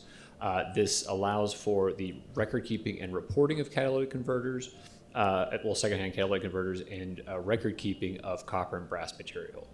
Current state law does not require secondhand metal dealers to report copper and brass material, so this ordinance does not require reporting for copper and brass. It just requires record keeping. Third, this ordinance establishes a holding period for both catalytic converters, secondhand catalytic converters, and copper and brass material for the pendency of any investigation that needs to be conducted for those materials by APD or by an investigator that's authorized under this ordinance. And last, this ordinance requires that transactions, at least in its current form, requires that transactions for these materials are done with check, not cash. And that was a specific ask by the partners at APD to help in investigations to track the purchases and then the use of those funds that might come from illicitly gained secondhand catalytic converters or copper and brass material. Thank you. Do you have anything? Okay. So at this time, Madam President, I'd like to offer some amendments. And we'll start with floor amendment letter A. So that'll be our first one. Again, going back, working with the vendors. These were and their lobbyists and so forth. We worked together to come up with these ideas to this. So I'm not going to read the whole thing, but I'm going to read the explanation. This first amendment changes the holding period for copper and brass materials to 7 days for all sellers aside from a new seller classification. So we have different classifications here now. Verified commercial sellers, and they are verified commercial sellers. So there are a lot of vendors and plumbers and construction folks that these recyclers see all the time, and so they know them, and they're very familiar with them, and so that's how this came about. Due to the volume of copper and brass materials sold by verified commercial sellers and regularity of their sales to secondhand material dealers, metal dealers cannot physically keep the volume of copper and brass material for 7 days. Further, the purpose of this ordinance is to frustrate sale of illicit sourced copper or brass. Verified commercial sellers who, by virtue of their profession, have a surplus of copper and brass material, are not the target of the evils sought to be remedied by this ordinance. As such, provided that a verified commercial seller provides additional verification, such as additional industry-specific identification, copper and brass materials sold by a contractor may be sold or disposed of in a shorter time frame than other purchasers. Second. Thank you. So there's a motion and a second by Councilor Feeblecorn for floor amendment that was labeled A will now become floor amendment number 1. Any discussion on the amendment? Madam Clerk. Counselor Baca. Yes. Counselor Vincent. Yes. Vice President Champagne. Yes. Counselor Feeblecorn. Yes. Counselor Grout. Yes. Counselor Lewis. Yes. Counselor Rogers. Yes. Counselor Tejas. Yes. President Pena. No. Passes on an 8-1 vote. So we are now on floor amendment labeled B in your packet will now be floor amendment number 2. Councilor Grout. Thank you, Madam President. Floor Amendment 2, this one is payment by check. This was specifically asked by APD. A secondhand metal dealer or the dealer's agent, employee, or representative shall pay for all purchases above $50 subject to the ordinance only by check. No person shall structure, divide, or separate a transaction into multiple purchases for the purpose of evading this requirement. And multiple purchases from the same seller occurring within the same business day shall be aggregated for purposes of determining whether the $50 threshold has been met. Second. There's a motion and a second by Councilor Feeblecorn for floor amendment number 2. Is there any discussion? Oh, Councilor Lewis. Councilor Lewis. Madam President, thank you. Is there someone from APD that might be able to address some questions regarding this? They're working their way to the podium, Councilor Lewis. Okay. Madam President, Commander Sanchez is here. Madam President, and thank you, sir, for addressing some questions. How many what we would call vendors? How many secondhand metal vendors within the city of Albuquerque? Currently, I believe we have between 5 and 6 within the city. The rest lie in the county of Bernalillo. 5 and 6, and I mean, your understanding, I mean, they already go through a pretty, I mean, they're required under state laws to go through pretty extensive, you know, they have to understand and know who they're purchasing from. Your department, I mean, in the last year or so, I mean, I guess tell me about the cases or how many cases you've had where you've discovered the purchase of stolen property by these secondhand vendors?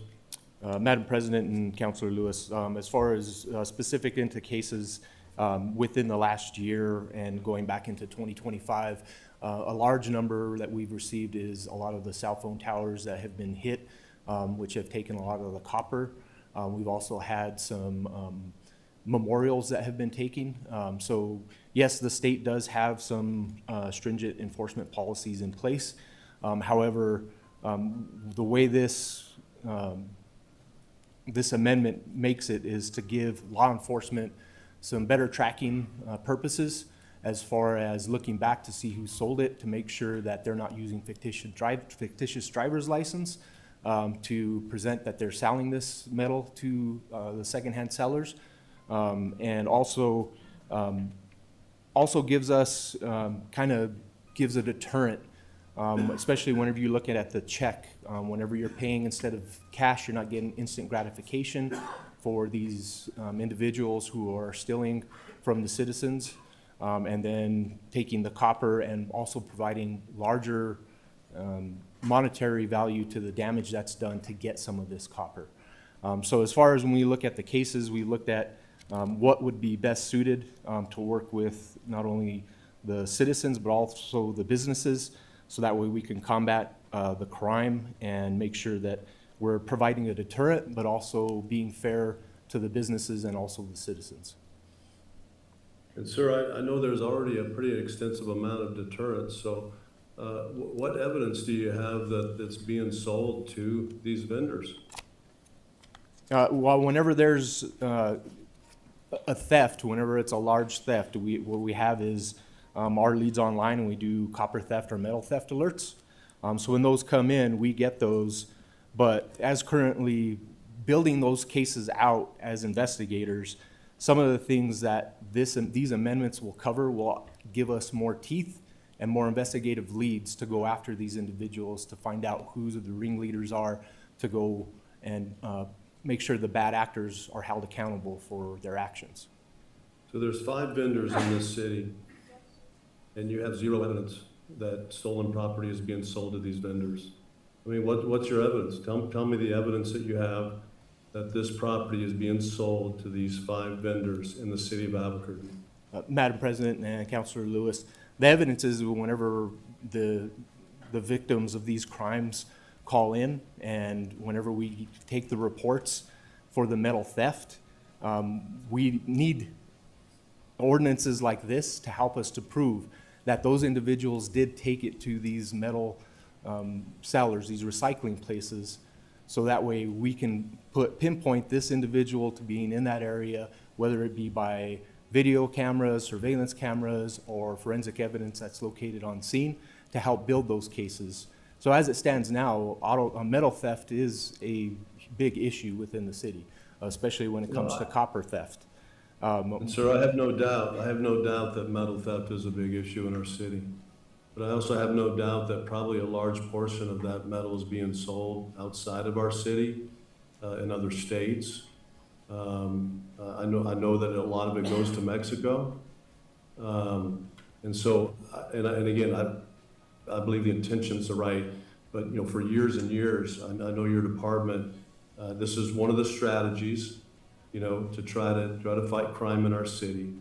But I do have a fundamental problem with efforts like this that put such a stringent hardship on good businesses that provide a service, legitimate customers, commercial, and really not having any kind of evidence that shows that they've ever, I'm sure it happens, but raising to a level of a massive problem where we put laws in place like this that just continue to constrict and restrict law-abiding citizens that want to do business in the city of Albuquerque, when we have no evidence that the problem is really centered there. The problem is behavior.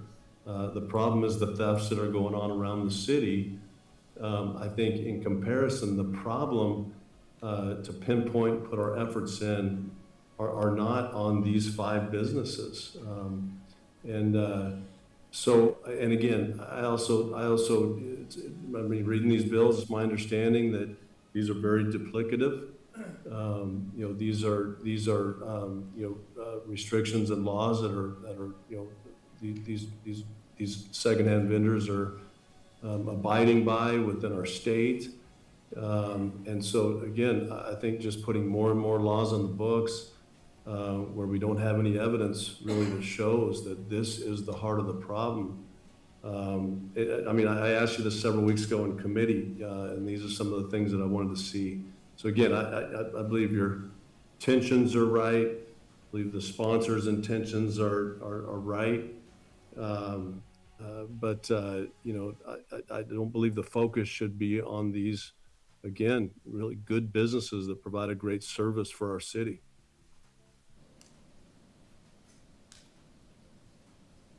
Thank you, Madam President. Thank you.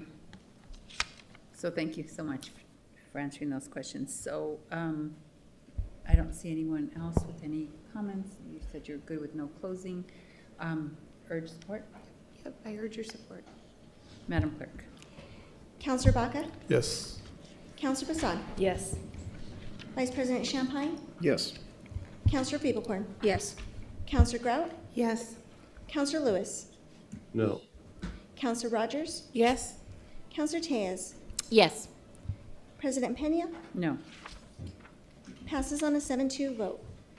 So we are now on floor amendment labeled C, will become floor amendment number 3. Counselor Grout. Thank you, Madam President. This amendment just adds in this ordinance's record keeping and reporting requirements shall be construed to be consistent with and no more stringent than the state's requirements. I would like to, so I move it to pass. Second. There's a motion and a second by Vice President Champagne. I would like to just mention that we went on a field trip. We went to one of the recycling, a big recycling vendor, and they walked us through the process. They also told us that there are times when people show up that they are afraid that they didn't come by that scrap honestly, and so they will call in. And then also those bad actors learn that they won't be accepted there, and so they go to some other ones. There's a couple just right down the road from 2nd Street, and I think it might be in the county. I will say that the county, county commissioner is very excited about bringing this to Bernalillo County because we want to make sure that all of the surrounding areas, and I do agree, sometimes they go down south, but we've got to capture those ones around here. We did work with the vendors. Again, I'll just go back to that, and they told us that these are best practices. So there was a motion and a second. Madam Clerk. Counselor Baca? Yes. Counselor Bassan? Yes. Vice President Champagne? Yes. Counselor Feeblecorn? Yes. Counselor Grout? Yes. Counselor Lewis? No. Counselor Rogers? Yes. Counselor Tejas? Yes. President Pena? No. Passes on a 7-2 vote.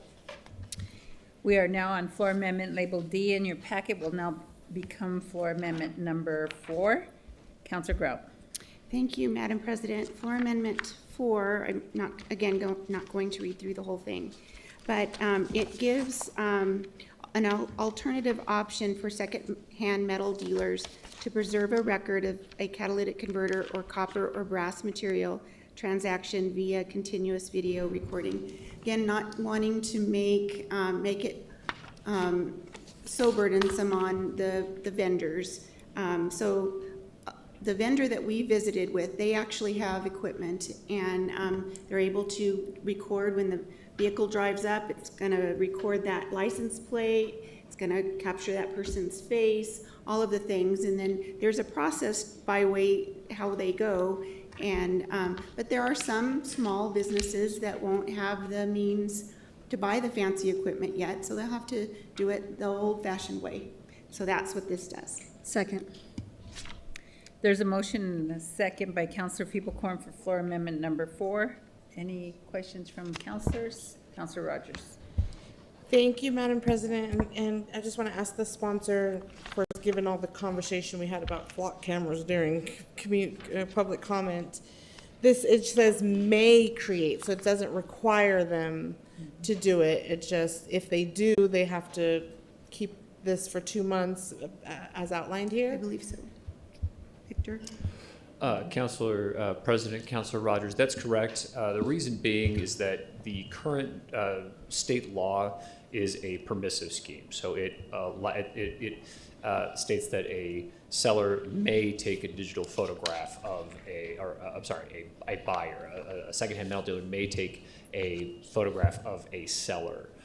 This provides an alternative scheme, sort of a best practices approach based on what we've seen with the industry to get a sense of an alternative version of how to make sure that they can correctly have alternative ways of documenting the process. So this is sort of a section of this bill is an aspirational, best practices kind of structure, so that when there is a record being taken, it's the kind of that we saw during our sort of field trip, so to speak, that really left an imprint on how these industries should be approaching records retention that would best assist in further investigations should they arise. Thank you, Madam President. Just a follow-up to that, just like the city of Albuquerque must label that we have automatic speed cameras, for example, so that folks know, our business is required to say you are under surveillance, and is there any requirements in this that says they have to actively let people know that's what's happening if they choose to patron that business? Councilor President, Councilor Rogers, so this wouldn't require that there would be like a notification that this kind of information would be there, but the best practices that we've seen from the metal recycler that we went to make it very obvious. They indicate that you're being, your picture will be taken, your ID will be copied, information will be taken down about the vehicle that's going to be removed. When the material is being weighed, it won't be moved until documentation has been made of that material in terms of video from above or from the side. So I would say it's not only obvious, it is clear that the material and that the record that's being kept is evident to the person who's trying to sell it. Thank you, Madam President. So we saw that was a best practice, but didn't make it a requirement in this amendment. Councilor President, Councilor Rogers, that's correct. Thank you. Would the sponsor be open to a friendly amendment to say that the business owner at least needs to have some things displayed or to meet the best practices of what you saw, that if they're going to do this, they should advertise that? Councilor President, Councilor Rogers, I think an amendment that would be proposed and voted on would be an appropriate circumstance, but as council for council, we have a standing sort of resistance to friendly amendments as a procedural point. So as to an amendment, that could be something that could be discussed among the councilors and proposed if possible. Thank you. I appreciate what our staff prefers, but my question was for the sponsor, if she would be open to something like that. Councilor Rogers, I think because there is no such thing as a friendly amendment, I think what you would have to do is just propose it as an amendment to the amendment. Thank you, Madam President. When did that change? Because I've been here 3 years and done a whole bunch of friendly amendments. Yeah, no, there's no such thing as a friendly amendment. Madam President, since when? It's in Robert's rules. Thank you, Madam President. I'd love to see that because I've done it several times. You can still make the amendment. You just have to make an amendment to the amendment. Okay. So I just call it an amendment to an amendment, Yeah. not a friendly amendment. Yes. Thank you for helping me learn. 3 years in, I still am learning. So thank you. I would like to make a amendment to the amendment to include language that there has to be some type of notification to the public that this is taking place. Similar to what you saw in the best practices that you visited. So that was in the form of a motion. So is there a second? I'll second it. Thank you, Madam President. So is there any discussion on the amendment to the amendment? Madam President, can you clarify what your secondary amendment actually is, please? Thank you. Thank you, Madam President. Thank you, Councilor Tejas. What I would like to add is the requirement that if businesses choose to, because I see here it's may, they aren't required to, if they choose to have this type of level of surveillance, that they're advertising that in some kind of signage or whatever the best practice is that they saw when they went on their field trip. And I don't know what that is because I didn't get to go. So I would maybe need to work with the sponsor a little bit to come up with the correct language, and I see our team doing that. Yeah, they're working on drafting it. Councilor Vincent.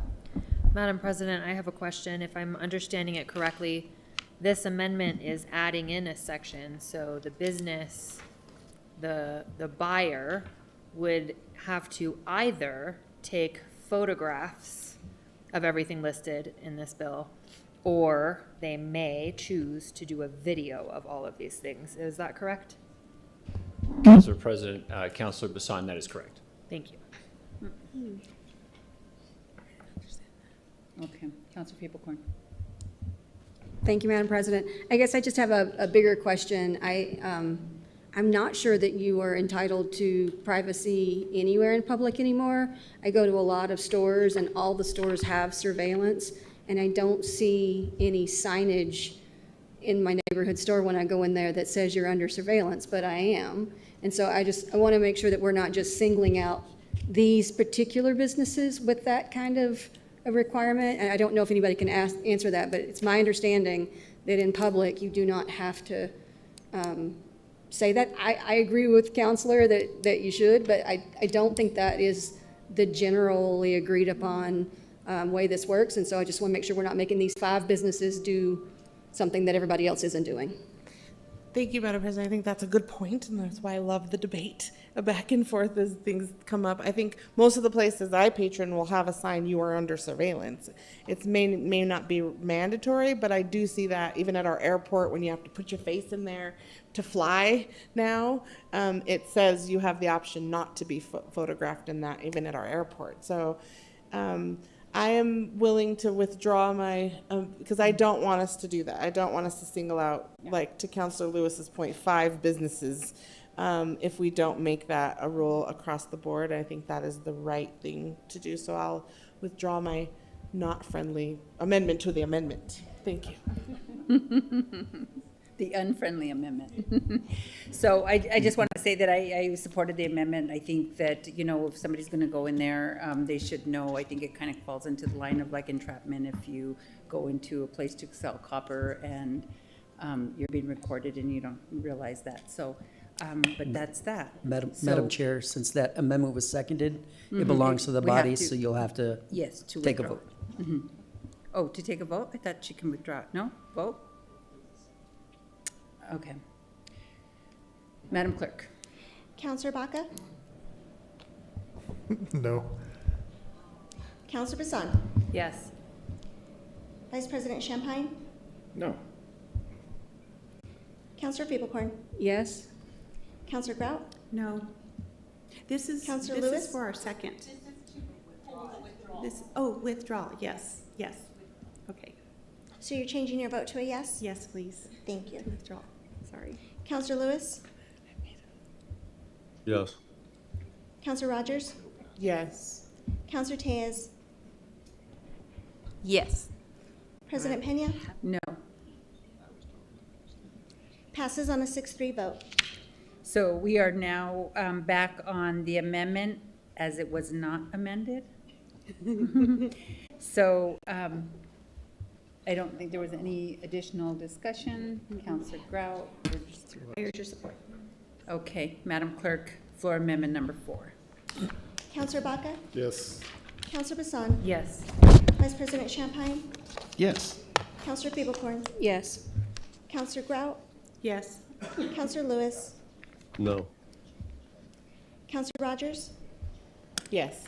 Counselor Tejas? Yes. President Pena? No. Passes on a 7-2 vote. Thank you. We are now on floor amendment labeled E in your packet. Will now become floor amendment number 5. Counselor Grout. Thank you, Madam President. This one is just an amendment to correct multiple typographical errors in this bill by inserting in the term of art, secondhand catalytic converter, where it should appear in the ordinance. I move due pass. Second. There's a motion and a second by Counselor Peoplecorn for a due pass of floor amendment number 5. Any discussion from counselors? I urge Seeing your none. support. Madam Clerk. Counselor Baca? Yes. Counselor Bassan? Yes. Vice President Champagne? Yes. Counselor Peoplecorn? Yes. Counselor Grout? Yes. Counselor Lewis? Yes. Counselor Rogers? Yes. Counselor Tejas? Yes. President Pena? Yes. Passes unanimously. We are now on the final amendment that I see anyway, and this is floor amendment labeled F, will now become floor amendment number 6. Counselor Grout.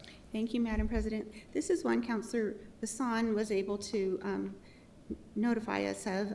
We just need to change one city or one word from state to city. This amendment corrects an error in the bill by reflecting the jurisdictional bounds of this ordinance only to the city, not the entire state. Thank you. Second. There's a motion, a second by Counselor Feeblecorn, for technical fix. Yeah. Any, Counselor? I urge your support. Madam Clerk? Counselor Baca? Yes. Counselor Bassan? Yes. Vice President Champagne? Yes. Counselor Feeblecorn? Yes. Counselor Grout? Yes. Counselor Lewis? Yes. Counselor Rogers? Yes. Counselor Tejas? Yes. President Pena? Yes. Passes unanimously. Thank you. So we are now back on the bill as amended 6 times 039. Do we have anyone signed up to speak? That was what I was going to ask you. We have no one signed up to speak? No. 39, no? 32. No? Okay. So any other discussion from counselors? Seeing none, Counselor Grout and Feeblecorn to close. I would just like to thank everybody that worked on this everybody that worked on this ordinance update, APD, council staff, the vendors, and then Counselor Feeblecorn. I just am grateful for the collaboration and the teamwork of coming together and making compromises, and I think it will be better. I look forward to having brighter days on the streets, and I know that the vendors, there's some great vendors out there that want to do the right thing, and they don't want to get caught up in what could be something bad. And so I appreciate their willingness to know that there needs to be this change, and I am grateful for it, and I urge your support. Madam Clerk. Counselor Baca? Yes. Counselor Bassan? Yes. Vice President Champagne? Yes. Counselor Feeblecorn? Yes. Counselor Grout? Yes. Counselor Lewis? No. Counselor Rogers? Yes. Counselor Tejas? Yes. President Pena? Yes. Passes on an 8-1 vote. Thank you. We are now on 035, and this is by request. This is amending ROA 1994 9-10-1 Municipal Solid Waste Ordinance, collection and disposal rates to increase disposal fees for convenience centers for residents and businesses outside of the city of Albuquerque limits, collection fees for use of city municipality landfill and convenience centers to require proof of residency. I move a due pass. There's a motion and a second by Counselor Bassan for a due pass of 035. Is there anyone signed up to speak? We'll start with the speakers. Thank you, Madam President. We have Jonah Bearden, followed by Mervyn Tilden.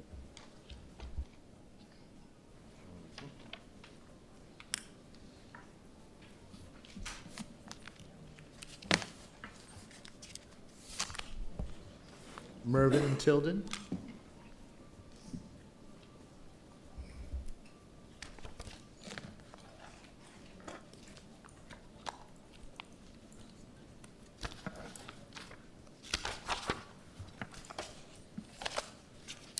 Thank you again, Madam President, councilors. My name is Mervyn Tilden. I've been here before with this matter. On May 30th, 2025, I was run down by a City of Albuquerque solid waste management vehicle driven by 3 employees of the solid waste management. The driver, Taquib Amir Edwards, he was the driver. Emilio Lucero was the passenger. Charles Casillas, he also was a passenger. The APD public service officer, public service aide, Enrique Diaz, number 8714, he filed a falsified New Mexico crash investigation report. He himself had told me that the camera that he had on was operable. Sir, your comments have to be germane to the topic and the ordinance that we're discussing. Okay, so let me get back to the topic at hand. The amendment that you're talking about should include that the City of Albuquerque employees should not be allowed to use City of Albuquerque property to harm, injure, maim, or cause the death of any City of Albuquerque resident or visitors. The traffic cams, the camera of that day, the video was destroyed. Sir, again, this is having, this ordinance that we're discussing in front right now has to do with an increase in fees, not have to do with cameras or policies and procedures of how accidents are tracked within the system. So if you Okay. have comments about the increase in fees for outside of the city residents, then please give them. But if not, then your public comment is over, sir. Okay, I would like to address that then, that if anybody's going to be paying for services of the City of Albuquerque here in the city or outside of the city, I think the rule of law should be followed. I think enforcement should be included in this amendment. That City of Albuquerque employees should not be allowed to use City of Albuquerque property to injure other people or cause death. Thank you. Thank you, sir. Thank you, Madam President. Thank you. That concludes. Thank you. Thank you, Vice President Champagne, Mr. Cornelius. So are there any questions from counselors? Counselor Tess. Thank you, Madam President. I just have a couple of questions, I guess for the director, solid waste director, or maybe even our sponsors.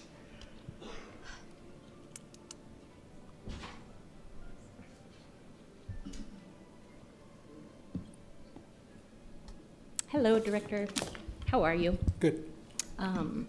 Had fun on my solid waste tour, so thank you for that. Really was hoping I would get a pink hard hat, but yellow's not my color. It worked out anyway. I just have a couple of questions on the cost basis for setting it at the city rate at $12 versus $5 in city. Did you do a cost of service analysis, or is that a round number a policy choice? Madam President, Councilor Diaz, we do have a cost of service that we do annually. The cost of service will show that we subsidize roughly $19.69 for the $5, and if we went to the $12, it would be subsidized at $12.69, but we did do a cost analysis. Okay, thank you, Madam President, Director. Who checks the utility bill or the ID at the point of disposal, that attendants at the convenience center, and have they been trained staff for it to be effective after the adoption of this bill? Madam President, Councilor Tejas, the cashiers will be the ones checking for the information required. As far as being trained, we have not fully trained them at this time, but it would not take more than a week to train them. Okay, thank you, Madam President, Director. And will there be an SOP developed so that they can follow that? Madam President, Councilor Tejas, yes. Wonderful. Okay, thank you. Madam President, Director, what happens to someone who is a genuine in-city resident but doesn't have their ID or a utility bill with them that day? Is there an appeal or a refund process, or are they just charged the out-of-city rate? Madam President, Councilor Tejas, currently they would be charged the out-of-city rate. Okay. And my last and final question, thank you, Madam President, Mr. Director. How many out-of-city residential and commercial accounts currently use these convenience centers, and what's the projected revenue impact of the increase? Madam President, Councilor Tejas, roughly 42% is what we, during this time that we got the information, is out of the city, would be county, and roughly 1.1 million would be what we generate. Okay, thank you. That's all my questions. Appreciate it. Any additional comments, questions? No?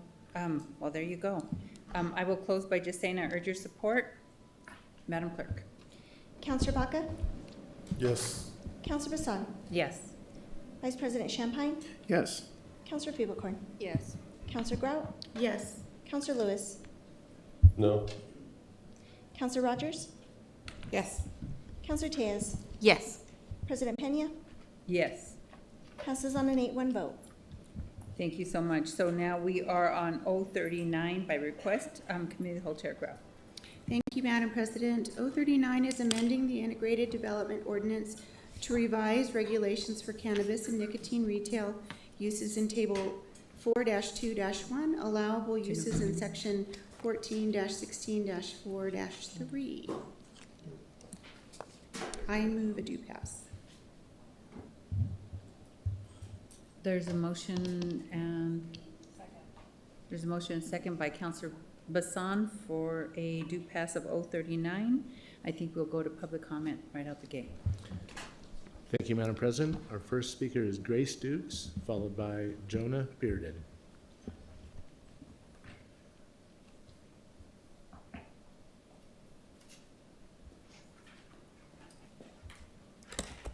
Madam President, I stand in opposition to this ordinance because it is a thinly veiled attempt to continue the exclusionary and racist history of zoning laws. This isn't abstract and it isn't about buffers and setbacks. Albuquerque has a documented history of racial covenants that excluded Black, Hispanic, and Asian American families from entire neighborhoods, covenants that likely still sit on property deeds today. This city also has a documented history of routing undesirable land uses into the same historic lower-income neighborhoods of color, the South Valley, the International District, the West Side. That's the result of neutral tools like buffers deciding whose neighborhoods absorb the burden. I'm not asking this council to draw more lines on a map, more buffers, more overlays, more conditional use hoops. Is that same exclusionary toolkit aimed at a new target? You created the Cannabis Equity Fund for putting money into communities harmed by the exclusionary toolkit, yet the sponsor voted against extending the Guaranteed Basic Income Program during the budget process, which is funded by cannabis DRT revenue, which will be decreasing as a result of exclusionary zoning on cannabis stores. Please pose this. Thank you. Jonah Bearden, followed by Erica Hartwick Brown.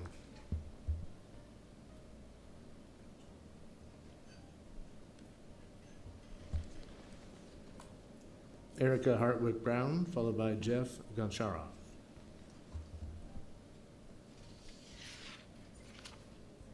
Good evening, Madam President and councilors. Albuquerque has generated over $670 million in cumulative economic activity from legal cannabis sales since adult use transactions launched in April of 22, representing nearly 30% of New Mexico's total state market. The city has leveraged the industry into a major driver for local businesses, job creation, and municipal infrastructure. Please help us as an industry to survive and thrive rather than creating legislation that continues to the stigmatization of a plant that is medically useful. New Mexico has the opportunity to support its small business in an industry that can bolster tourism and health opportunities. You all are cutting us away from more real estate opportunities we already don't have. And lumping us with nicotine or vape stores makes no sense to me either. Please reconsider, vote no. Jeff Goncharoff, followed by Ian Shaw. Good evening, Madam President and other council members. I spoke the last time this bill came up, and I'm not going to go over what I said the last time. I know I actually represent, I've owned a small business here for about 10 years now, and in the last year had to form the Small Business Coalition of New Mexico as well as the Consumer Rights Coalition of New Mexico, trying to protect consumers' rights to fair, free access to products, and also can protect small business owners here in New Mexico, just like myself, who have put hundreds of thousands of dollars into businesses, only to find the next morning I wake up to a new regulation or some new law that actually isn't helping to make us thrive. You know, you create one industry or you create laws that allow industries to thrive, but then the next day there's a new rule or new regulation that comes in that really just makes us want to leave the state. And I'm here to, I really appreciate the mayor's office and some of the councilors met with representative of our coalition to work out. Thank you so much. Ian Shaw, followed by Alan Goncharoff.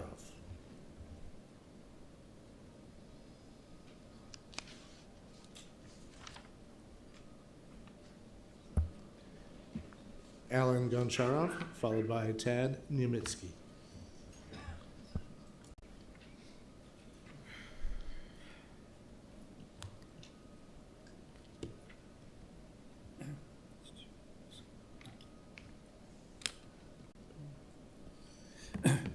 Madam President and members of the council, there's an ordinance that you want to close. Part of this bill is that you want to close smoke shops at 11 o'clock. And I understand the reason, because it's like 5 or 6 smoke shops that are just terrible. You know, they have bad actors outside. But you could take care of those 5 or 6 smoke shops by doing a ordinance that's a noise ordinance, a nuisance ordinance, and that you can't go around and close every gas station at 10 o'clock. You don't have the policing for it. There's no money in this bill to police it. You can't go to Circle K gas stations and Maverick and Smith's to make sure that this bill is really going to go through. Lastly, you're now trying to separate to get rid of clusters of dispensaries and smoke shops, and there are more smoke shops closing than opening, and the free market is taking care of this problem. It's not going to take care of the problem by... Thank you. Thank you. Tad Niemitzki.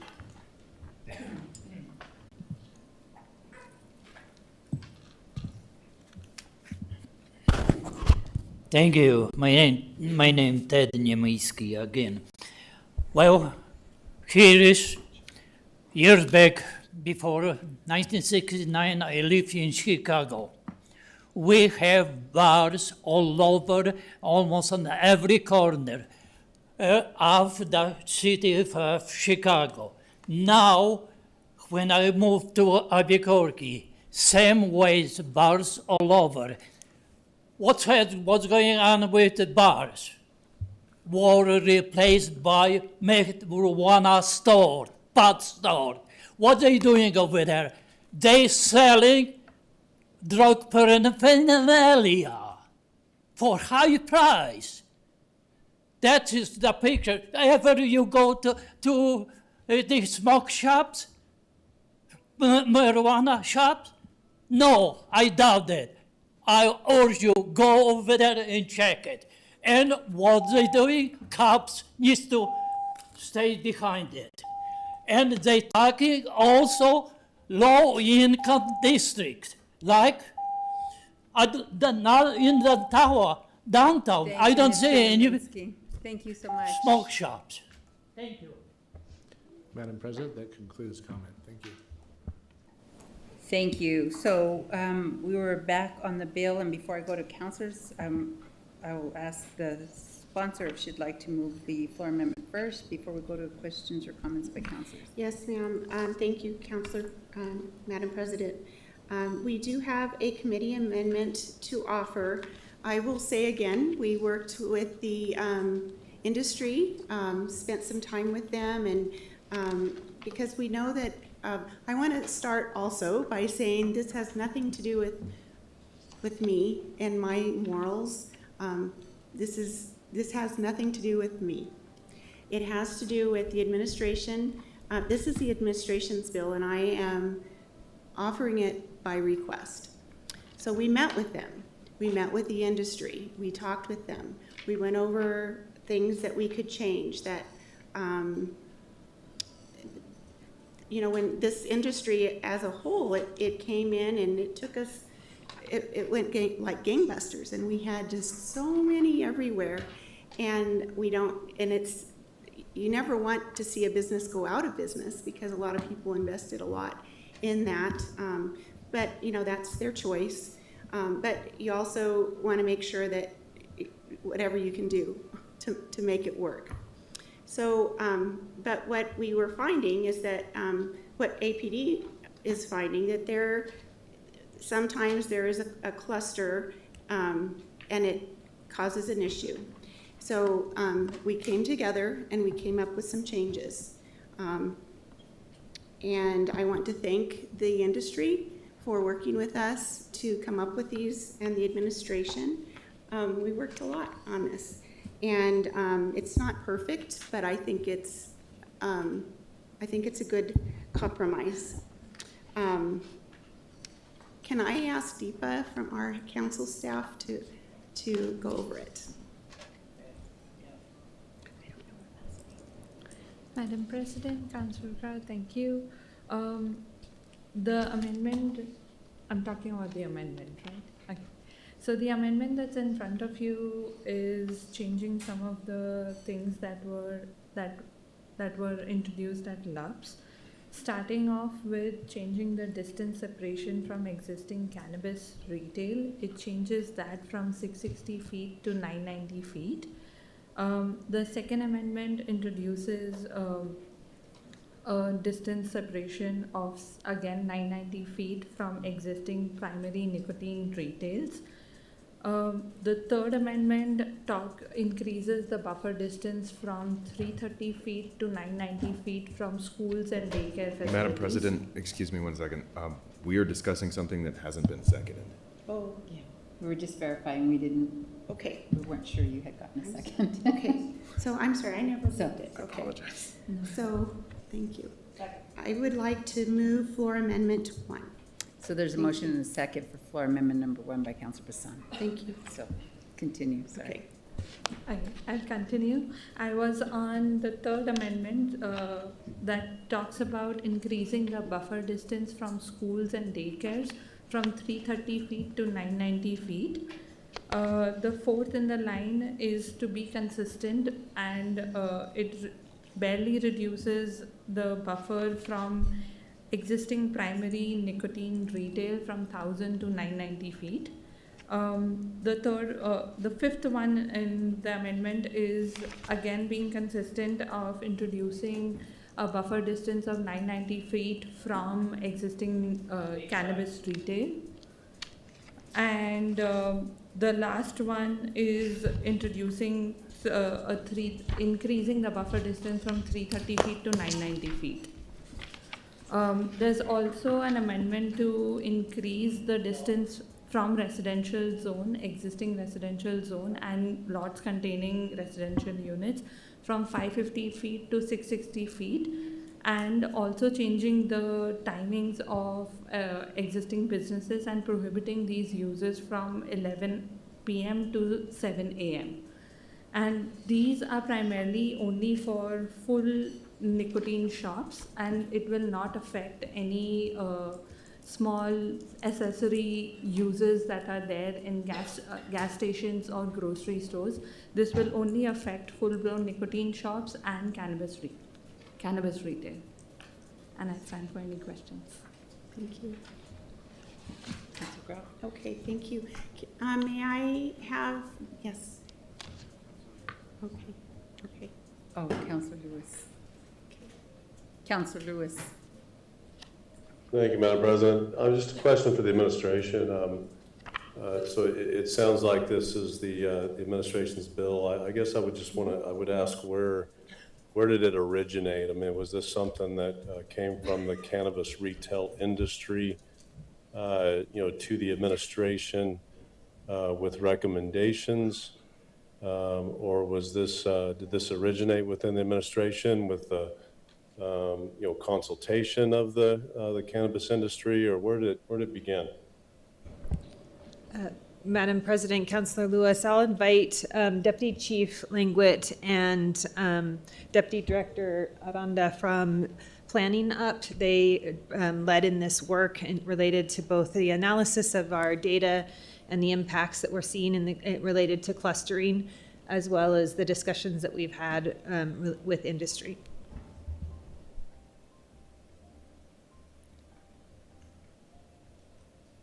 Madam President, honorable councilors, I'm here to talk about the public safety and law enforcement perspective on what we're seeing real time with nicotine retailers and cannabis shops.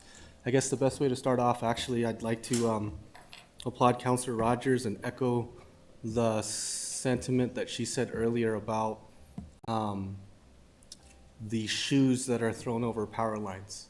Right, and the way I interpret that is in certain regions of our city, when shoes are thrown over power lines, that is a call that you can obtain illicit substances at these locations. And I know she had said that she is sick of this filth. I interpret that as she is sick of crime and the criminal element that is happening. And so I would just present to you, in my experience, and obviously all of the different calls for service, enforcement, and data that I have personally seen and have personally witnessed. When you have a geographical area in our city that has such a high concentration or volume of individuals, and I'm not here to tell you that it's the nicotine retailers or the cannabis shops that is the sole reason why these individuals are drawn to these areas. There's a whole bunch of other factors, I'm sure, that draws them to this area. And of course, there's outliers, though, too. There are different parts of town where there are nicotine retailers and cannabis shops where we don't see these issues.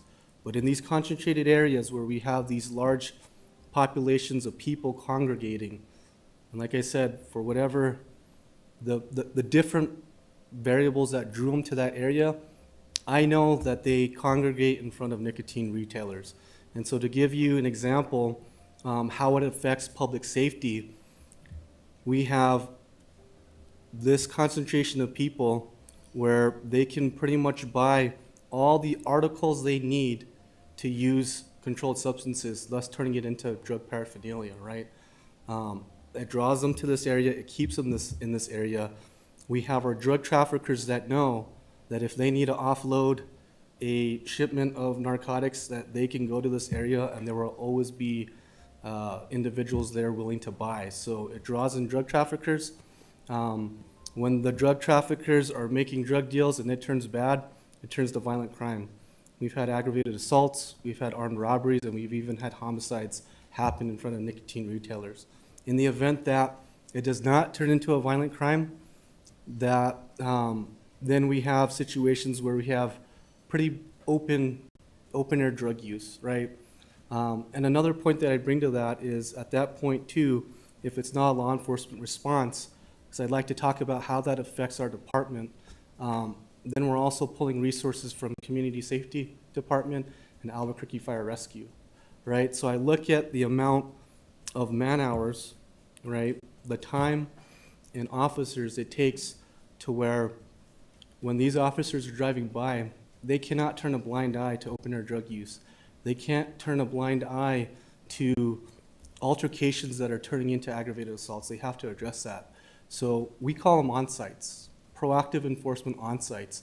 And I look at the volume of on-sites, particularly at nicotine retailers in these concentrated geographical areas, and it takes up a huge amount of resources, thus in turn our time and obviously our salaries that are tied to that. And that's just for the police department. I can't speak for exact numbers for Albuquerque Fire Rescue or Community Safety, but again, with the open air drug use, we know that it affects them as well because they also too have to respond.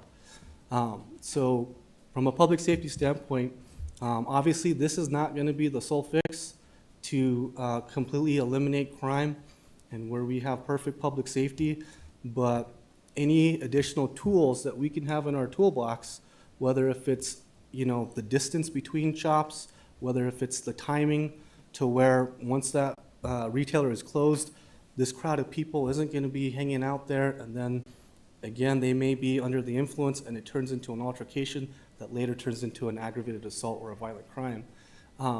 This is just another tool for us to combat that. Obviously on the police department we are doing multiple operations, whether if it's from the nuisance front, covert operations, overt high visibility patrol. It's a constant everyday work for us that we're willing to do. But again, I feel with these amendments that it would, like I said, it would give us that additional tool in our toolbox to keep public safety. Madam President, and thank you, sir. You described a pretty big problem, and I can imagine the resources and the challenges that the department faces, and certainly AFR faces as well in that regard, and as a community that we face. This bill says that the problem is these retailers. And so the bill identifies the problem as not the drug dealers, not the people that are throwing shoes, over power lines, not the people that are congregating out and, in different places. I mean, this is a bill that says the problem is a saturation of cannabis retail stores and smoke shops. So, I know you gave a pretty good description of all the challenges, but you understand that by supporting this bill and saying that this council needs to support this bill, you're saying that the problem is the retail stores. Is that the case? Madam President, Councilor Lewis, not entirely. I understand your position. It does make sense. But I think in totality, it's not just the retailers. It's not just the drug traffickers. It's not an area where, like I said, there's several factors that cause these individuals to come there. But when they're staying there, we know where they're hanging out. So I think in totality, it's actually a combination of all the above. But I think as we look at each causation factor, whether if it is the drug traffickers or whether if it is the retailers, by taking steps for each of these root causes, again, I think that will help us in really achieving public safety and reducing the crime. Madam President, sir, is it the nature of those businesses? Because we're not limiting the amount of parks that we could have in the city, and yet, there's people that congregate in parks and commit crimes, and so is it the nature of these types of businesses that are the problem? It's not. For example, we haven't pinpointed,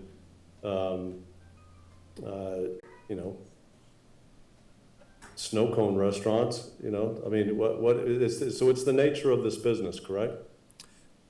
Madam President and Councilor Lewis, if I understand your question correctly, like I stated earlier, I would consider them outliers, but there are nicotine retailers in various parts of the city that don't generate, the type of criminal element that we see. But again, just for those reasons, when we have, especially, in several of the districts along our Central Avenue corridor, when we just have that concentrated amount of people, just a high volume of people, these are the properties that we have crime, violent crime, and open air drug use, which leads to a myriad of other issues.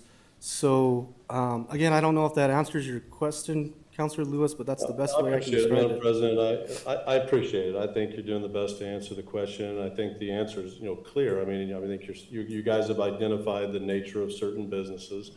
I would argue, and I'm not disagreeing with you. I would argue that some of the most crime that happens in my district is around several bars.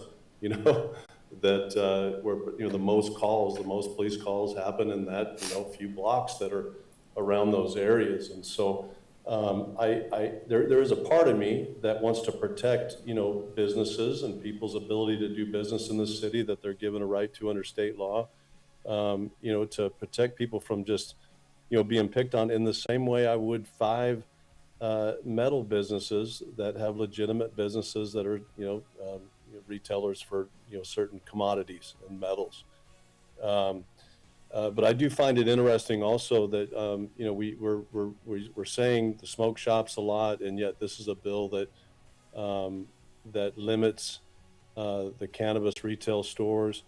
And my guess is that the cannabis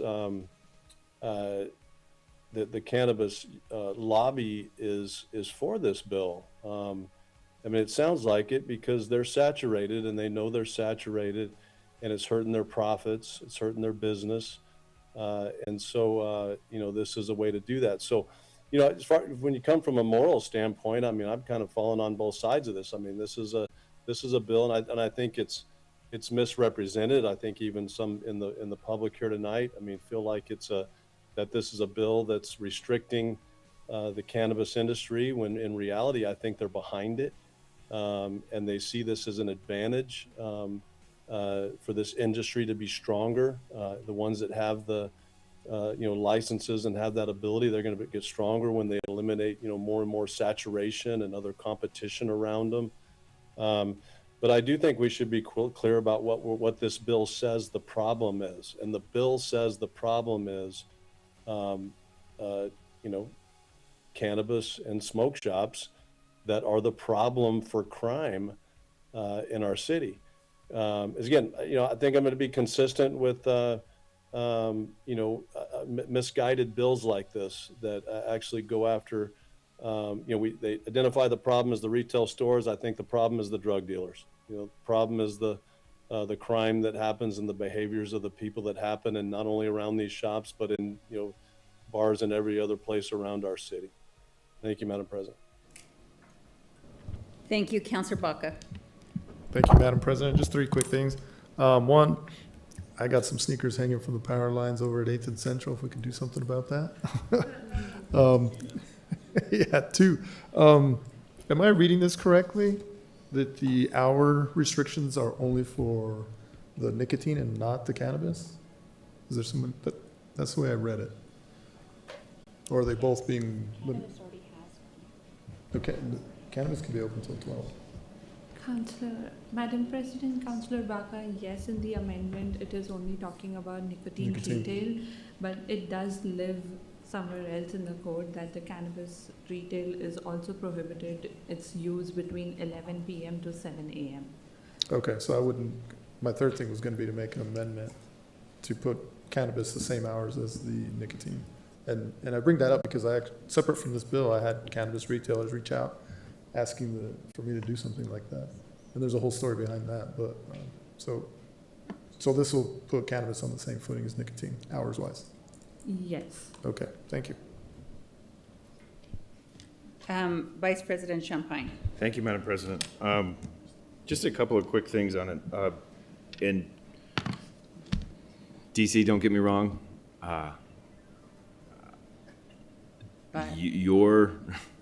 your explanation of what's going on, I interpret it as shooting fish in a barrel. If you know where they are and you know they congregate in these 4 or 5 places along Central, then why aren't PRT teams hitting them up? If it is such a bad area, then I find that you have a TAC plan. You hit these areas up. You saturate the area. You don't sit there and change the ordeal. And I'm not pinpointing you. I'm pinpointing the fact that if you know where the crime is, then hit it up. We shouldn't be changing a whole city ordinance based on the fact of that corridor, those 4 places. I disagree with it. And I agree with the fact that you already know, and the city and the administration know where the problems are. Then create a team. You create enough teams to do other stuff, then you should be, in your own explanation, or the definition I'm hearing is, you already know what the problem is. There are laws. It wasn't really a question. Conduct a TAC plan on it, okay? We are hitting up the other point of it is, I'm torn because I do agree, and to the high schoolers that are here, I agree that the buffer zone for schools from 300 to 330 feet, that's a city block. I don't even think a city block is enough, but it presents a question, okay, do you do it 3 city blocks? Do you do it 4 city blocks? But now we're pinpointing small businesses here in town because I know for a fact that there's a CVS right next to El Dorado. They sell cigarettes. So now are we going to start going after big box stores in that sense to say you can't sell cigarettes so close to a school? So I'm torn between the fact that we should be, I think the expanding the buffer zone around schools, daycares, churches, stuff like that, well, that should be there. Daycare facilities, schools and daycare facilities. But I have a real big problem with trying to say that the store is the issue, that if we expand out these stores that we won't have such a big deal when, like Councilor Lewis said, the problem is criminals. The problem isn't the stores. The problem is the enforcement of the criminals going on. Madam President, Councilor Champagne, or I'm sorry, Vice President, would I be able to provide some commentary on your? Please. I completely understand what you're saying. I would point out that I did personally look at data from some big box stores and also liquor stores. There are big box stores that have a way higher call volume than our nicotine retailers. But I look at that, what that call volume is, a breakdown of what those calls for service are. A lot of them are shopliftings. A lot of them are disturbances, right? Versus, even though there is such a high call volume, the rate of violent crimes happening or on sites that take us out of service to where we can't respond to 911 calls because we are doing that proactive work, you compare that to the nicotine retailers. Ms. Christopherson, can you take a seat, please? Thank you so much. Even though that those nicotine retailers may not have the same exact high call volume, there's a difference in the type of calls. And it's clear as day, that the calls more at the nicotine retailers in these areas that I described are violent crimes that's happening. And something else I would talk to you about is PRT, absolutely. And I know you have the experience to back it up. We are there every day, and we are seizing guns every day, and we are making felonious arrests every day. The way it's going right now, that's pretty much going to be every day. So again, I don't believe that this is going to be the solve-all tool, but this is just that additional tool to help get us there for a long-term sustainable solution. Thank you, Deputy Point of Chief. order, are we still on the amendment? Yes. Thank you. Madam President, I do need to make a motion while I have the floor to suspend the rules, to extend the meeting till midnight tonight. Second. Madam Clerk. Counselor Baca? No. Counselor Bassan? Yes. Vice President Champagne? Yes. Counselor Peeblehorn? Yes. Counselor Grout? Yes. Counselor Lewis? Yes. Counselor Rogers? No. Counselor Tejas? Yes. President Pena? Yes. Passes on a 7-2 vote. Now, Madam President, back to my point now that, thank you for that. I see what you're saying. The multiple, how do we anything that can help us solve this or aid us in solving crime is a benefit. I don't think this is the right direction. I think there's another way of doing it. I think we should explore that, then go after small businesses in that sense. So, thank you. Counselor Rogers. Thank you, Madam President. I'm going to ask my question about the amendment and hold my others for when we get to the discussion on the bill. In the explanation of the amendment, it says it also adds restriction hours for operation for nicotine as primary use in all other locations, but it doesn't mention cannabis in the explanation. So I know I heard Councilor Grout say that, what is the restriction for cannabis for hours? They have to close by what time now currently? Madam President, Councillor Rogers, they have to close by 11 p.m. Okay, thank you. And is that in a different, already in a different ordinance, or we're adding it with this amendment? It just, the explanation threw me off because it says it only adds it for nicotine retailers, primary use in all other locations. So I just want to make sure, because I'm tired. That's why I vote no, because my brain shuts off. And so I just want to make sure. Yeah, Madam President, Councillor Rogers, it lives separately in the rules that govern the cannabis retail businesses. So it is not part of the IDO, but the only language that is part of the IDO is related to nicotine retail.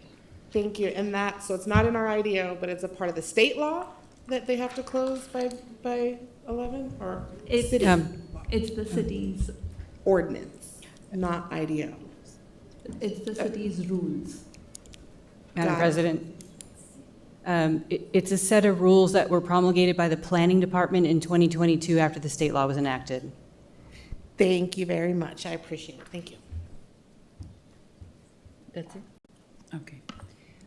So we are back on the amendment. So committee amendment number 1, Councilor Grout to close. Well, thank you for the discussion. I know this is a tough one, but APD, AFR, ACS, our public safety department, they've ask for these things. We worked with the industry and we came up with these compromises for all of these. We want to make sure that they are the same distances and so forth, and they are under 1,000 feet. I urge your support. Madam Clerk. Counselor Baca? Yes. Counselor Bassan? Yes. Vice President Champagne? No. Counselor Feeblecorn? No. Counselor Grout? Yes. Counselor Lewis? No. Counselor Rogers? Yes. Counselor Tejas? No. President Pena? No. Fails on a 4-5 vote. So we are back on the bill, and it was not amended. And is that the last amendment, Councilor Grout? Yes, it is. Okay, so we are back on the bill, and do we have any questions from councilors? Feeblecorn. Councilor Feeblecorn. Thank you, Madam President. Unfortunately, I asked a lot of these questions at the hearing, the committee hearing, where this bill was killed, and didn't get any answers, so I'm going to have to ask them all again here. And this could have been solved. I was promised a lot of data at that committee meeting. Not a single thing in the 7.5 weeks since I was promised this information have I received any information. So we're going to start from scratch. I am curious why, I totally understand the distance separations for churches and things like that. I think that makes total sense. But what this bill does that is completely new to our entire system of regulations for the city of Albuquerque is it says one kind of business can't be near a completely unrelated, different kind of business. Let me just say that again. It is saying that one business can't be near a completely different type of business. It's like saying you can't have a gym near a fast food joint. I wouldn't propose that, even though it would be helpful to me, because what I think, what my morals are, don't matter. And when I asked these questions at the last committee meeting, why this was coming forward, the answer we heard loud and strong from the administration is because we said so. And that is not a legitimate reason to regulate anybody in our city. So I'm going to ask again, why have we chosen these two types of business to require that they can't be near each other, which really means that a cigar shop, which I have never heard of any kind of problems with a cigar shop, can't be located anywhere near a cannabis shop. Different clientele. I can tell you, because I go to cannabis shops, my partner goes to cigar shops. You go in those stores, they are not the same people. So rather than choosing, as Councilor Lewis said, bars or liquor sales, why have we chosen cannabis retail and tobacco retail? Madam President, Councilor Feeblecorn. My name is Feeblecorn, yes. I'm sorry? My name is Feeblecorn. I just was looking up to make sure. I believe that what we have looked at is related to the concentration of calls for service. And when we look at concentration of types of businesses that are in close proximity, the discussion that we have had is related to not necessarily causation, but correlation of that density within those businesses. The mapping of the crime and CAD data that we have looked at indicates that when you have two types of businesses that are already regulated, nicotine business is regulated through the IDO and cannabis through our rulemaking and state law. We can see the correlation of that in the terms of density of these locations. This is not targeting in a way that is intended based upon the individual to folks that are using these businesses for lawful use and the types of activities that you're describing. What we're talking about is the types of activities that we know are occurring in these businesses, the type of paraphernalia and other items that are utilized for other types of use that are not the original intended use of these businesses.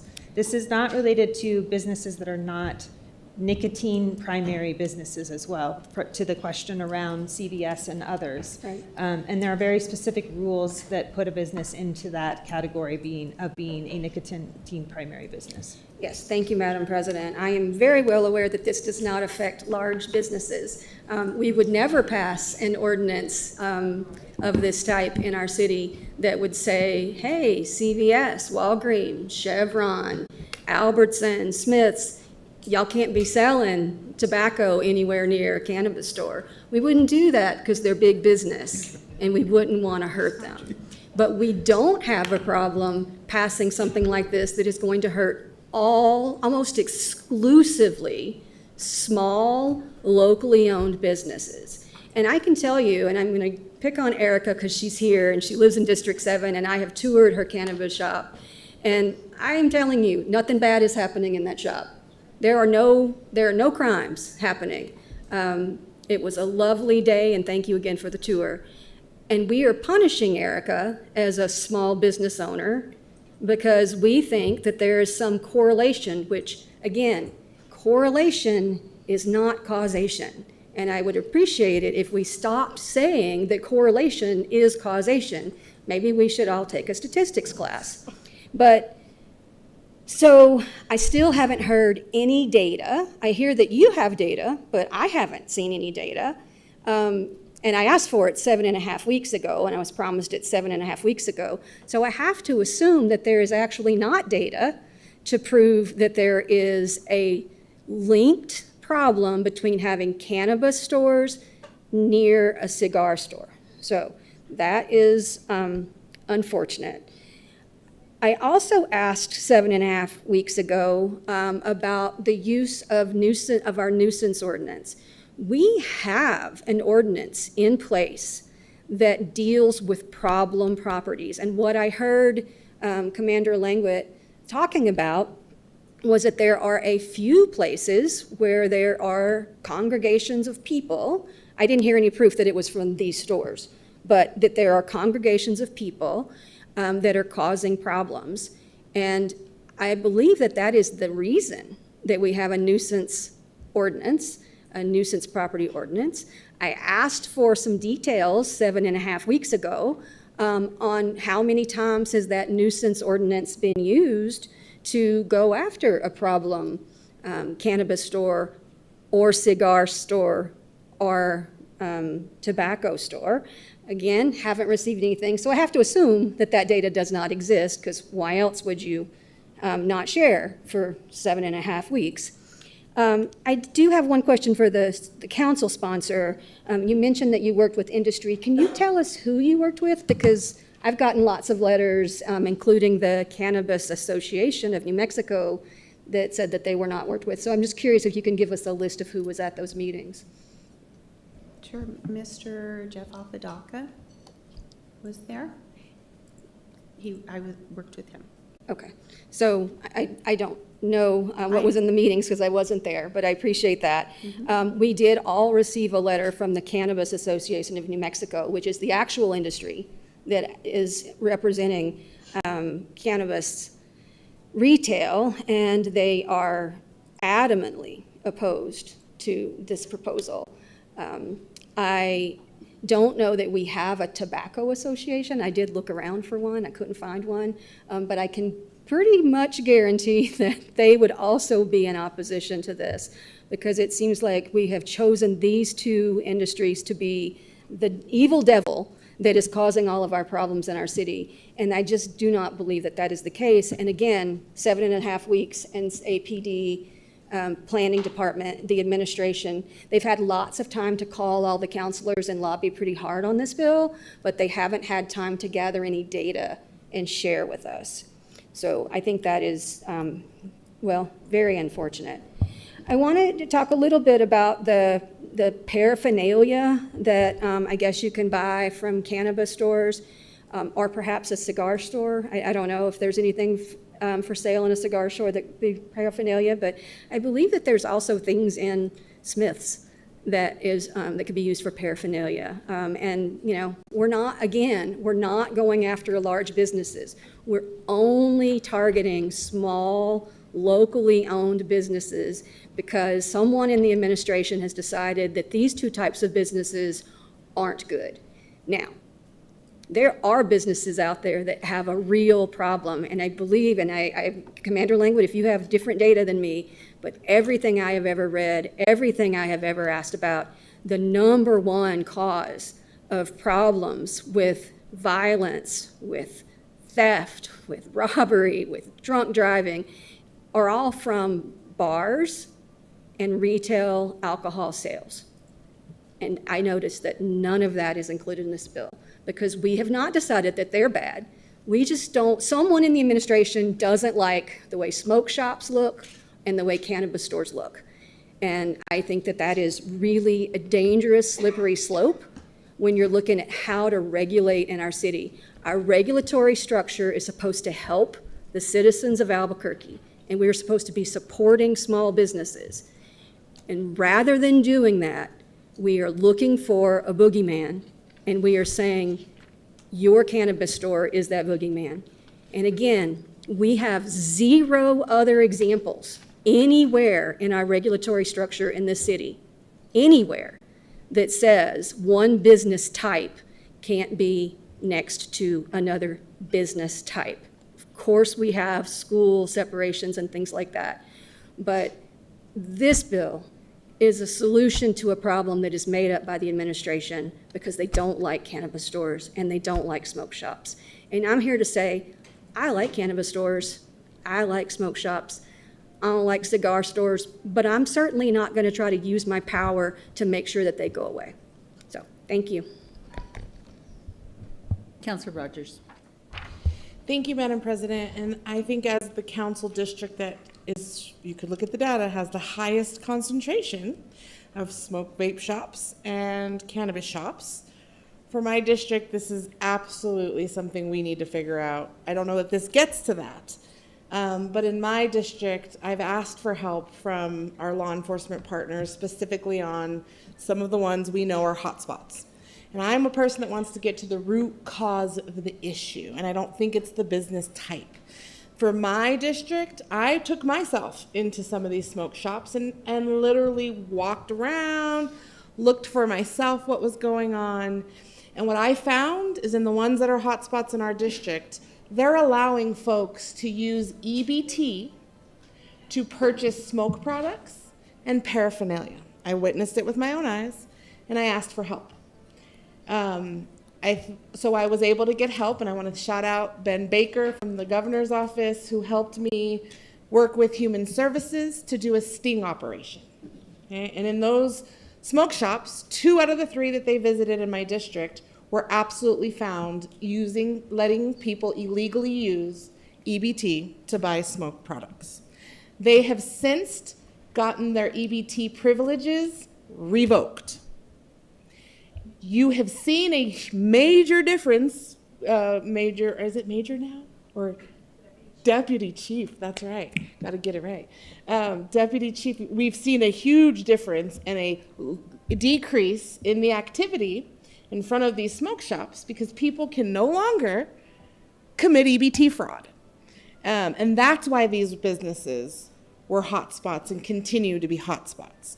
So I would like us to keep working on the root causes of the issue and getting those particular business owners that are doing these things held accountable, and not all cannabis and all nicotine shops, because that is what's really going to help us. Now, trust me, I would love to see some of these places close at 11 o'clock, just to be real. I mean, I'm with our law enforcement on that one. I would love to see that. But to Councilor Feeblecorn's point, if we're not going to be doing that across the board for all businesses that sell nicotine and alcohol and cannabis, just like I withdrew my other amendment so we didn't hold just those businesses accountable, I just don't think this is the right way to do it, although I know we need to do something. But for me in my district, it's about getting to the root cause of the issue, working with our partners at the state to shut those things down, And this doesn't give, this doesn't get to that root cause. I do want them separated and all the things, but I think we should do it across the board and treat all the businesses the same, rather than just one or the other. So thank you. Councilor Baca. Thank you, Madam President. I think this is, we're not hitting the root cause oftentimes, just like guns, right? I wish I could get rid of all guns, but I can't. If we could get rid of guns, we'd stop a whole lot of gun violence. Not going to happen. So we have to regulate it other ways. Just like everything else, this one is, it's a zoning question here. And just like bodegas, tienditas, just if we had passed that, it wouldn't have affected the whole city. It just wouldn't. It would have affected certain parts of the city that needed that. Councilor Lewis, I totally respect his position. He also doesn't have metal recyclers just down the road. He also doesn't have cannabis just down the road. He doesn't get all the calls that District 2 gets regularly about this. And, just like everything else, the good actors they'd be grandfathered in. They'd be fine. If they're good players, they're still going to be here 5-10 years from now. This is just working towards the future, working towards fixing a problem that does exist. We know it exists. This isn't the perfect solution by any means. I was reached out to by the cannabis industry asking for hours to be curtailed because they didn't feel like they could do it themselves, which to me was surprising, but that's real. For those of us who live in districts that have to deal with all these problems regularly, it's a step in the right direction. So thank you. Councilor Tejas. Thank you, Madam President. Dr. Sengel, I just have a couple of follow-up questions regarding your concentration for calls of service. When you were reviewing the calls of service data, was it equally reliable across neighborhoods, or did some areas get more patrol presence and thus generate more calls independent of actual conditions? Madam President, I want to actually defer to either our Executive Director of Public Safety or Deputy Chief Languit so that they can technically answer that question.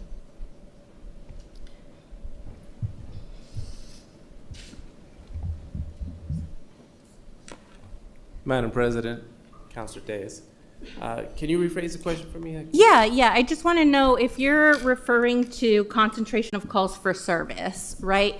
How are you making sure that it is equally reliable across neighborhoods, right? Per capita, right? Do some areas get more patrol presence and then because of that generate more calls independent of the actual business use and,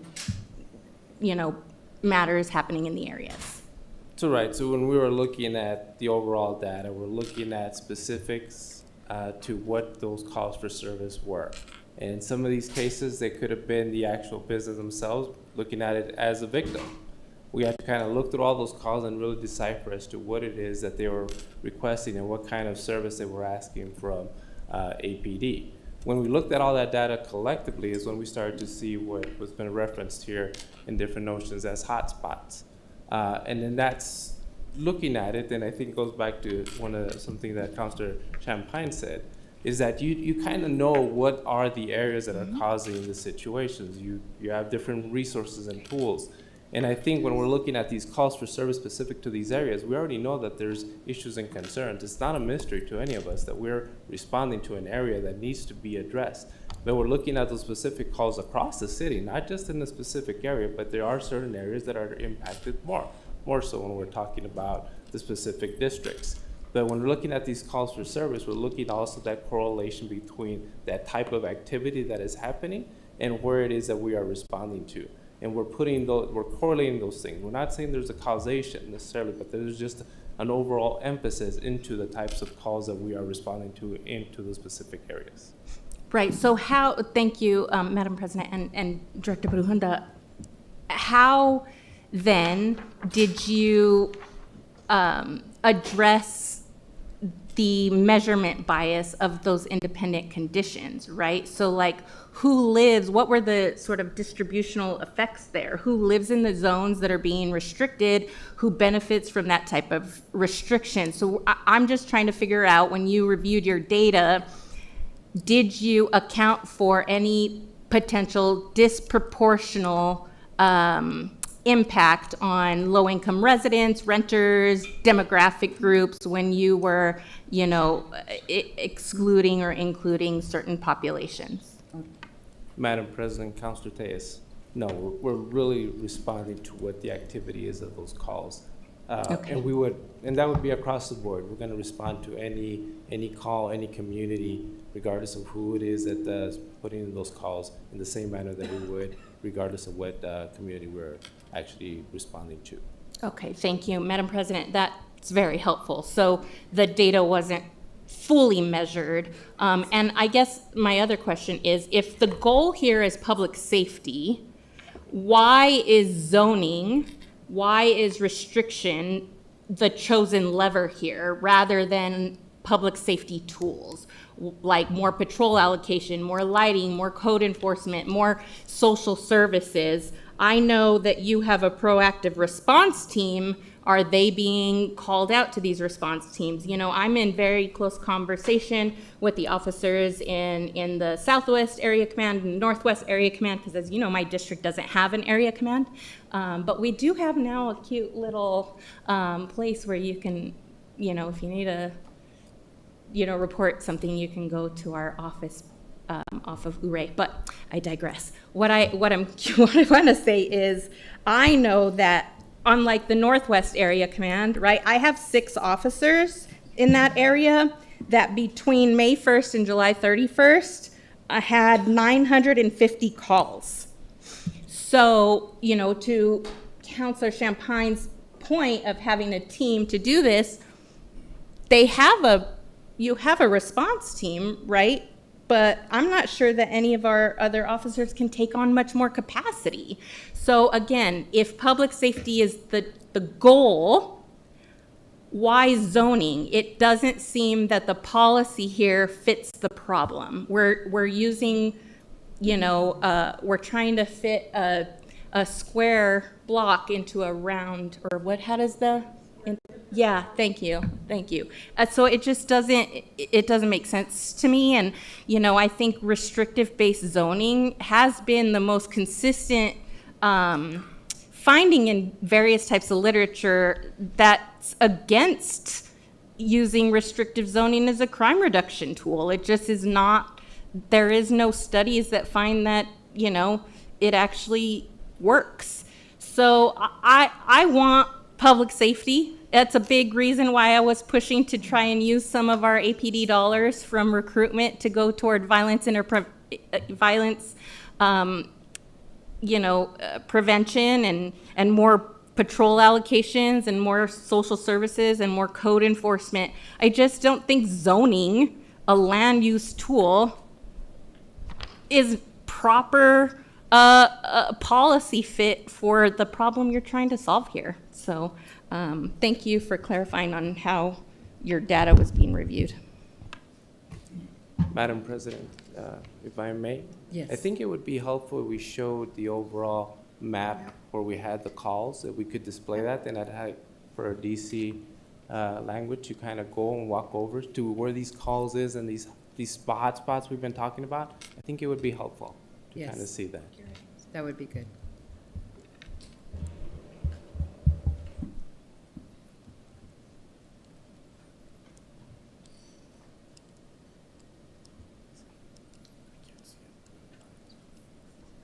Madam President, councilors, so the data that you're seeing in front of you is our calls for service for a rolling year.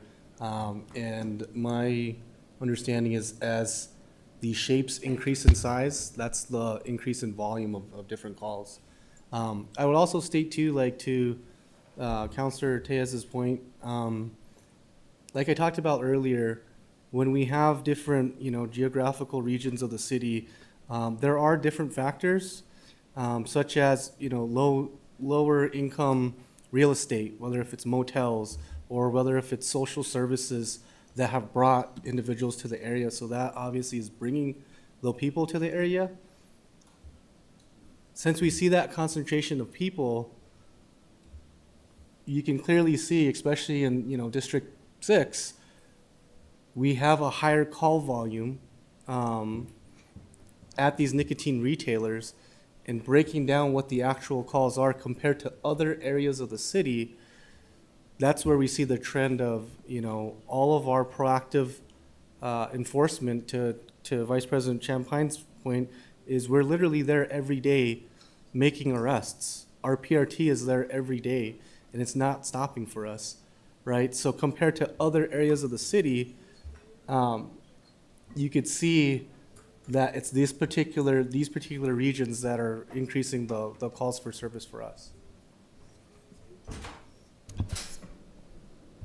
Councilor Tejas. Thank you, Madam President. Thank you, DC Langwit. So here's my question then. If we remove that tomorrow, let's just say tomorrow we snapped our fingers and we removed nicotine shops, cannabis shops, all problem shops that, relate to increased, call volume. Is there evidence that calls would drop, or would they just shift to the next most visible problem area, right? So if we restrict this on nicotine shops and cannabis shops, are those calls going to drop, or are they just going to shift to the next business? Is it going to shift to bars? Is it going to, shift to whatever, other type of business that's the most visible and vulnerable? And then are we going to have to come back here and see, well, we're still seeing calls here and it didn't work, so we need to restrict other businesses and zoning? I just want to know, when are we going to actually create policy that fits the problem? Because a land use tool is not the right lever for public safety. It's investing in public safety reduction, not tearing down business owners. I would actually be willing to subsidize, security cameras for some of these businesses, because that's a public safety tool that has been actually proven to reduce these type of calls. And I just don't believe that. I believe all of these calls, you're getting calls, right? But I don't know that the ratio of these calls are necessarily, again, it's the correlation versus causation, right? Like, is it because they're just elevated for other reasons? Poverty, density, foot traffic? I just think, again, it's not the right policy fit to solve the problem. Madam President, Councilor Tejas, or I could respond to that. Go ahead and I respond. understand your point, but I definitely would point out, it depends on you're asking, well, if you get rid of it, is the crime just going to go to a different business? Well, each business has its own particular set of crimes. We've seen with our retailers where theft is the #1 issue. We've seen with our cell phone stores, or with other small businesses, especially in the Northeast Heights, burglary is our issues. I've personally seen the calls for service data where I pulled statistics for 6 different liquor stores. There were no calls for service. Now, I'm sure bars, you're going to see fights, you're going to see disturbances, you're going to see DWIs, but each particular genre of business, if that's the right term, has their own set of crimes, unfortunately. With this particular nicotine retailers and cannabis locations where they're densely populated, the types of crime that I am seeing is violent crimes and open-air drug use that just pulls in so much of our resources every day from community safety, Albuquerque Fire Rescue, and APD. Councilor Feeble-Corn. Thank you, Madam President. First of all, can you scroll down? I assume there's some sort of legend. And I just, again, administration, it'd been great if this would have been shared, I don't know, sometime in the last 7.5 weeks. Okay, so those are CAD calls, small dots. Okay, thank you. So is this the entirety of the data that has been gathered to support this bill? Because all this is literally a map of our city, and it shows not support for this bill, which is for everywhere in our city, right? It covers all of these areas, even where there's not a single one of these calls. This map, I'm assuming, I mean, we have people with maps that can do this, but I'm guessing if you overlaid crosswalks, bars, transit corridors, big box stores, grocery stores, corner stores, dark streets, any of those things would kind of overlap, because what you're seeing here is a map of our city where there are hotspots that need attention by APD. I don't see any data here that proves that a cannabis store next door to a cigar store impacts this in any way, shape, or form. And I'm sorry, I called you Commander. You are now Deputy Chief, so I apologize for misremembering. But the Deputy Chief has been very clear that there are many cannabis stores and cigar stores and tobacco stores all around the city that do not have calls for service. And so, I mean, I appreciate the map, but it's really proving my point, not the point of the bill that's in front of us. So still would have liked to have had it about 7.5 weeks ago, but I do appreciate it. Councilor Baca. Thank you, Madam President. You know, I'm looking at this map, and I'll take District 1 as an example. There are only shops on, it looks like Unser and Coors Boulevard, where it's zoned to allow these. And then the rest of District 1 is black, right? Because of the restrictive zoning in those areas that don't allow anything but single-family homes. I've got 3 or 4 metal shops down the road right here where it's hard to get any other businesses near them. There is zero chance we could open up a metal recycling shop in that big black spot in District 1 because of the restrictive zoning in there. Zoning matters a lot, what we allow in certain areas. In this case, whatever's already there exists, and you're not taking that away unless they're a bad actor, in which case we can see where those folks are. Ideally, if you get rid of the bad actors, the good actors stay, and you don't get any new players in that area. And over time, this gets better. We use zoning for a ton of things. We do it all the time. We're always trying to add zoning ability in our city. This is one of those, right? You can just see it, right? We have so much restrictive zoning in our city that doesn't allow a lot of these sorts of places to be there, that it appears as if it doesn't make a difference, but that's only because it's always been that way because of the restrictive zoning. We can look at this map plenty of ways, but it's very clear where it's all happening. In certain concentrated areas, and those of us, again, who have to deal with this on a regular basis, we know that, yeah, I'd love to see this problem get better. This is one tool. It's not as if it's either or on any of these things, right? If we use all of the tools and adjust them accordingly, ideally together they all get better over time. It's never an either or with one of these things. So, thank you. Thank you. Seeing no other questions, before I turn it over to Councilor Grout to close, I'll just add a few things. You know, well, first of all, just looking at this, the IDO and the fact that we have for cannabis and nicotine retail uses throughout the IDO, I intend to bring back an ordinance that kind of changes that to the marijuana. I don't know that it'll pass but this is exactly why when we had the cannabis equity fund that was put in front of us, I fought really hard to make sure we change it to the marijuana equity fund, and we passed that well, not this actual body, but this body passed that resolution because I think it's important because when it was illegal, it was marijuana. And that's when we were all being incarcerated and put in jail and all this and that. And then it became popular and legal. And then they changed it to cannabis. So, you know, I intend to bring that back for this, the Marijuana Equity Fund. I'm very proud that we were able to get that passed. And then I just want to say that, you know, when we first talked about opening these cannabis shops, one of the things was, and I think Grace Dukes actually talked a little bit about it during her commentary, is that when we first did this, it was really going to be the McDonald's of cannabis shops. Marijuana shops, right?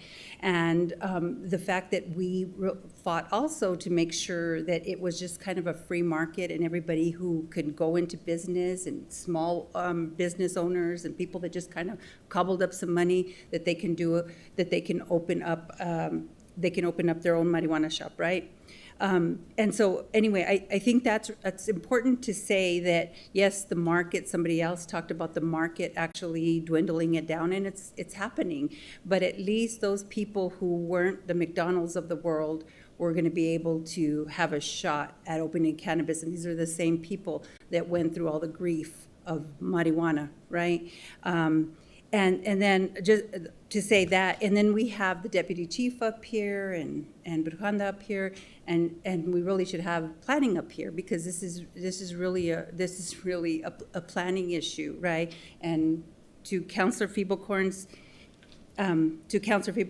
point is that when we're doing restricted areas, back to the argument when we first did this, to allow cannabis shops to go wherever businesses wanted to go. Now this is just going in reverse, and then it's actually going to push out, and then it creates certain areas that aren't going to be allowed. And then, some of the districts that already see a disproportionate amount of this are going to see more. Although my argument doesn't stand so much, because I'm very proud of District 3, because we do have a lot of cannabis shops along Central, but working with, a shout out to Southwest Area Command, they do, the partnership and working with the PRT and doing all those things that we need to do.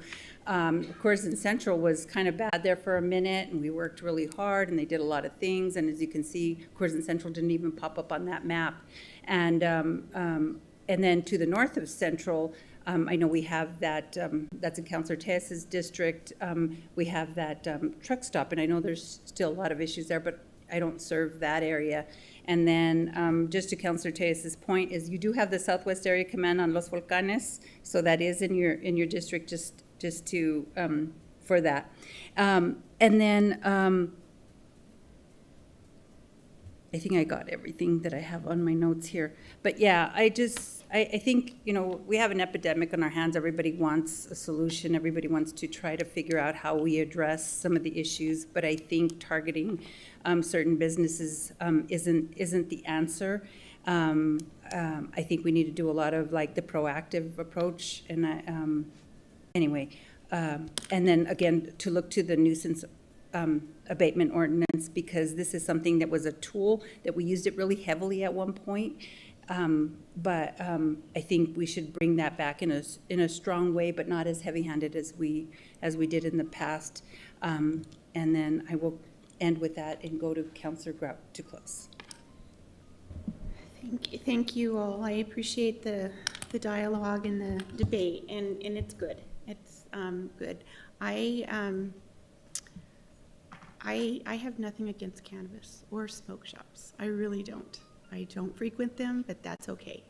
And I know that they have a purpose, and I know that there's good in them. But I also know that there can be issues with them. And so trying to put a little distance between them and work, our officers, our AFR, ACS, they are all code enforcement. They've all asked that we do something. It's because there is a problem. If this isn't the answer, we will keep working on it. I appreciate everybody that we've worked with, and it'll be okay. It'll be okay, you guys. With that, I would urge your support. Madam Clerk. Councilor Baca. Yes. Councilor Bassan. Yes. Vice President Champagne. No. Councilor Feeblecorn. No. Councilor Grout. Yes. Councilor Lewis. No. Councilor Rogers. No. Councilor Tejas. No. President Pena. No. Fails on a 3-6 vote. Thank you. So we are now on to 040. Councilor Bassan. Madam President, 040 repealing ROA 1994, Chapter 2, Articles 10 and 17, creating a consolidated accountability and government ordinance governing the AGO Committee, Office of Internal Audit, and the Office of Inspector General. I move it do pass. Second. There's a motion and a second by Councilor Rogers for 040. Councilor Bassan to open. Madam President, I'd like to move the floor substitute. Councilor Bassan. I'd like to move the floor. Second. Thank you. Just to clarify what's in the floor substitute, I did ask that Julia send it out as we're working on it. It did go out a little bit later than we wanted, but at the same time, tried to notify all of you what was in it. I do want to review really what the changes are so that hopefully you all will feel comfortable with it. Most of it, well, there are some technical changes, but then after the last FGO meeting that we had a while back, the admin came to me with pointing out some issues, including technical changes, but then we found a couple other things. So running down that list, the definition of waste, we changed it. Instead of the word abuse in that definition, we say inefficient use, because there's also a separate definition for the word abuse. So we didn't want that to be confusing. We added in, I guess I say we, I mean me, just if in case I slip again. Allowing for the mayor to review and comment on any proposed policies and procedures from AGO. And then the council is going to have to approve those policies and procedures presented from AGO, while also considering any comments that the mayor includes and wants to suggest, because that way there's a little bit of both sides that can have some kind of input. We wanted to be consistent with the other sections, so we made sure to clarify adding in 15 days to publish reports, changing the timeline for publishing from the publishing of reports from 15 days to 30 if there's a revised report from the IG, which would allow some more opportunity for the IG to be able to make some changes and actually complete that revision. We would add in the word use, quote unquote, use for vacation sick leave, instead of just the IG having to report vacation or sick leave to the AGO committee, being that the AGO is not an oversight body in that regard. They're there for some checks and balances, but they shouldn't be in charge of approving vacation or sick leave. So it's that the IG needs to make sure to report their significant use of vacation or sick leave, et cetera. The offices, both the IG and the IA offices, can select outside counsel. We added in consultation with the city attorney. If the city attorney is to provide a list of different outside legal services and different options, the offices can choose to select one from that list, or if the offices have consulted city legal and they still want to pick somewhere else, then that is still within their purview as well, being that they are both supposed to be independent. Adding in the certification verification requirements, that we changed in some of that if the auditor and the inspector general, they have certain requirements that they have to provide, verifying their certifications, and it needs to be within certain dates, but we made sure to add in that the council can be able to offer a 1-year extension if that hasn't been completed within that 2-year time frame, if council decides, but they don't have to. Changed the term that if any kind of criminal activity is suspected, that instead of reporting to the prosecuting authority, it would be reporting to the law enforcement authority, because we can't skip law enforcement and go straight to prosecution. It's law enforcement that should go to prosecution.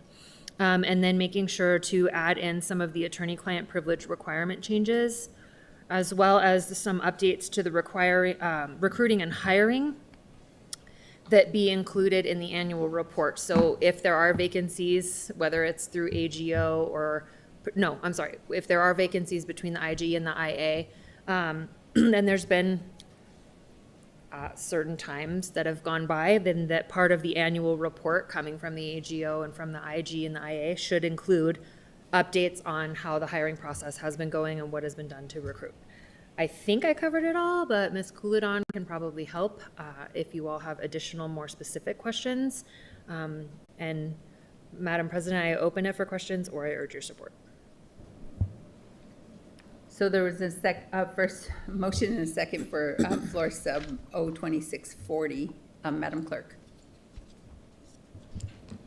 Counselor Baca. Yes. Counselor Bassan. Yes. Vice President Champagne. Yes. Counselor Feeblecorn. Yes. Counselor Grout. Yes. Counselor Lewis. Yes. Counselor Rogers. Yes. Counselor Tejas. Yes. President Pena. Yes. Passes unanimously. We're back on the bill as substituted. Do we have anyone signed up to speak, Mr. Neminsky? Thank you, Madam President. We have Tad Neminsky to speak.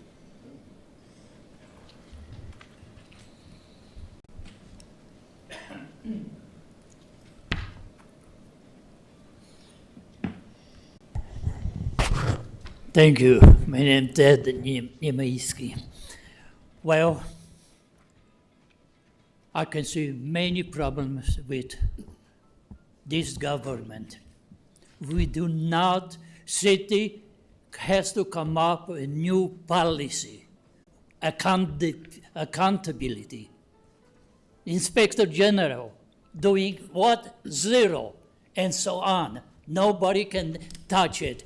Money goes from left. We spent this evening discussing economic development abuses. Abuses are everywhere with every nonprofit organization. And who's controlling, overseas? Nobody from the city. That's what they need to.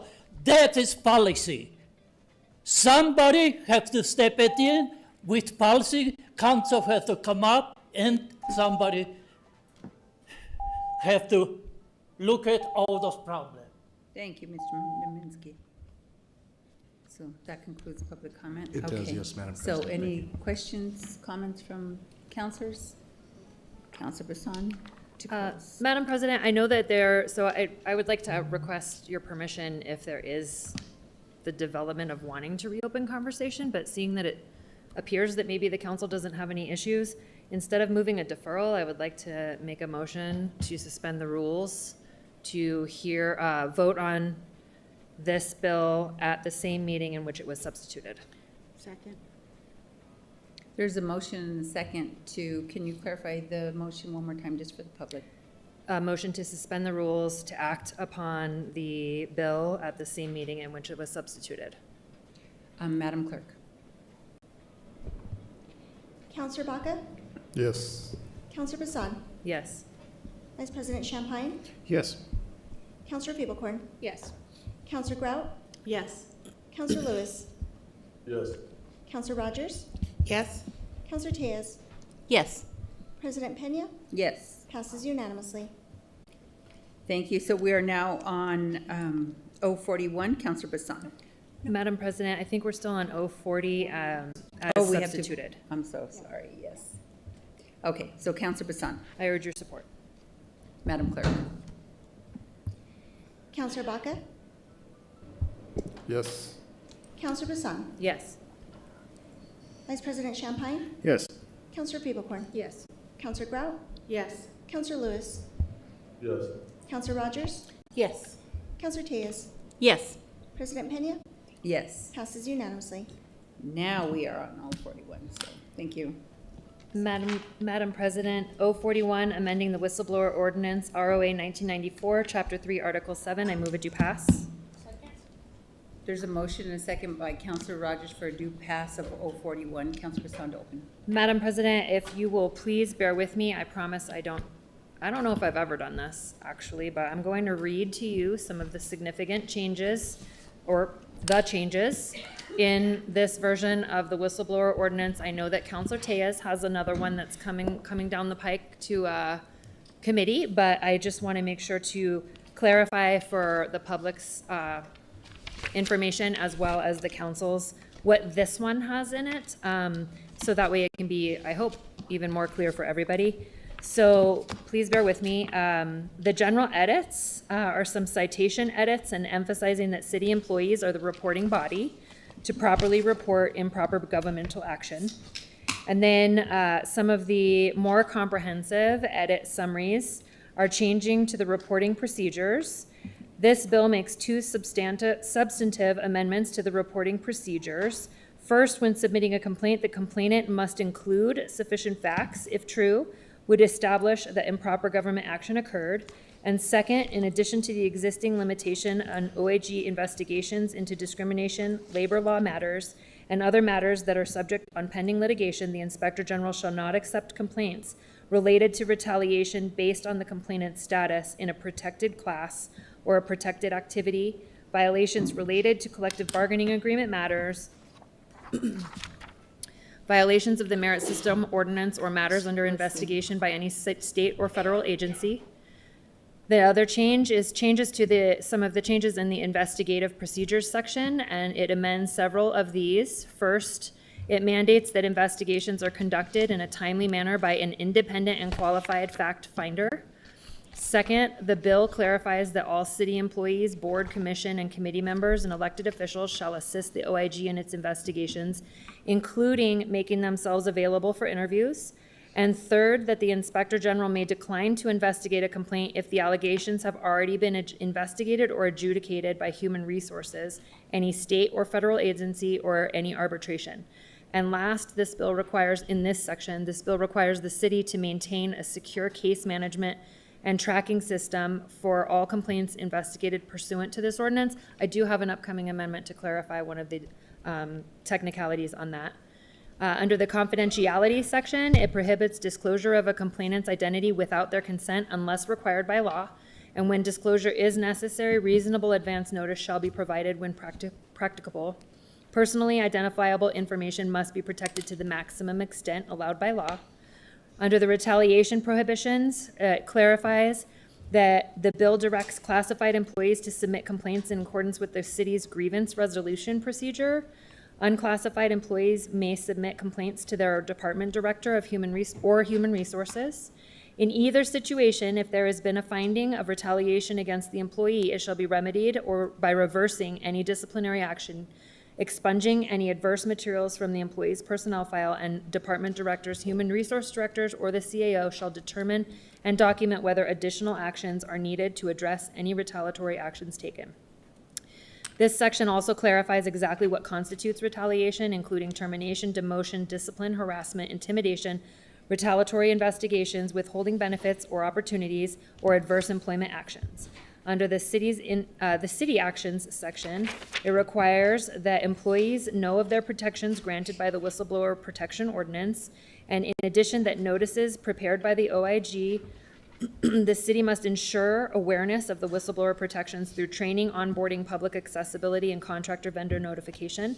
And additionally, this bill is going to impose a deadline for the OIG to submit its annual whistleblower report to the City Council within 60 days of the end of each fiscal year. We finally just got our first whistleblower report for the first time in the city's history last year. So I think this was like a little tiny thing, but I think it's important that we actually put a date in there so that it just probably doesn't get overlooked by accident. So those are some of the actual, that's the nuts and bolts of this whistleblower ordinance update, which has been in the works and worked with admin and IG and IA and, well, no, not IA, IG and legal. So this is part of that process that we've been going through. And with that, Madam President, can I move my more technical amendment before the other amendments? Sure. Thank you. Maybe. Oh, it's right here. So I would like to move Amendment 1. It's in your iPads. I promise it's really technical, not too gross. On page 8, line 3, amend the section as follows. And instead of it saying the city shall maintain a secure case management and tracking system, change it to say the Office of Inspector General shall maintain a secure case management and tracking system. This was pointed out by the IG, and then our legal team decided that that was probably a more accurate use of the proper term, not just for the city to do it. Second. There's a motion and 3 seconds, but I'll take committee of the whole chairs, because she said it first, Councilor Grout, for floor amendment number 1. Let me write that down. Any discussion? Madam Clerk. Councilor Baca? Yes. Councilor Baza? Yes. Vice President Champagne? Yes. Councilor Peebles? Yes. Councilor Grout? Yes. Councilor Lewis? Yes. Yes. Councilor Rogers? Yes. Councilor Tejas? Yes. President Pena? Yes. Passes unanimously. Okay, so we are, does that conclude your items, Councilor Yes. Bassan? Yes, Madam Okay, President. so I am going to move on to Councilor Tejas. Thank you, Madam President.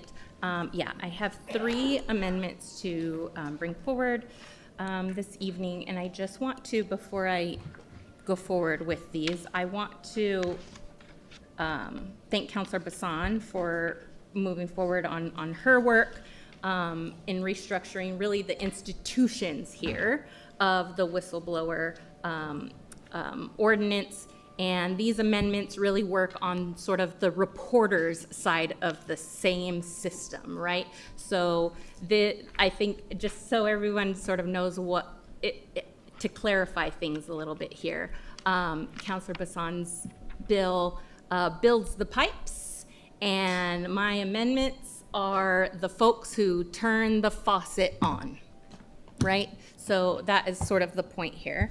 And I will move with floor amendment A2.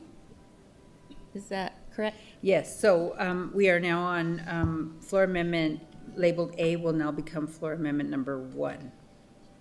Number two. two. Sorry, I have the word 2. I mean the number 2, and I didn't say it. Thank you, Madam President. And I do want to say we worked very closely with OIG, Mr. Peter Pacheco, on making sure that these amendments really protect the independence of the work that's being done. I also just really quickly want to say happy birthday to our OIG, because he's the big 55 today. So happy birthday, Mr. Pacheco.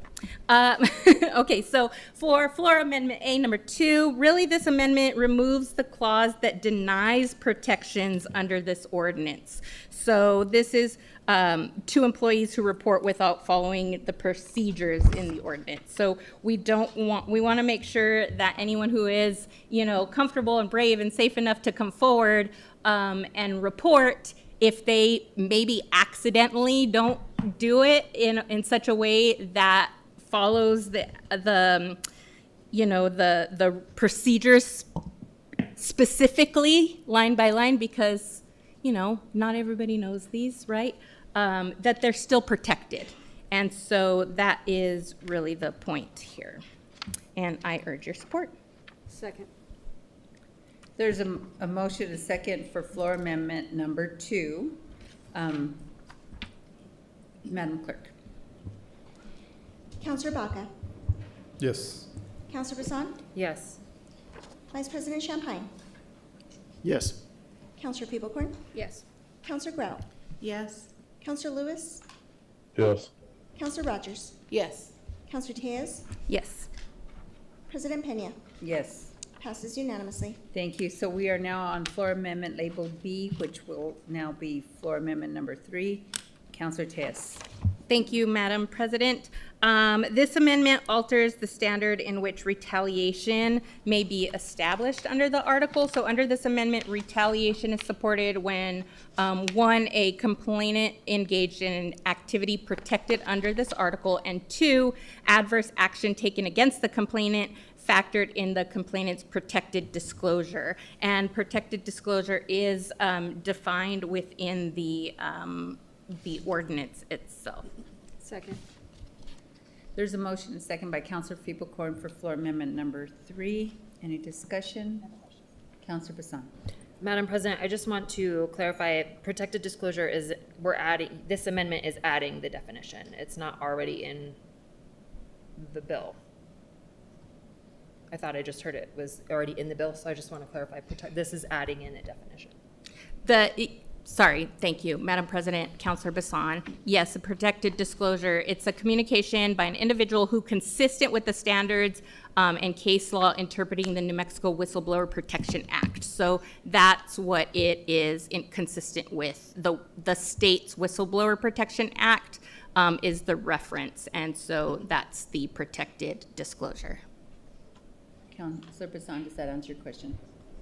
Yeah, I guess, Madam President, I'm just making sure that everyone's aware this amendment is adding in that definition. It's not in the proposed bill. Yes, sorry if that wasn't clear. No, that's okay. Thank you. Thank you. Any other discussion? Seeing none, Madam Clerk. Counselor Baca. Yes. Counselor Bassan. No. Vice President Champagne. Yes. Counselor Peeblecorn. Yes. Counselor Grout. No. Counselor Lewis. Yes. Counselor Rogers. Yes. Counselor Tejas. Yes. President Pena. Yes. Passes on a 7-2 vote. So we are now on floor amendments labeled C, will now be floor amendment number 4. Counselor Tias. Thank you, Madam President. This amendment adds a provision that really emphasizes that the identity of a reporting individual shall be kept confidential and provides that a reporting individual may be anonymous. And I urge your support. Second. Any discussion? Seeing none, Madam Clerk. Counselor Baca? Yes. Counselor Bassan? No. Vice President Champagne? No. Counselor Peebles? Yes. Counselor Grout? No. Counselor Lewis? No. Counselor Rogers? Yes. Counselor Tejas? Yes. President Pena? No. Bill's on a 4-5 vote. So we are now back on the bill as amended 4 times and no, this one wasn't substituted. Okay, as amended 4 times. So 3 times? No? Do we have one more? I have 4. Here's another one. Here's another one. Okay. And then we have another one labeled D? Madam President, no, that has been withdrawn. Okay. Thank you. Okay, because it wasn't in my package. It just got handed to me. So, okay, so with that, any discussion by counselors? Seeing none. Counselor Bassan, close. Madam President, I actually have a question about the protected disclosure, and I realize, just to clarify, and to maybe in the upcoming whistleblower ordinance update, I believe that this perhaps might be the people turning the faucet on without the pipes, to be something to consider moving forward. Because I don't think there's a system in place for a protected disclosure in the city. And so that probably needs to get built out now. With everything else, aside from that, I would urge your support. Madam Clerk. Counselor Baca? Yes. Counselor Bassan? Yes. Vice President Champagne? Yes. Counselor Peebles? Yes. Counselor Grout? Yes. Counselor Lewis? Yes. Counselor Rogers? Yes. Counselor Tejas? Yes. President Pena? Yes. Passes unanimously. We are now on P2, Vice President Champagne. Thank you, Madam President. P26-2 is adopting a proposition to be sent to the voters at the 2026 general election, proposing to amend Article 5 of the charter regarding the appointment, removal, and independence of the city attorney and the city clerk. I move for it to pass. Second. Was there a second? Yes. There's a motion and a second by Counselor Feeblecorn for P2, Vice President Champagne to open. Thank you, Madam President. Yes, this bill proposes just to simply submit a charter amendment question to the voters at the general election to be held on November 3rd, 2026. The amendment is basically going to propose to change the charter regarding our appointment, removal, and independence of the city clerk and city attorney. Thank you. So we'll go to public comment. We have a couple of people signed up to speak. Thank you, Madam President. We have Francesco Artist, followed by Mervyn Tilden.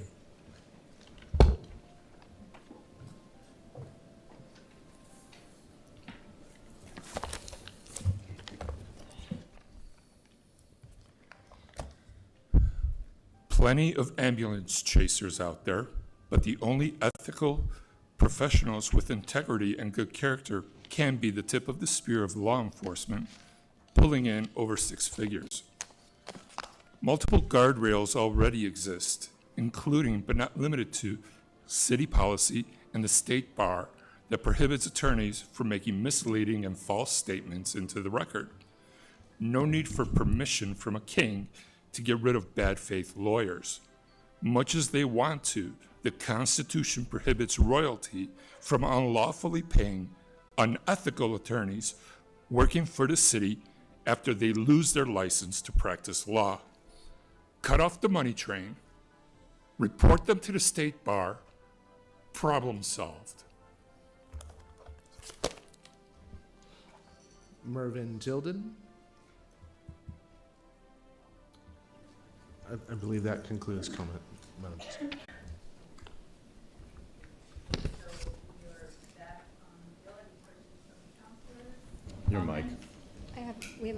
We have Counselor- amendments, Madam President. Oh, I was just gonna go to you guys first and then do the amendments, but, okay, sure. Council Fiebelkorn? Oh, Madam President, I'll move floor amendment number 1. And this is addition into both page 3, line 10, and page 4, line 8, that says the mayor may remove the city attorney or the city clerk at any time with notice to the council and interim city attorney. The council may remove an interim city attorney at any time with notice to the mayor and interim city attorney by an affirmative vote of 7 members of council. Move that amendment. Second. There's a motion, second by Counselor Tejas. Thank you, Madam President. So this is really just clarifying when these appointed positions, city attorney and city clerk, can be removed and by whom, and making sure that council has a path there as well.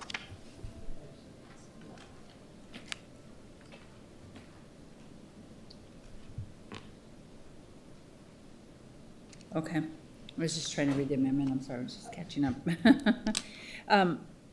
Any discussion on the amendment? No? Counselor Fiebelkorn? Urge your support. Madam Clerk? Counselor Baca? Yes. Counselor Passan? Yes. Vice President Champagne? Yes. Counselor Fiebelkorn? Yes. Counselor Grout? Yes. Counselor Lewis? Yes. Counselor Rogers? Yes. Counselor Tejas? Yes. President Pena? Yes. Passes unanimously. We are now on floor amendment not labeled in your packet, which will be floor amendment number 2, Counselor Fiebelkorn and Champagne. Thank you, Madam President. I think there was some confusion on this one, so I want to make sure we're getting 2 up on the screen. Please. Please label on the top.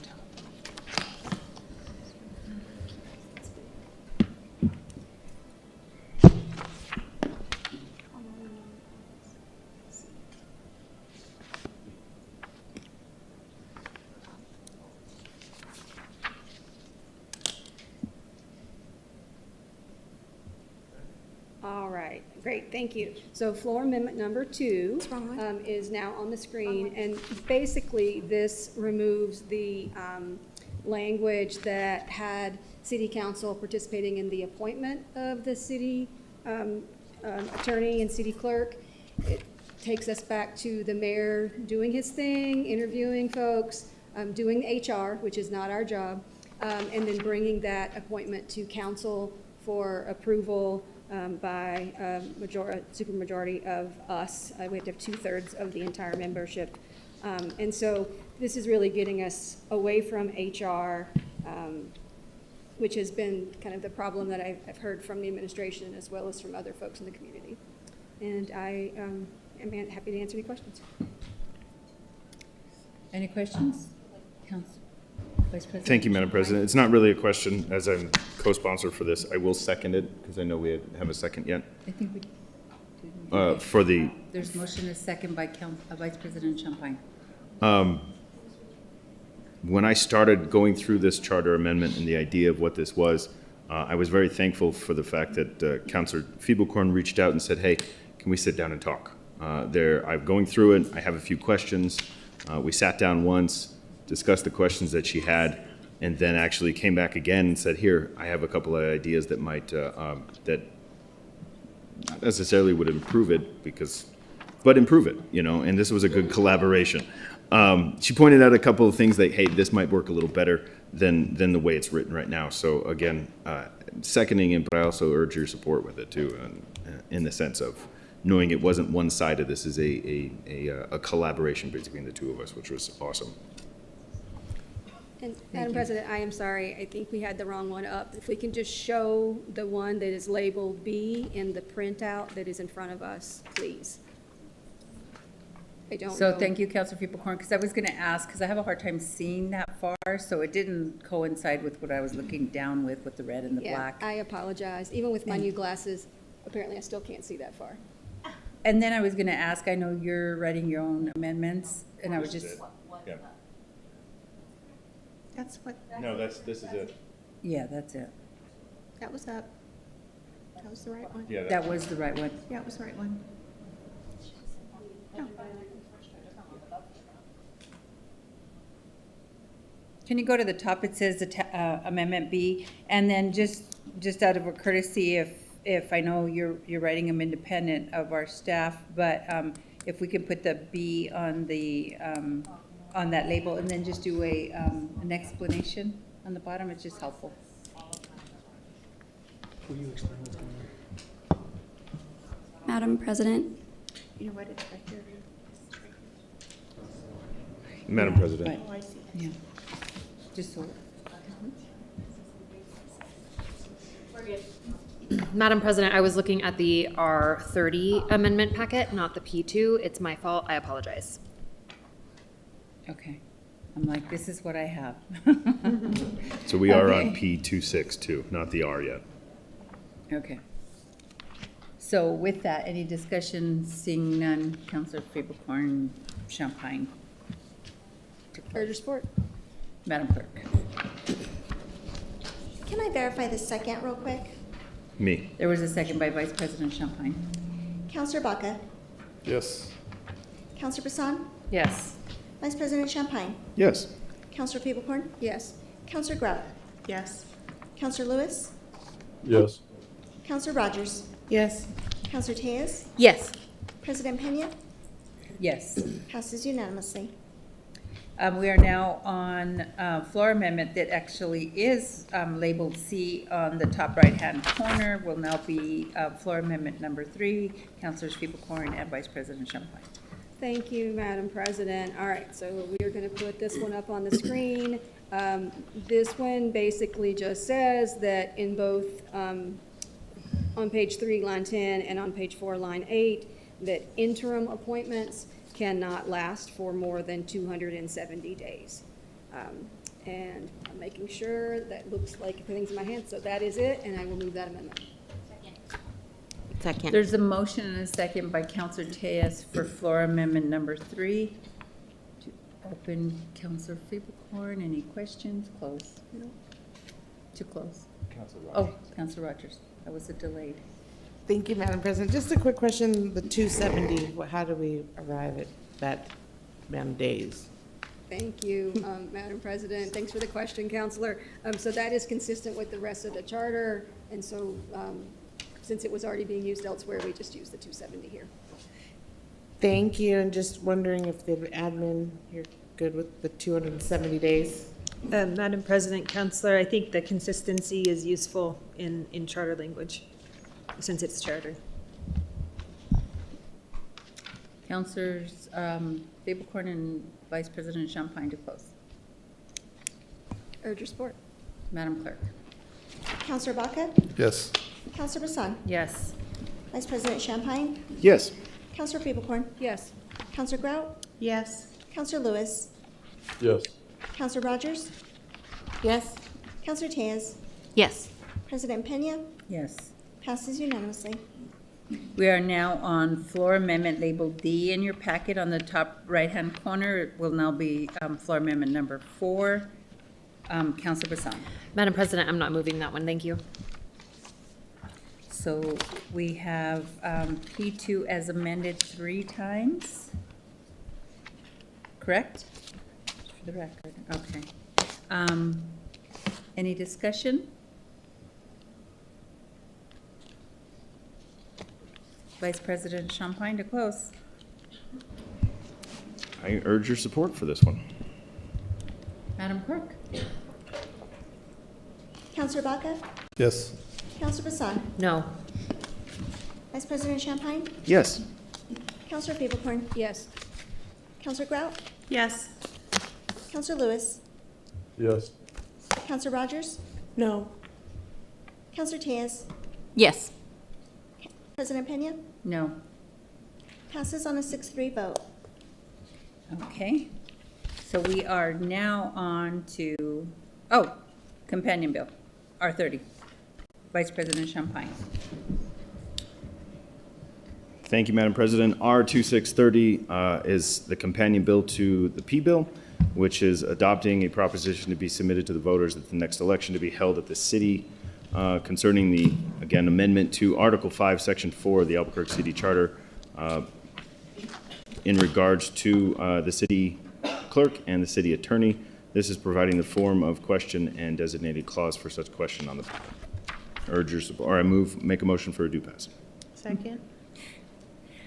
There's a motion and a second by Committee of the Whole Chair Grout. Vice President Champagne to open. 1 second, Madam President.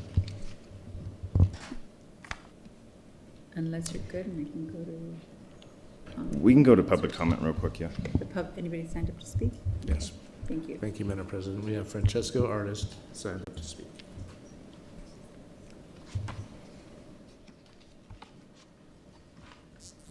Overhead, please.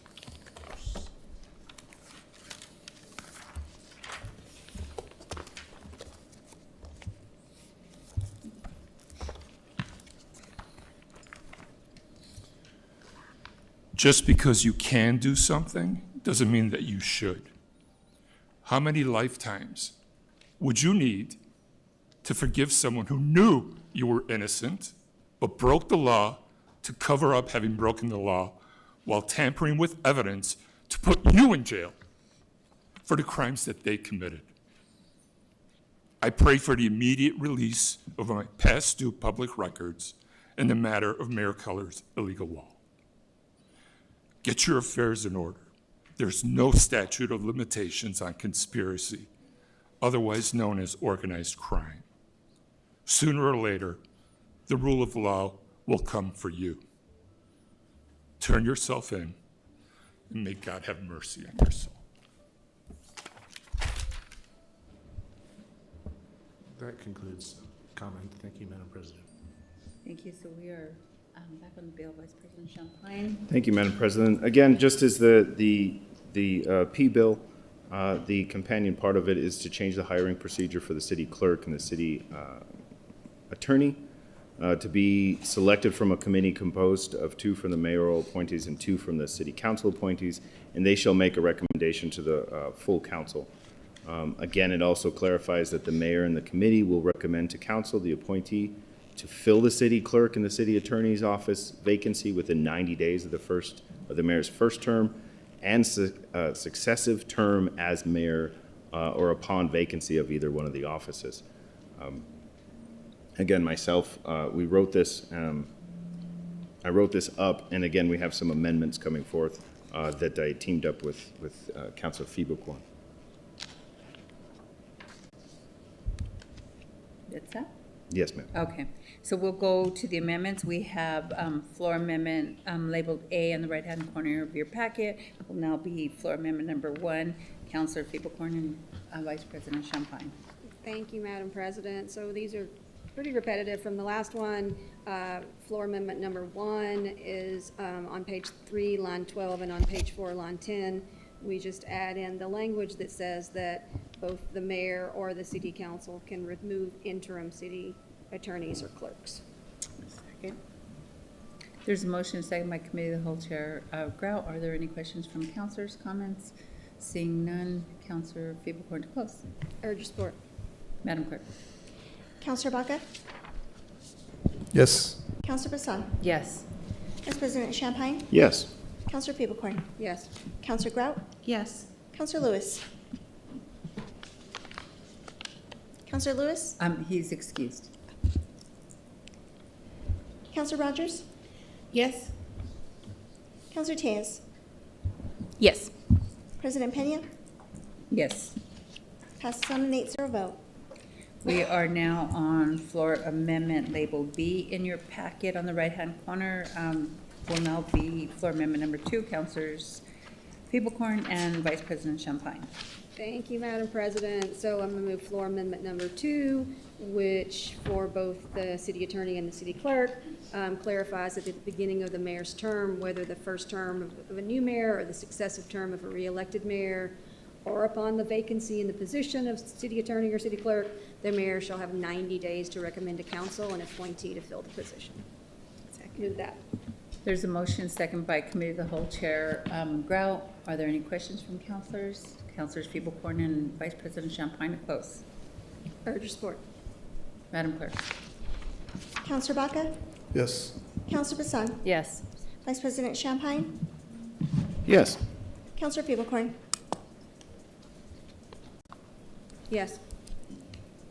Counselor Grout. Yes. Counselor Rogers. Yes. Counselor Tejas. Yes. President Pena.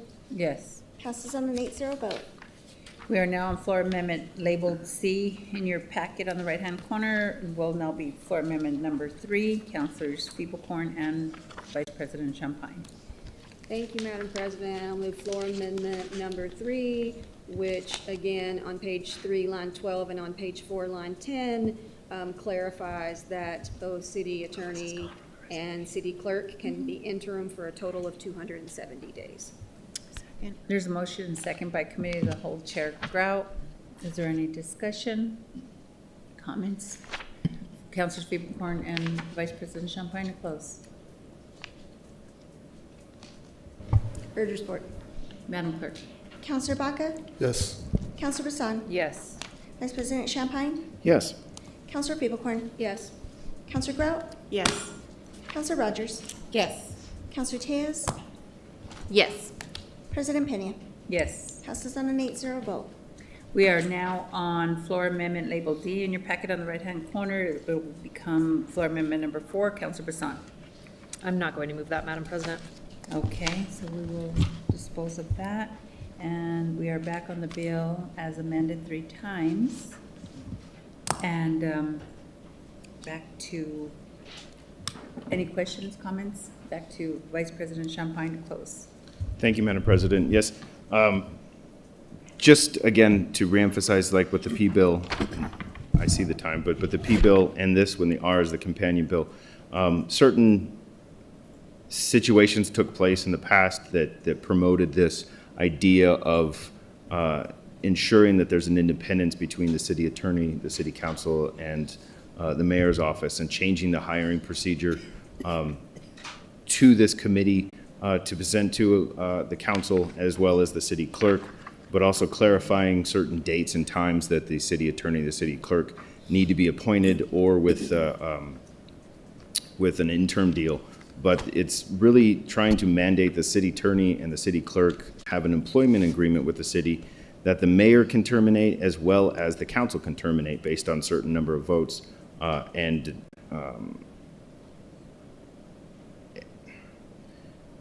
because of actions. This also establishes the city attorney accountable to both, but independent to both the mayor's office and the city council office, as it should be, and is not part either of the executive branch or the city council in itself. And I think it really promotes an independence so that the city clerk and the city attorney not only have the freedom to represent both entities of the government, but also is accountable to both entities of the government in a very well-balanced checks and balances. So with that, I urge your support. Madam Clerk.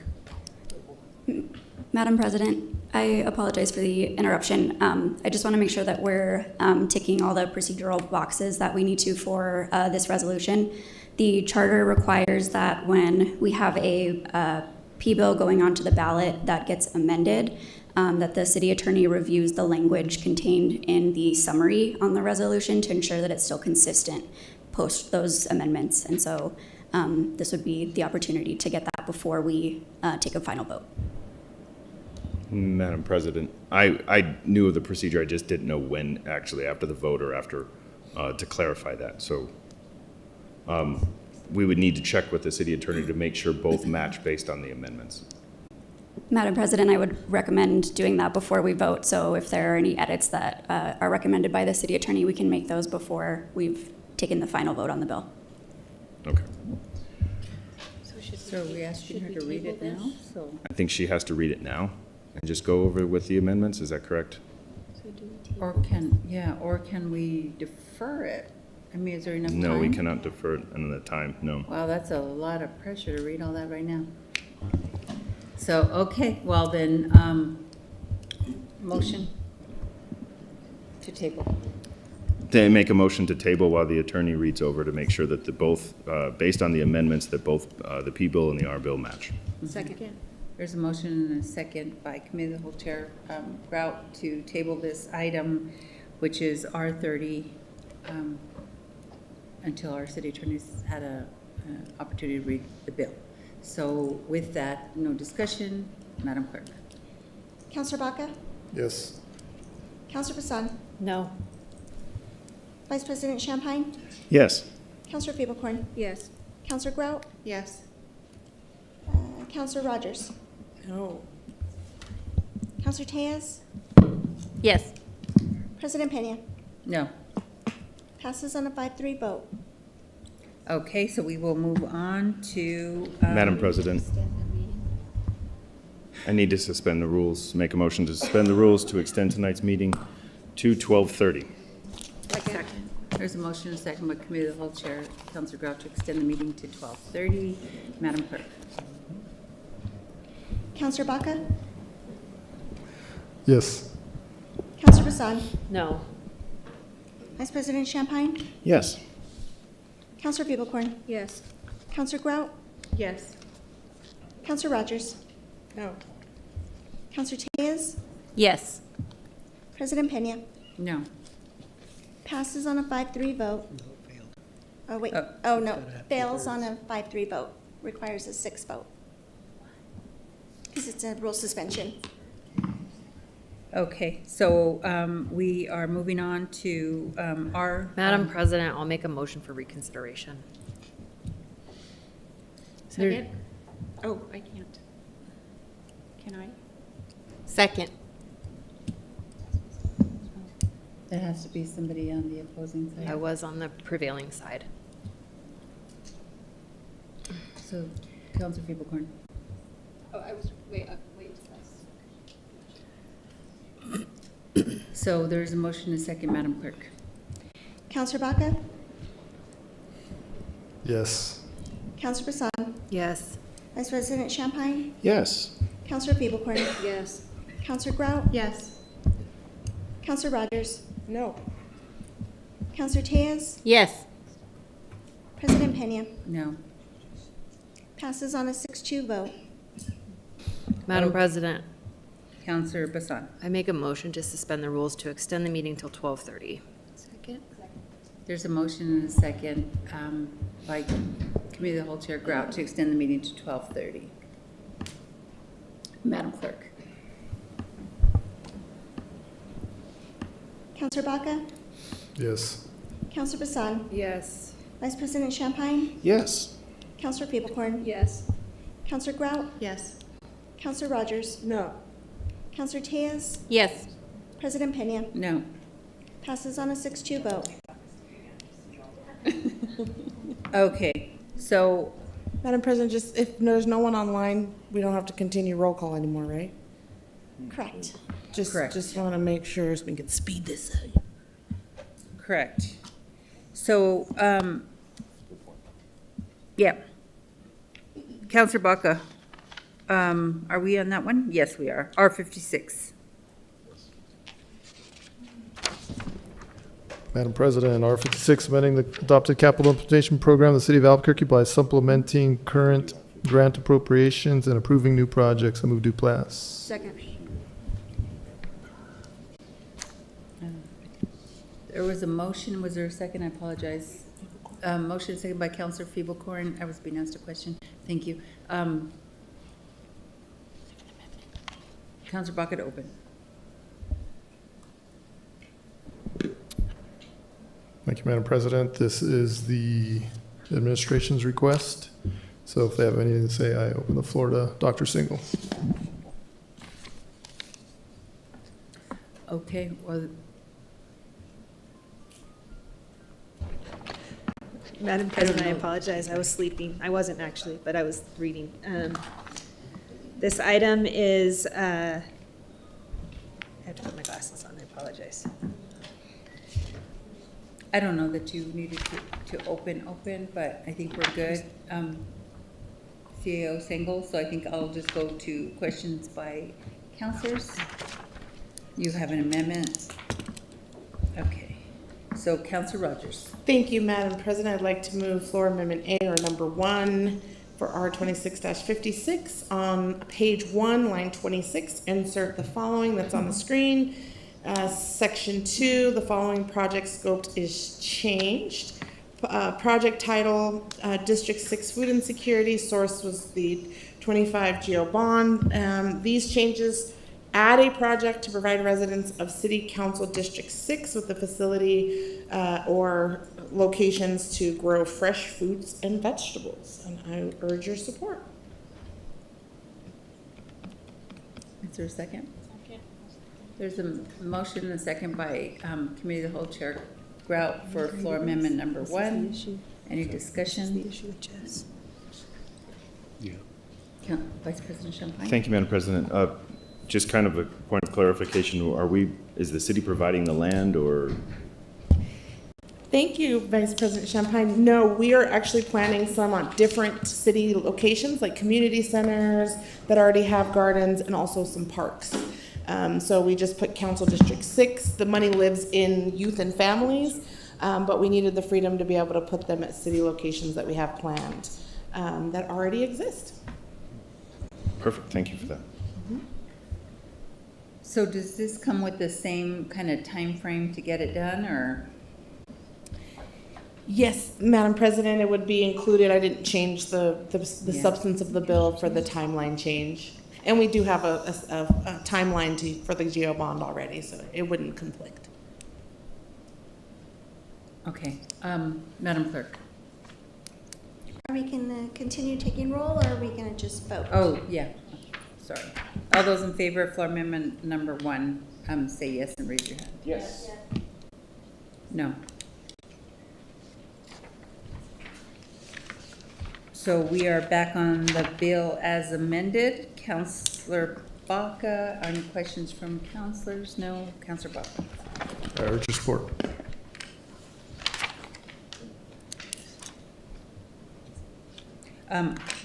All those in favor of R56, say yes and raise your hand. Yes. Opposed, say motion. Motion passes unanimously.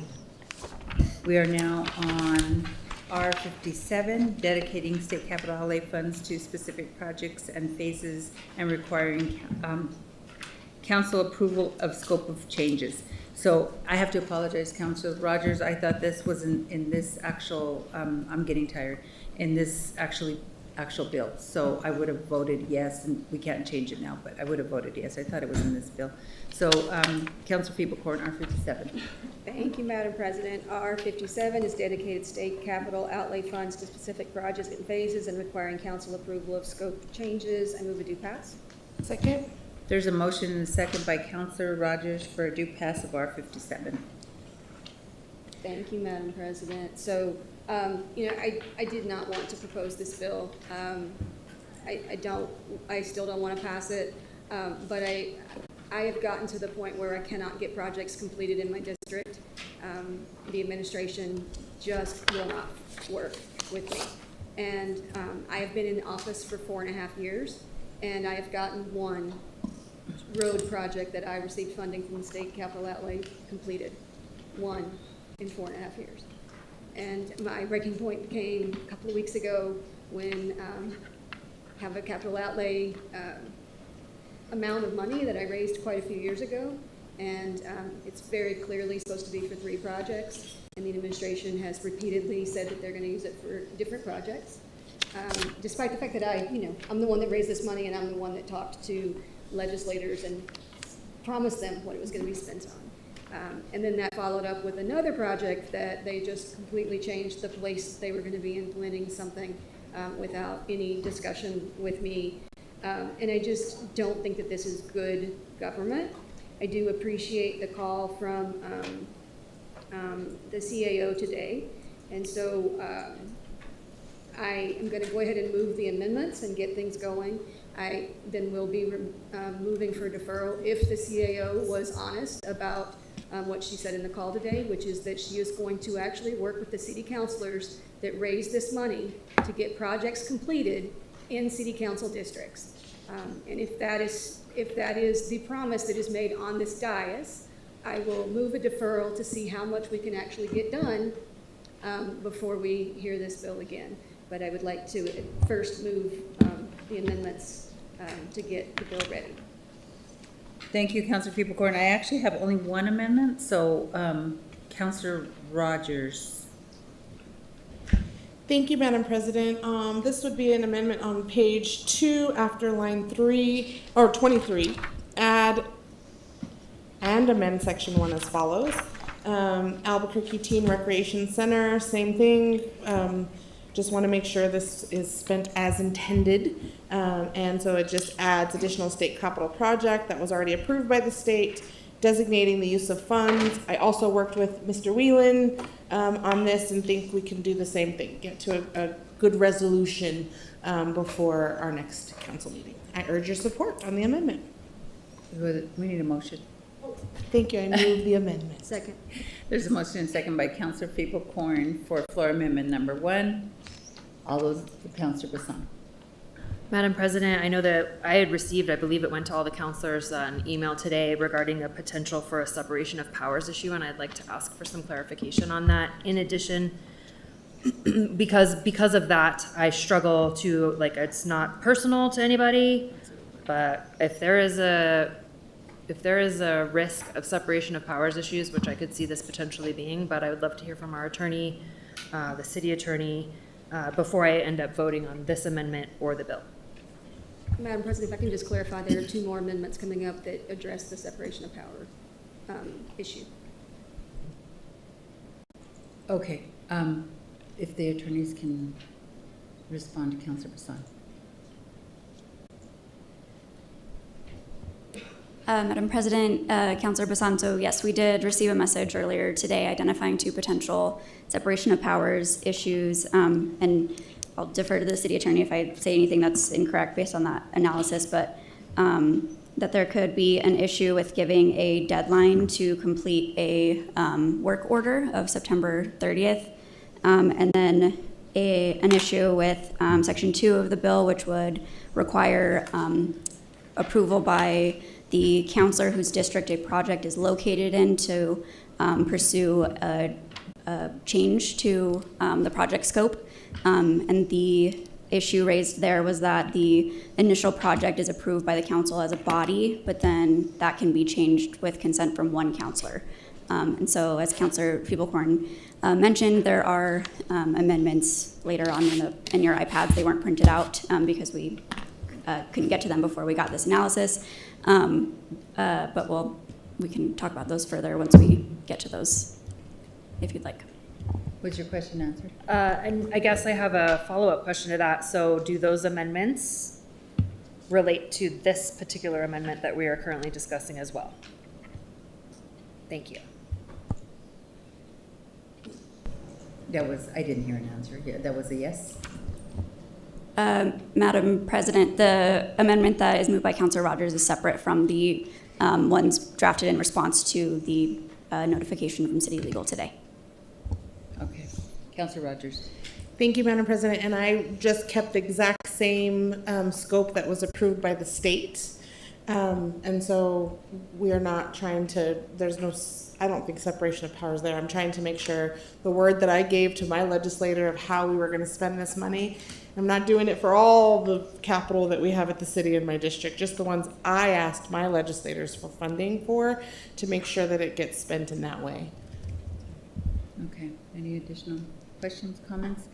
I'll just say that, yeah, I voted wrong on the last bill, and then this one, I just can't support it. I'm glad to hear that you're asking for a 2-week deferral to try to figure this out.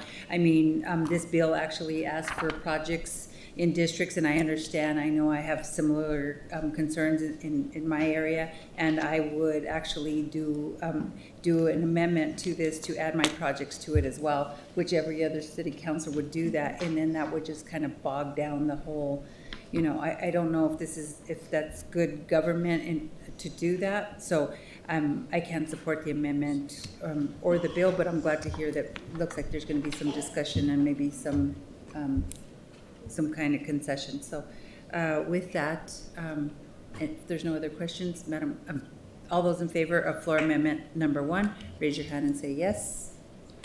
Yes. Opposed, no. That motion passes on a 6-2. 6-2. So now we are back on R57 as amended. And are there any questions? I have additional amendments. The what? I have additional amendments. Oh, you do? There's more amendments? Yes. Oh, yeah, the two. Okay, sorry Yes. about that. I just don't have them in front of me, so. So Are they in if we can, packet? if we can pull those up, please, and I'll see which one you put up, and I'll move that one first. Thank you.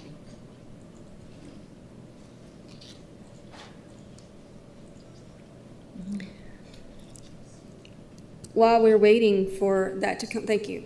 I will just say that the amount of time spent lobbying today could have moved my projects forward from the administration. So that would have been nice. So this is floor amendment number 2 to R2657, and it deletes the requirement for a work order for the one project that unfortunately will not be completed by the state. And unfortunately, that means that a project that was funded in 2023 will have a contract expire, and we'll have to get a new contract, and the price will go up again.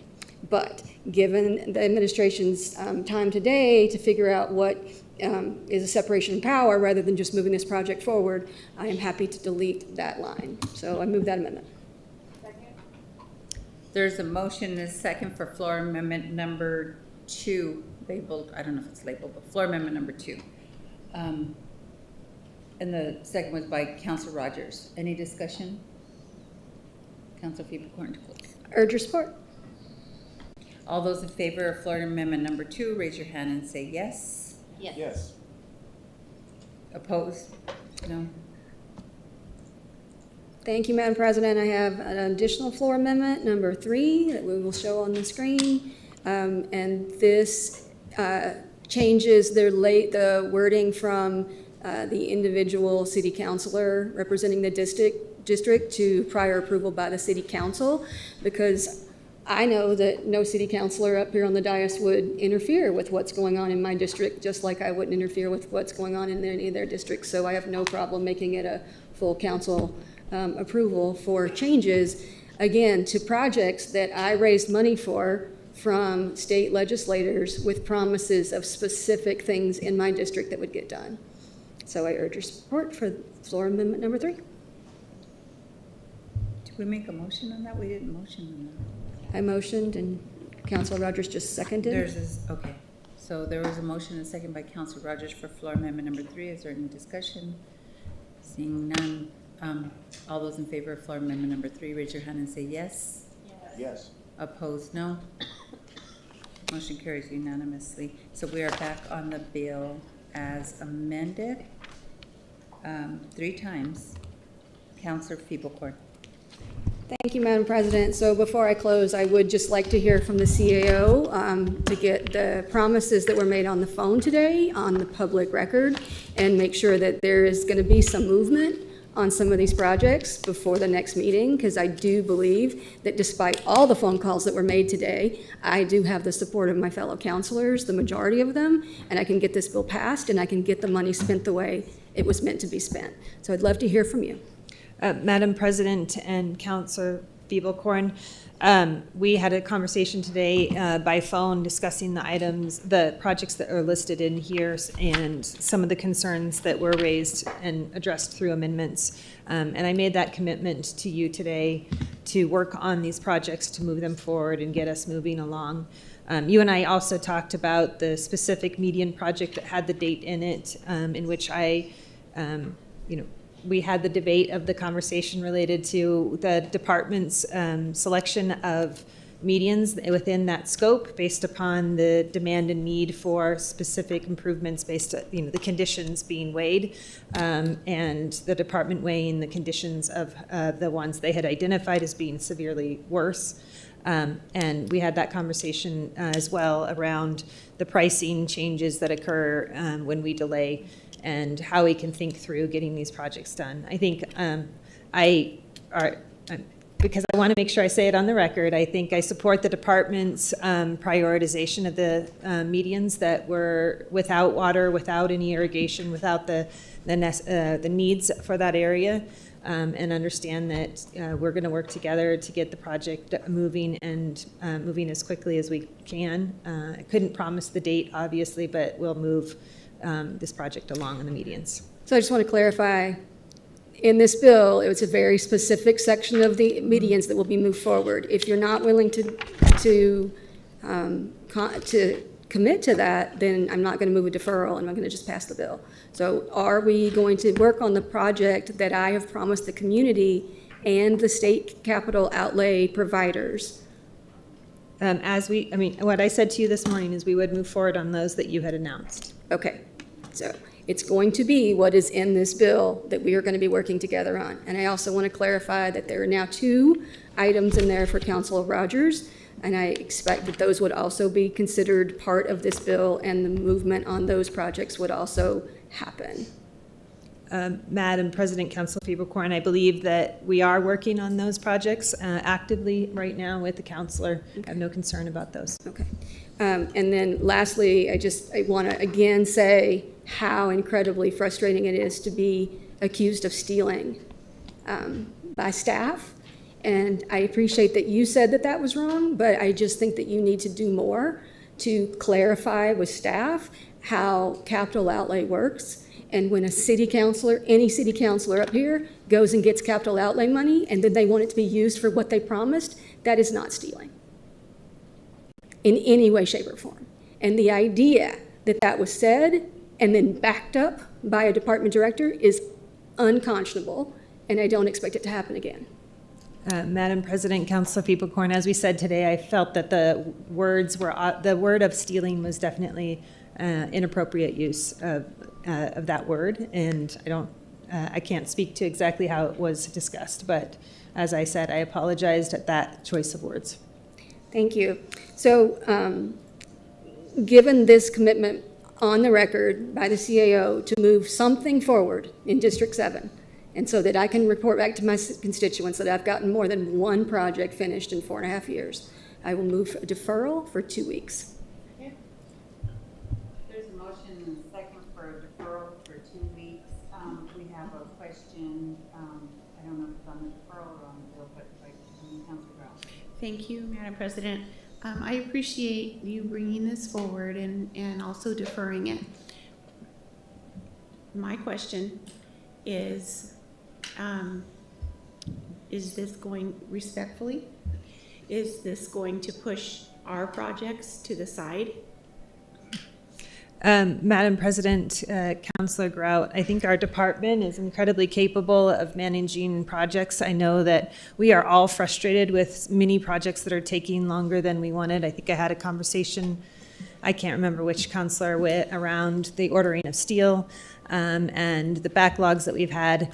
So I've also had we've had conversations about the ways in which we can provide updates on projects, and I think that we have had an improvement in that space with Mr. Menigucci and other staff attending meetings. We're open to thinking through other ways to continue to give updates. I would like to move projects fast, just as fast as any one of you.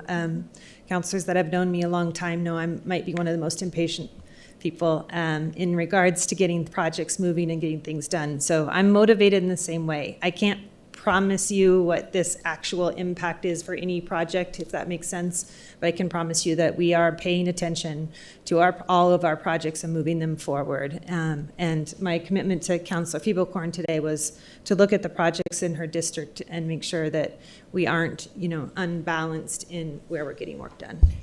May I follow up, Madam President? Thank you.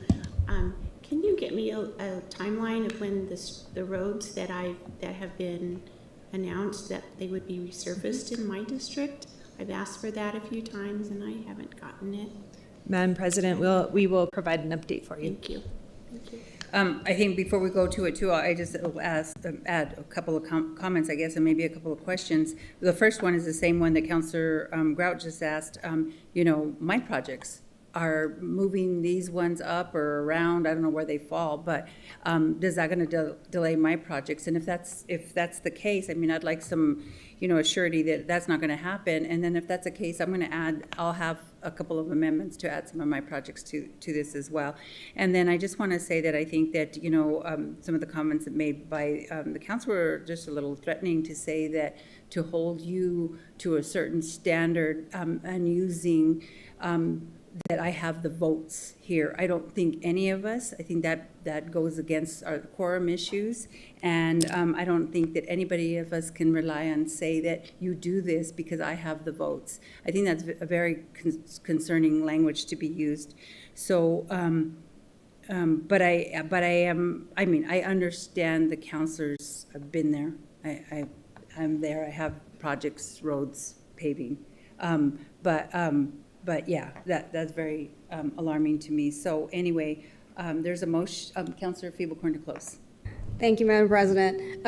I stand by everything I've said. Today is the first time I've gotten actual updates on projects and movement forward. And so if this is what it takes to get something done for my district, I will do it again and again. So I do urge your support for the deferral, and I hope that we can withdraw the bill when we come back, but that remains to be seen. There's a motion and second for a deferral, a 2-week deferral to the, August 17th meeting? All those in favor say yes and raise your hand. Yes. Opposed, say motion. Passes unanimously. So I think we need a motion to untable, if I can find where we were at. Madam President, I make a motion to untable R2630. There's a motion and a second to untable R30 by Councilor Rogers, Vice President Champagne. Any discussion? Seeing none. Questions? I was going to say, Madam Clerk, all those in favor of? No? Madam President, I have a question. Mm-hmm. I thought that the reason we tabled it was because we need the city attorney to approve whether or not it was accurate or not. Correct, but we have to untable the bill in order to. Oh, thank you. Yeah, okay. So there's, we're all getting tired.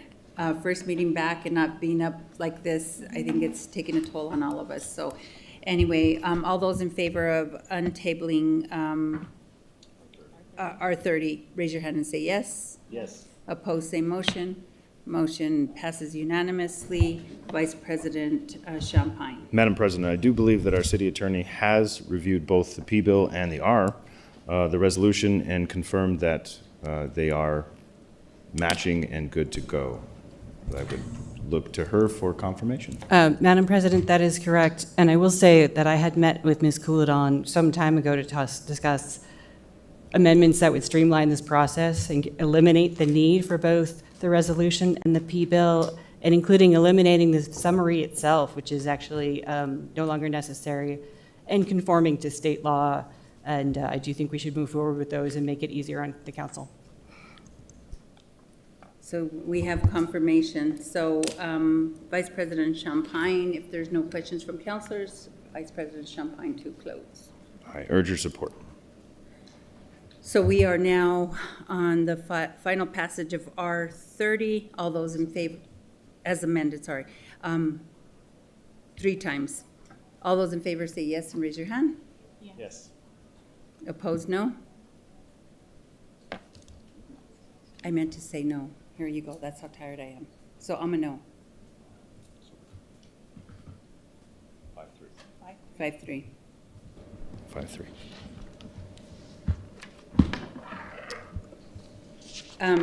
Let's see, now we have, there's no other business, so there be no further business. This city council meeting is adjourned.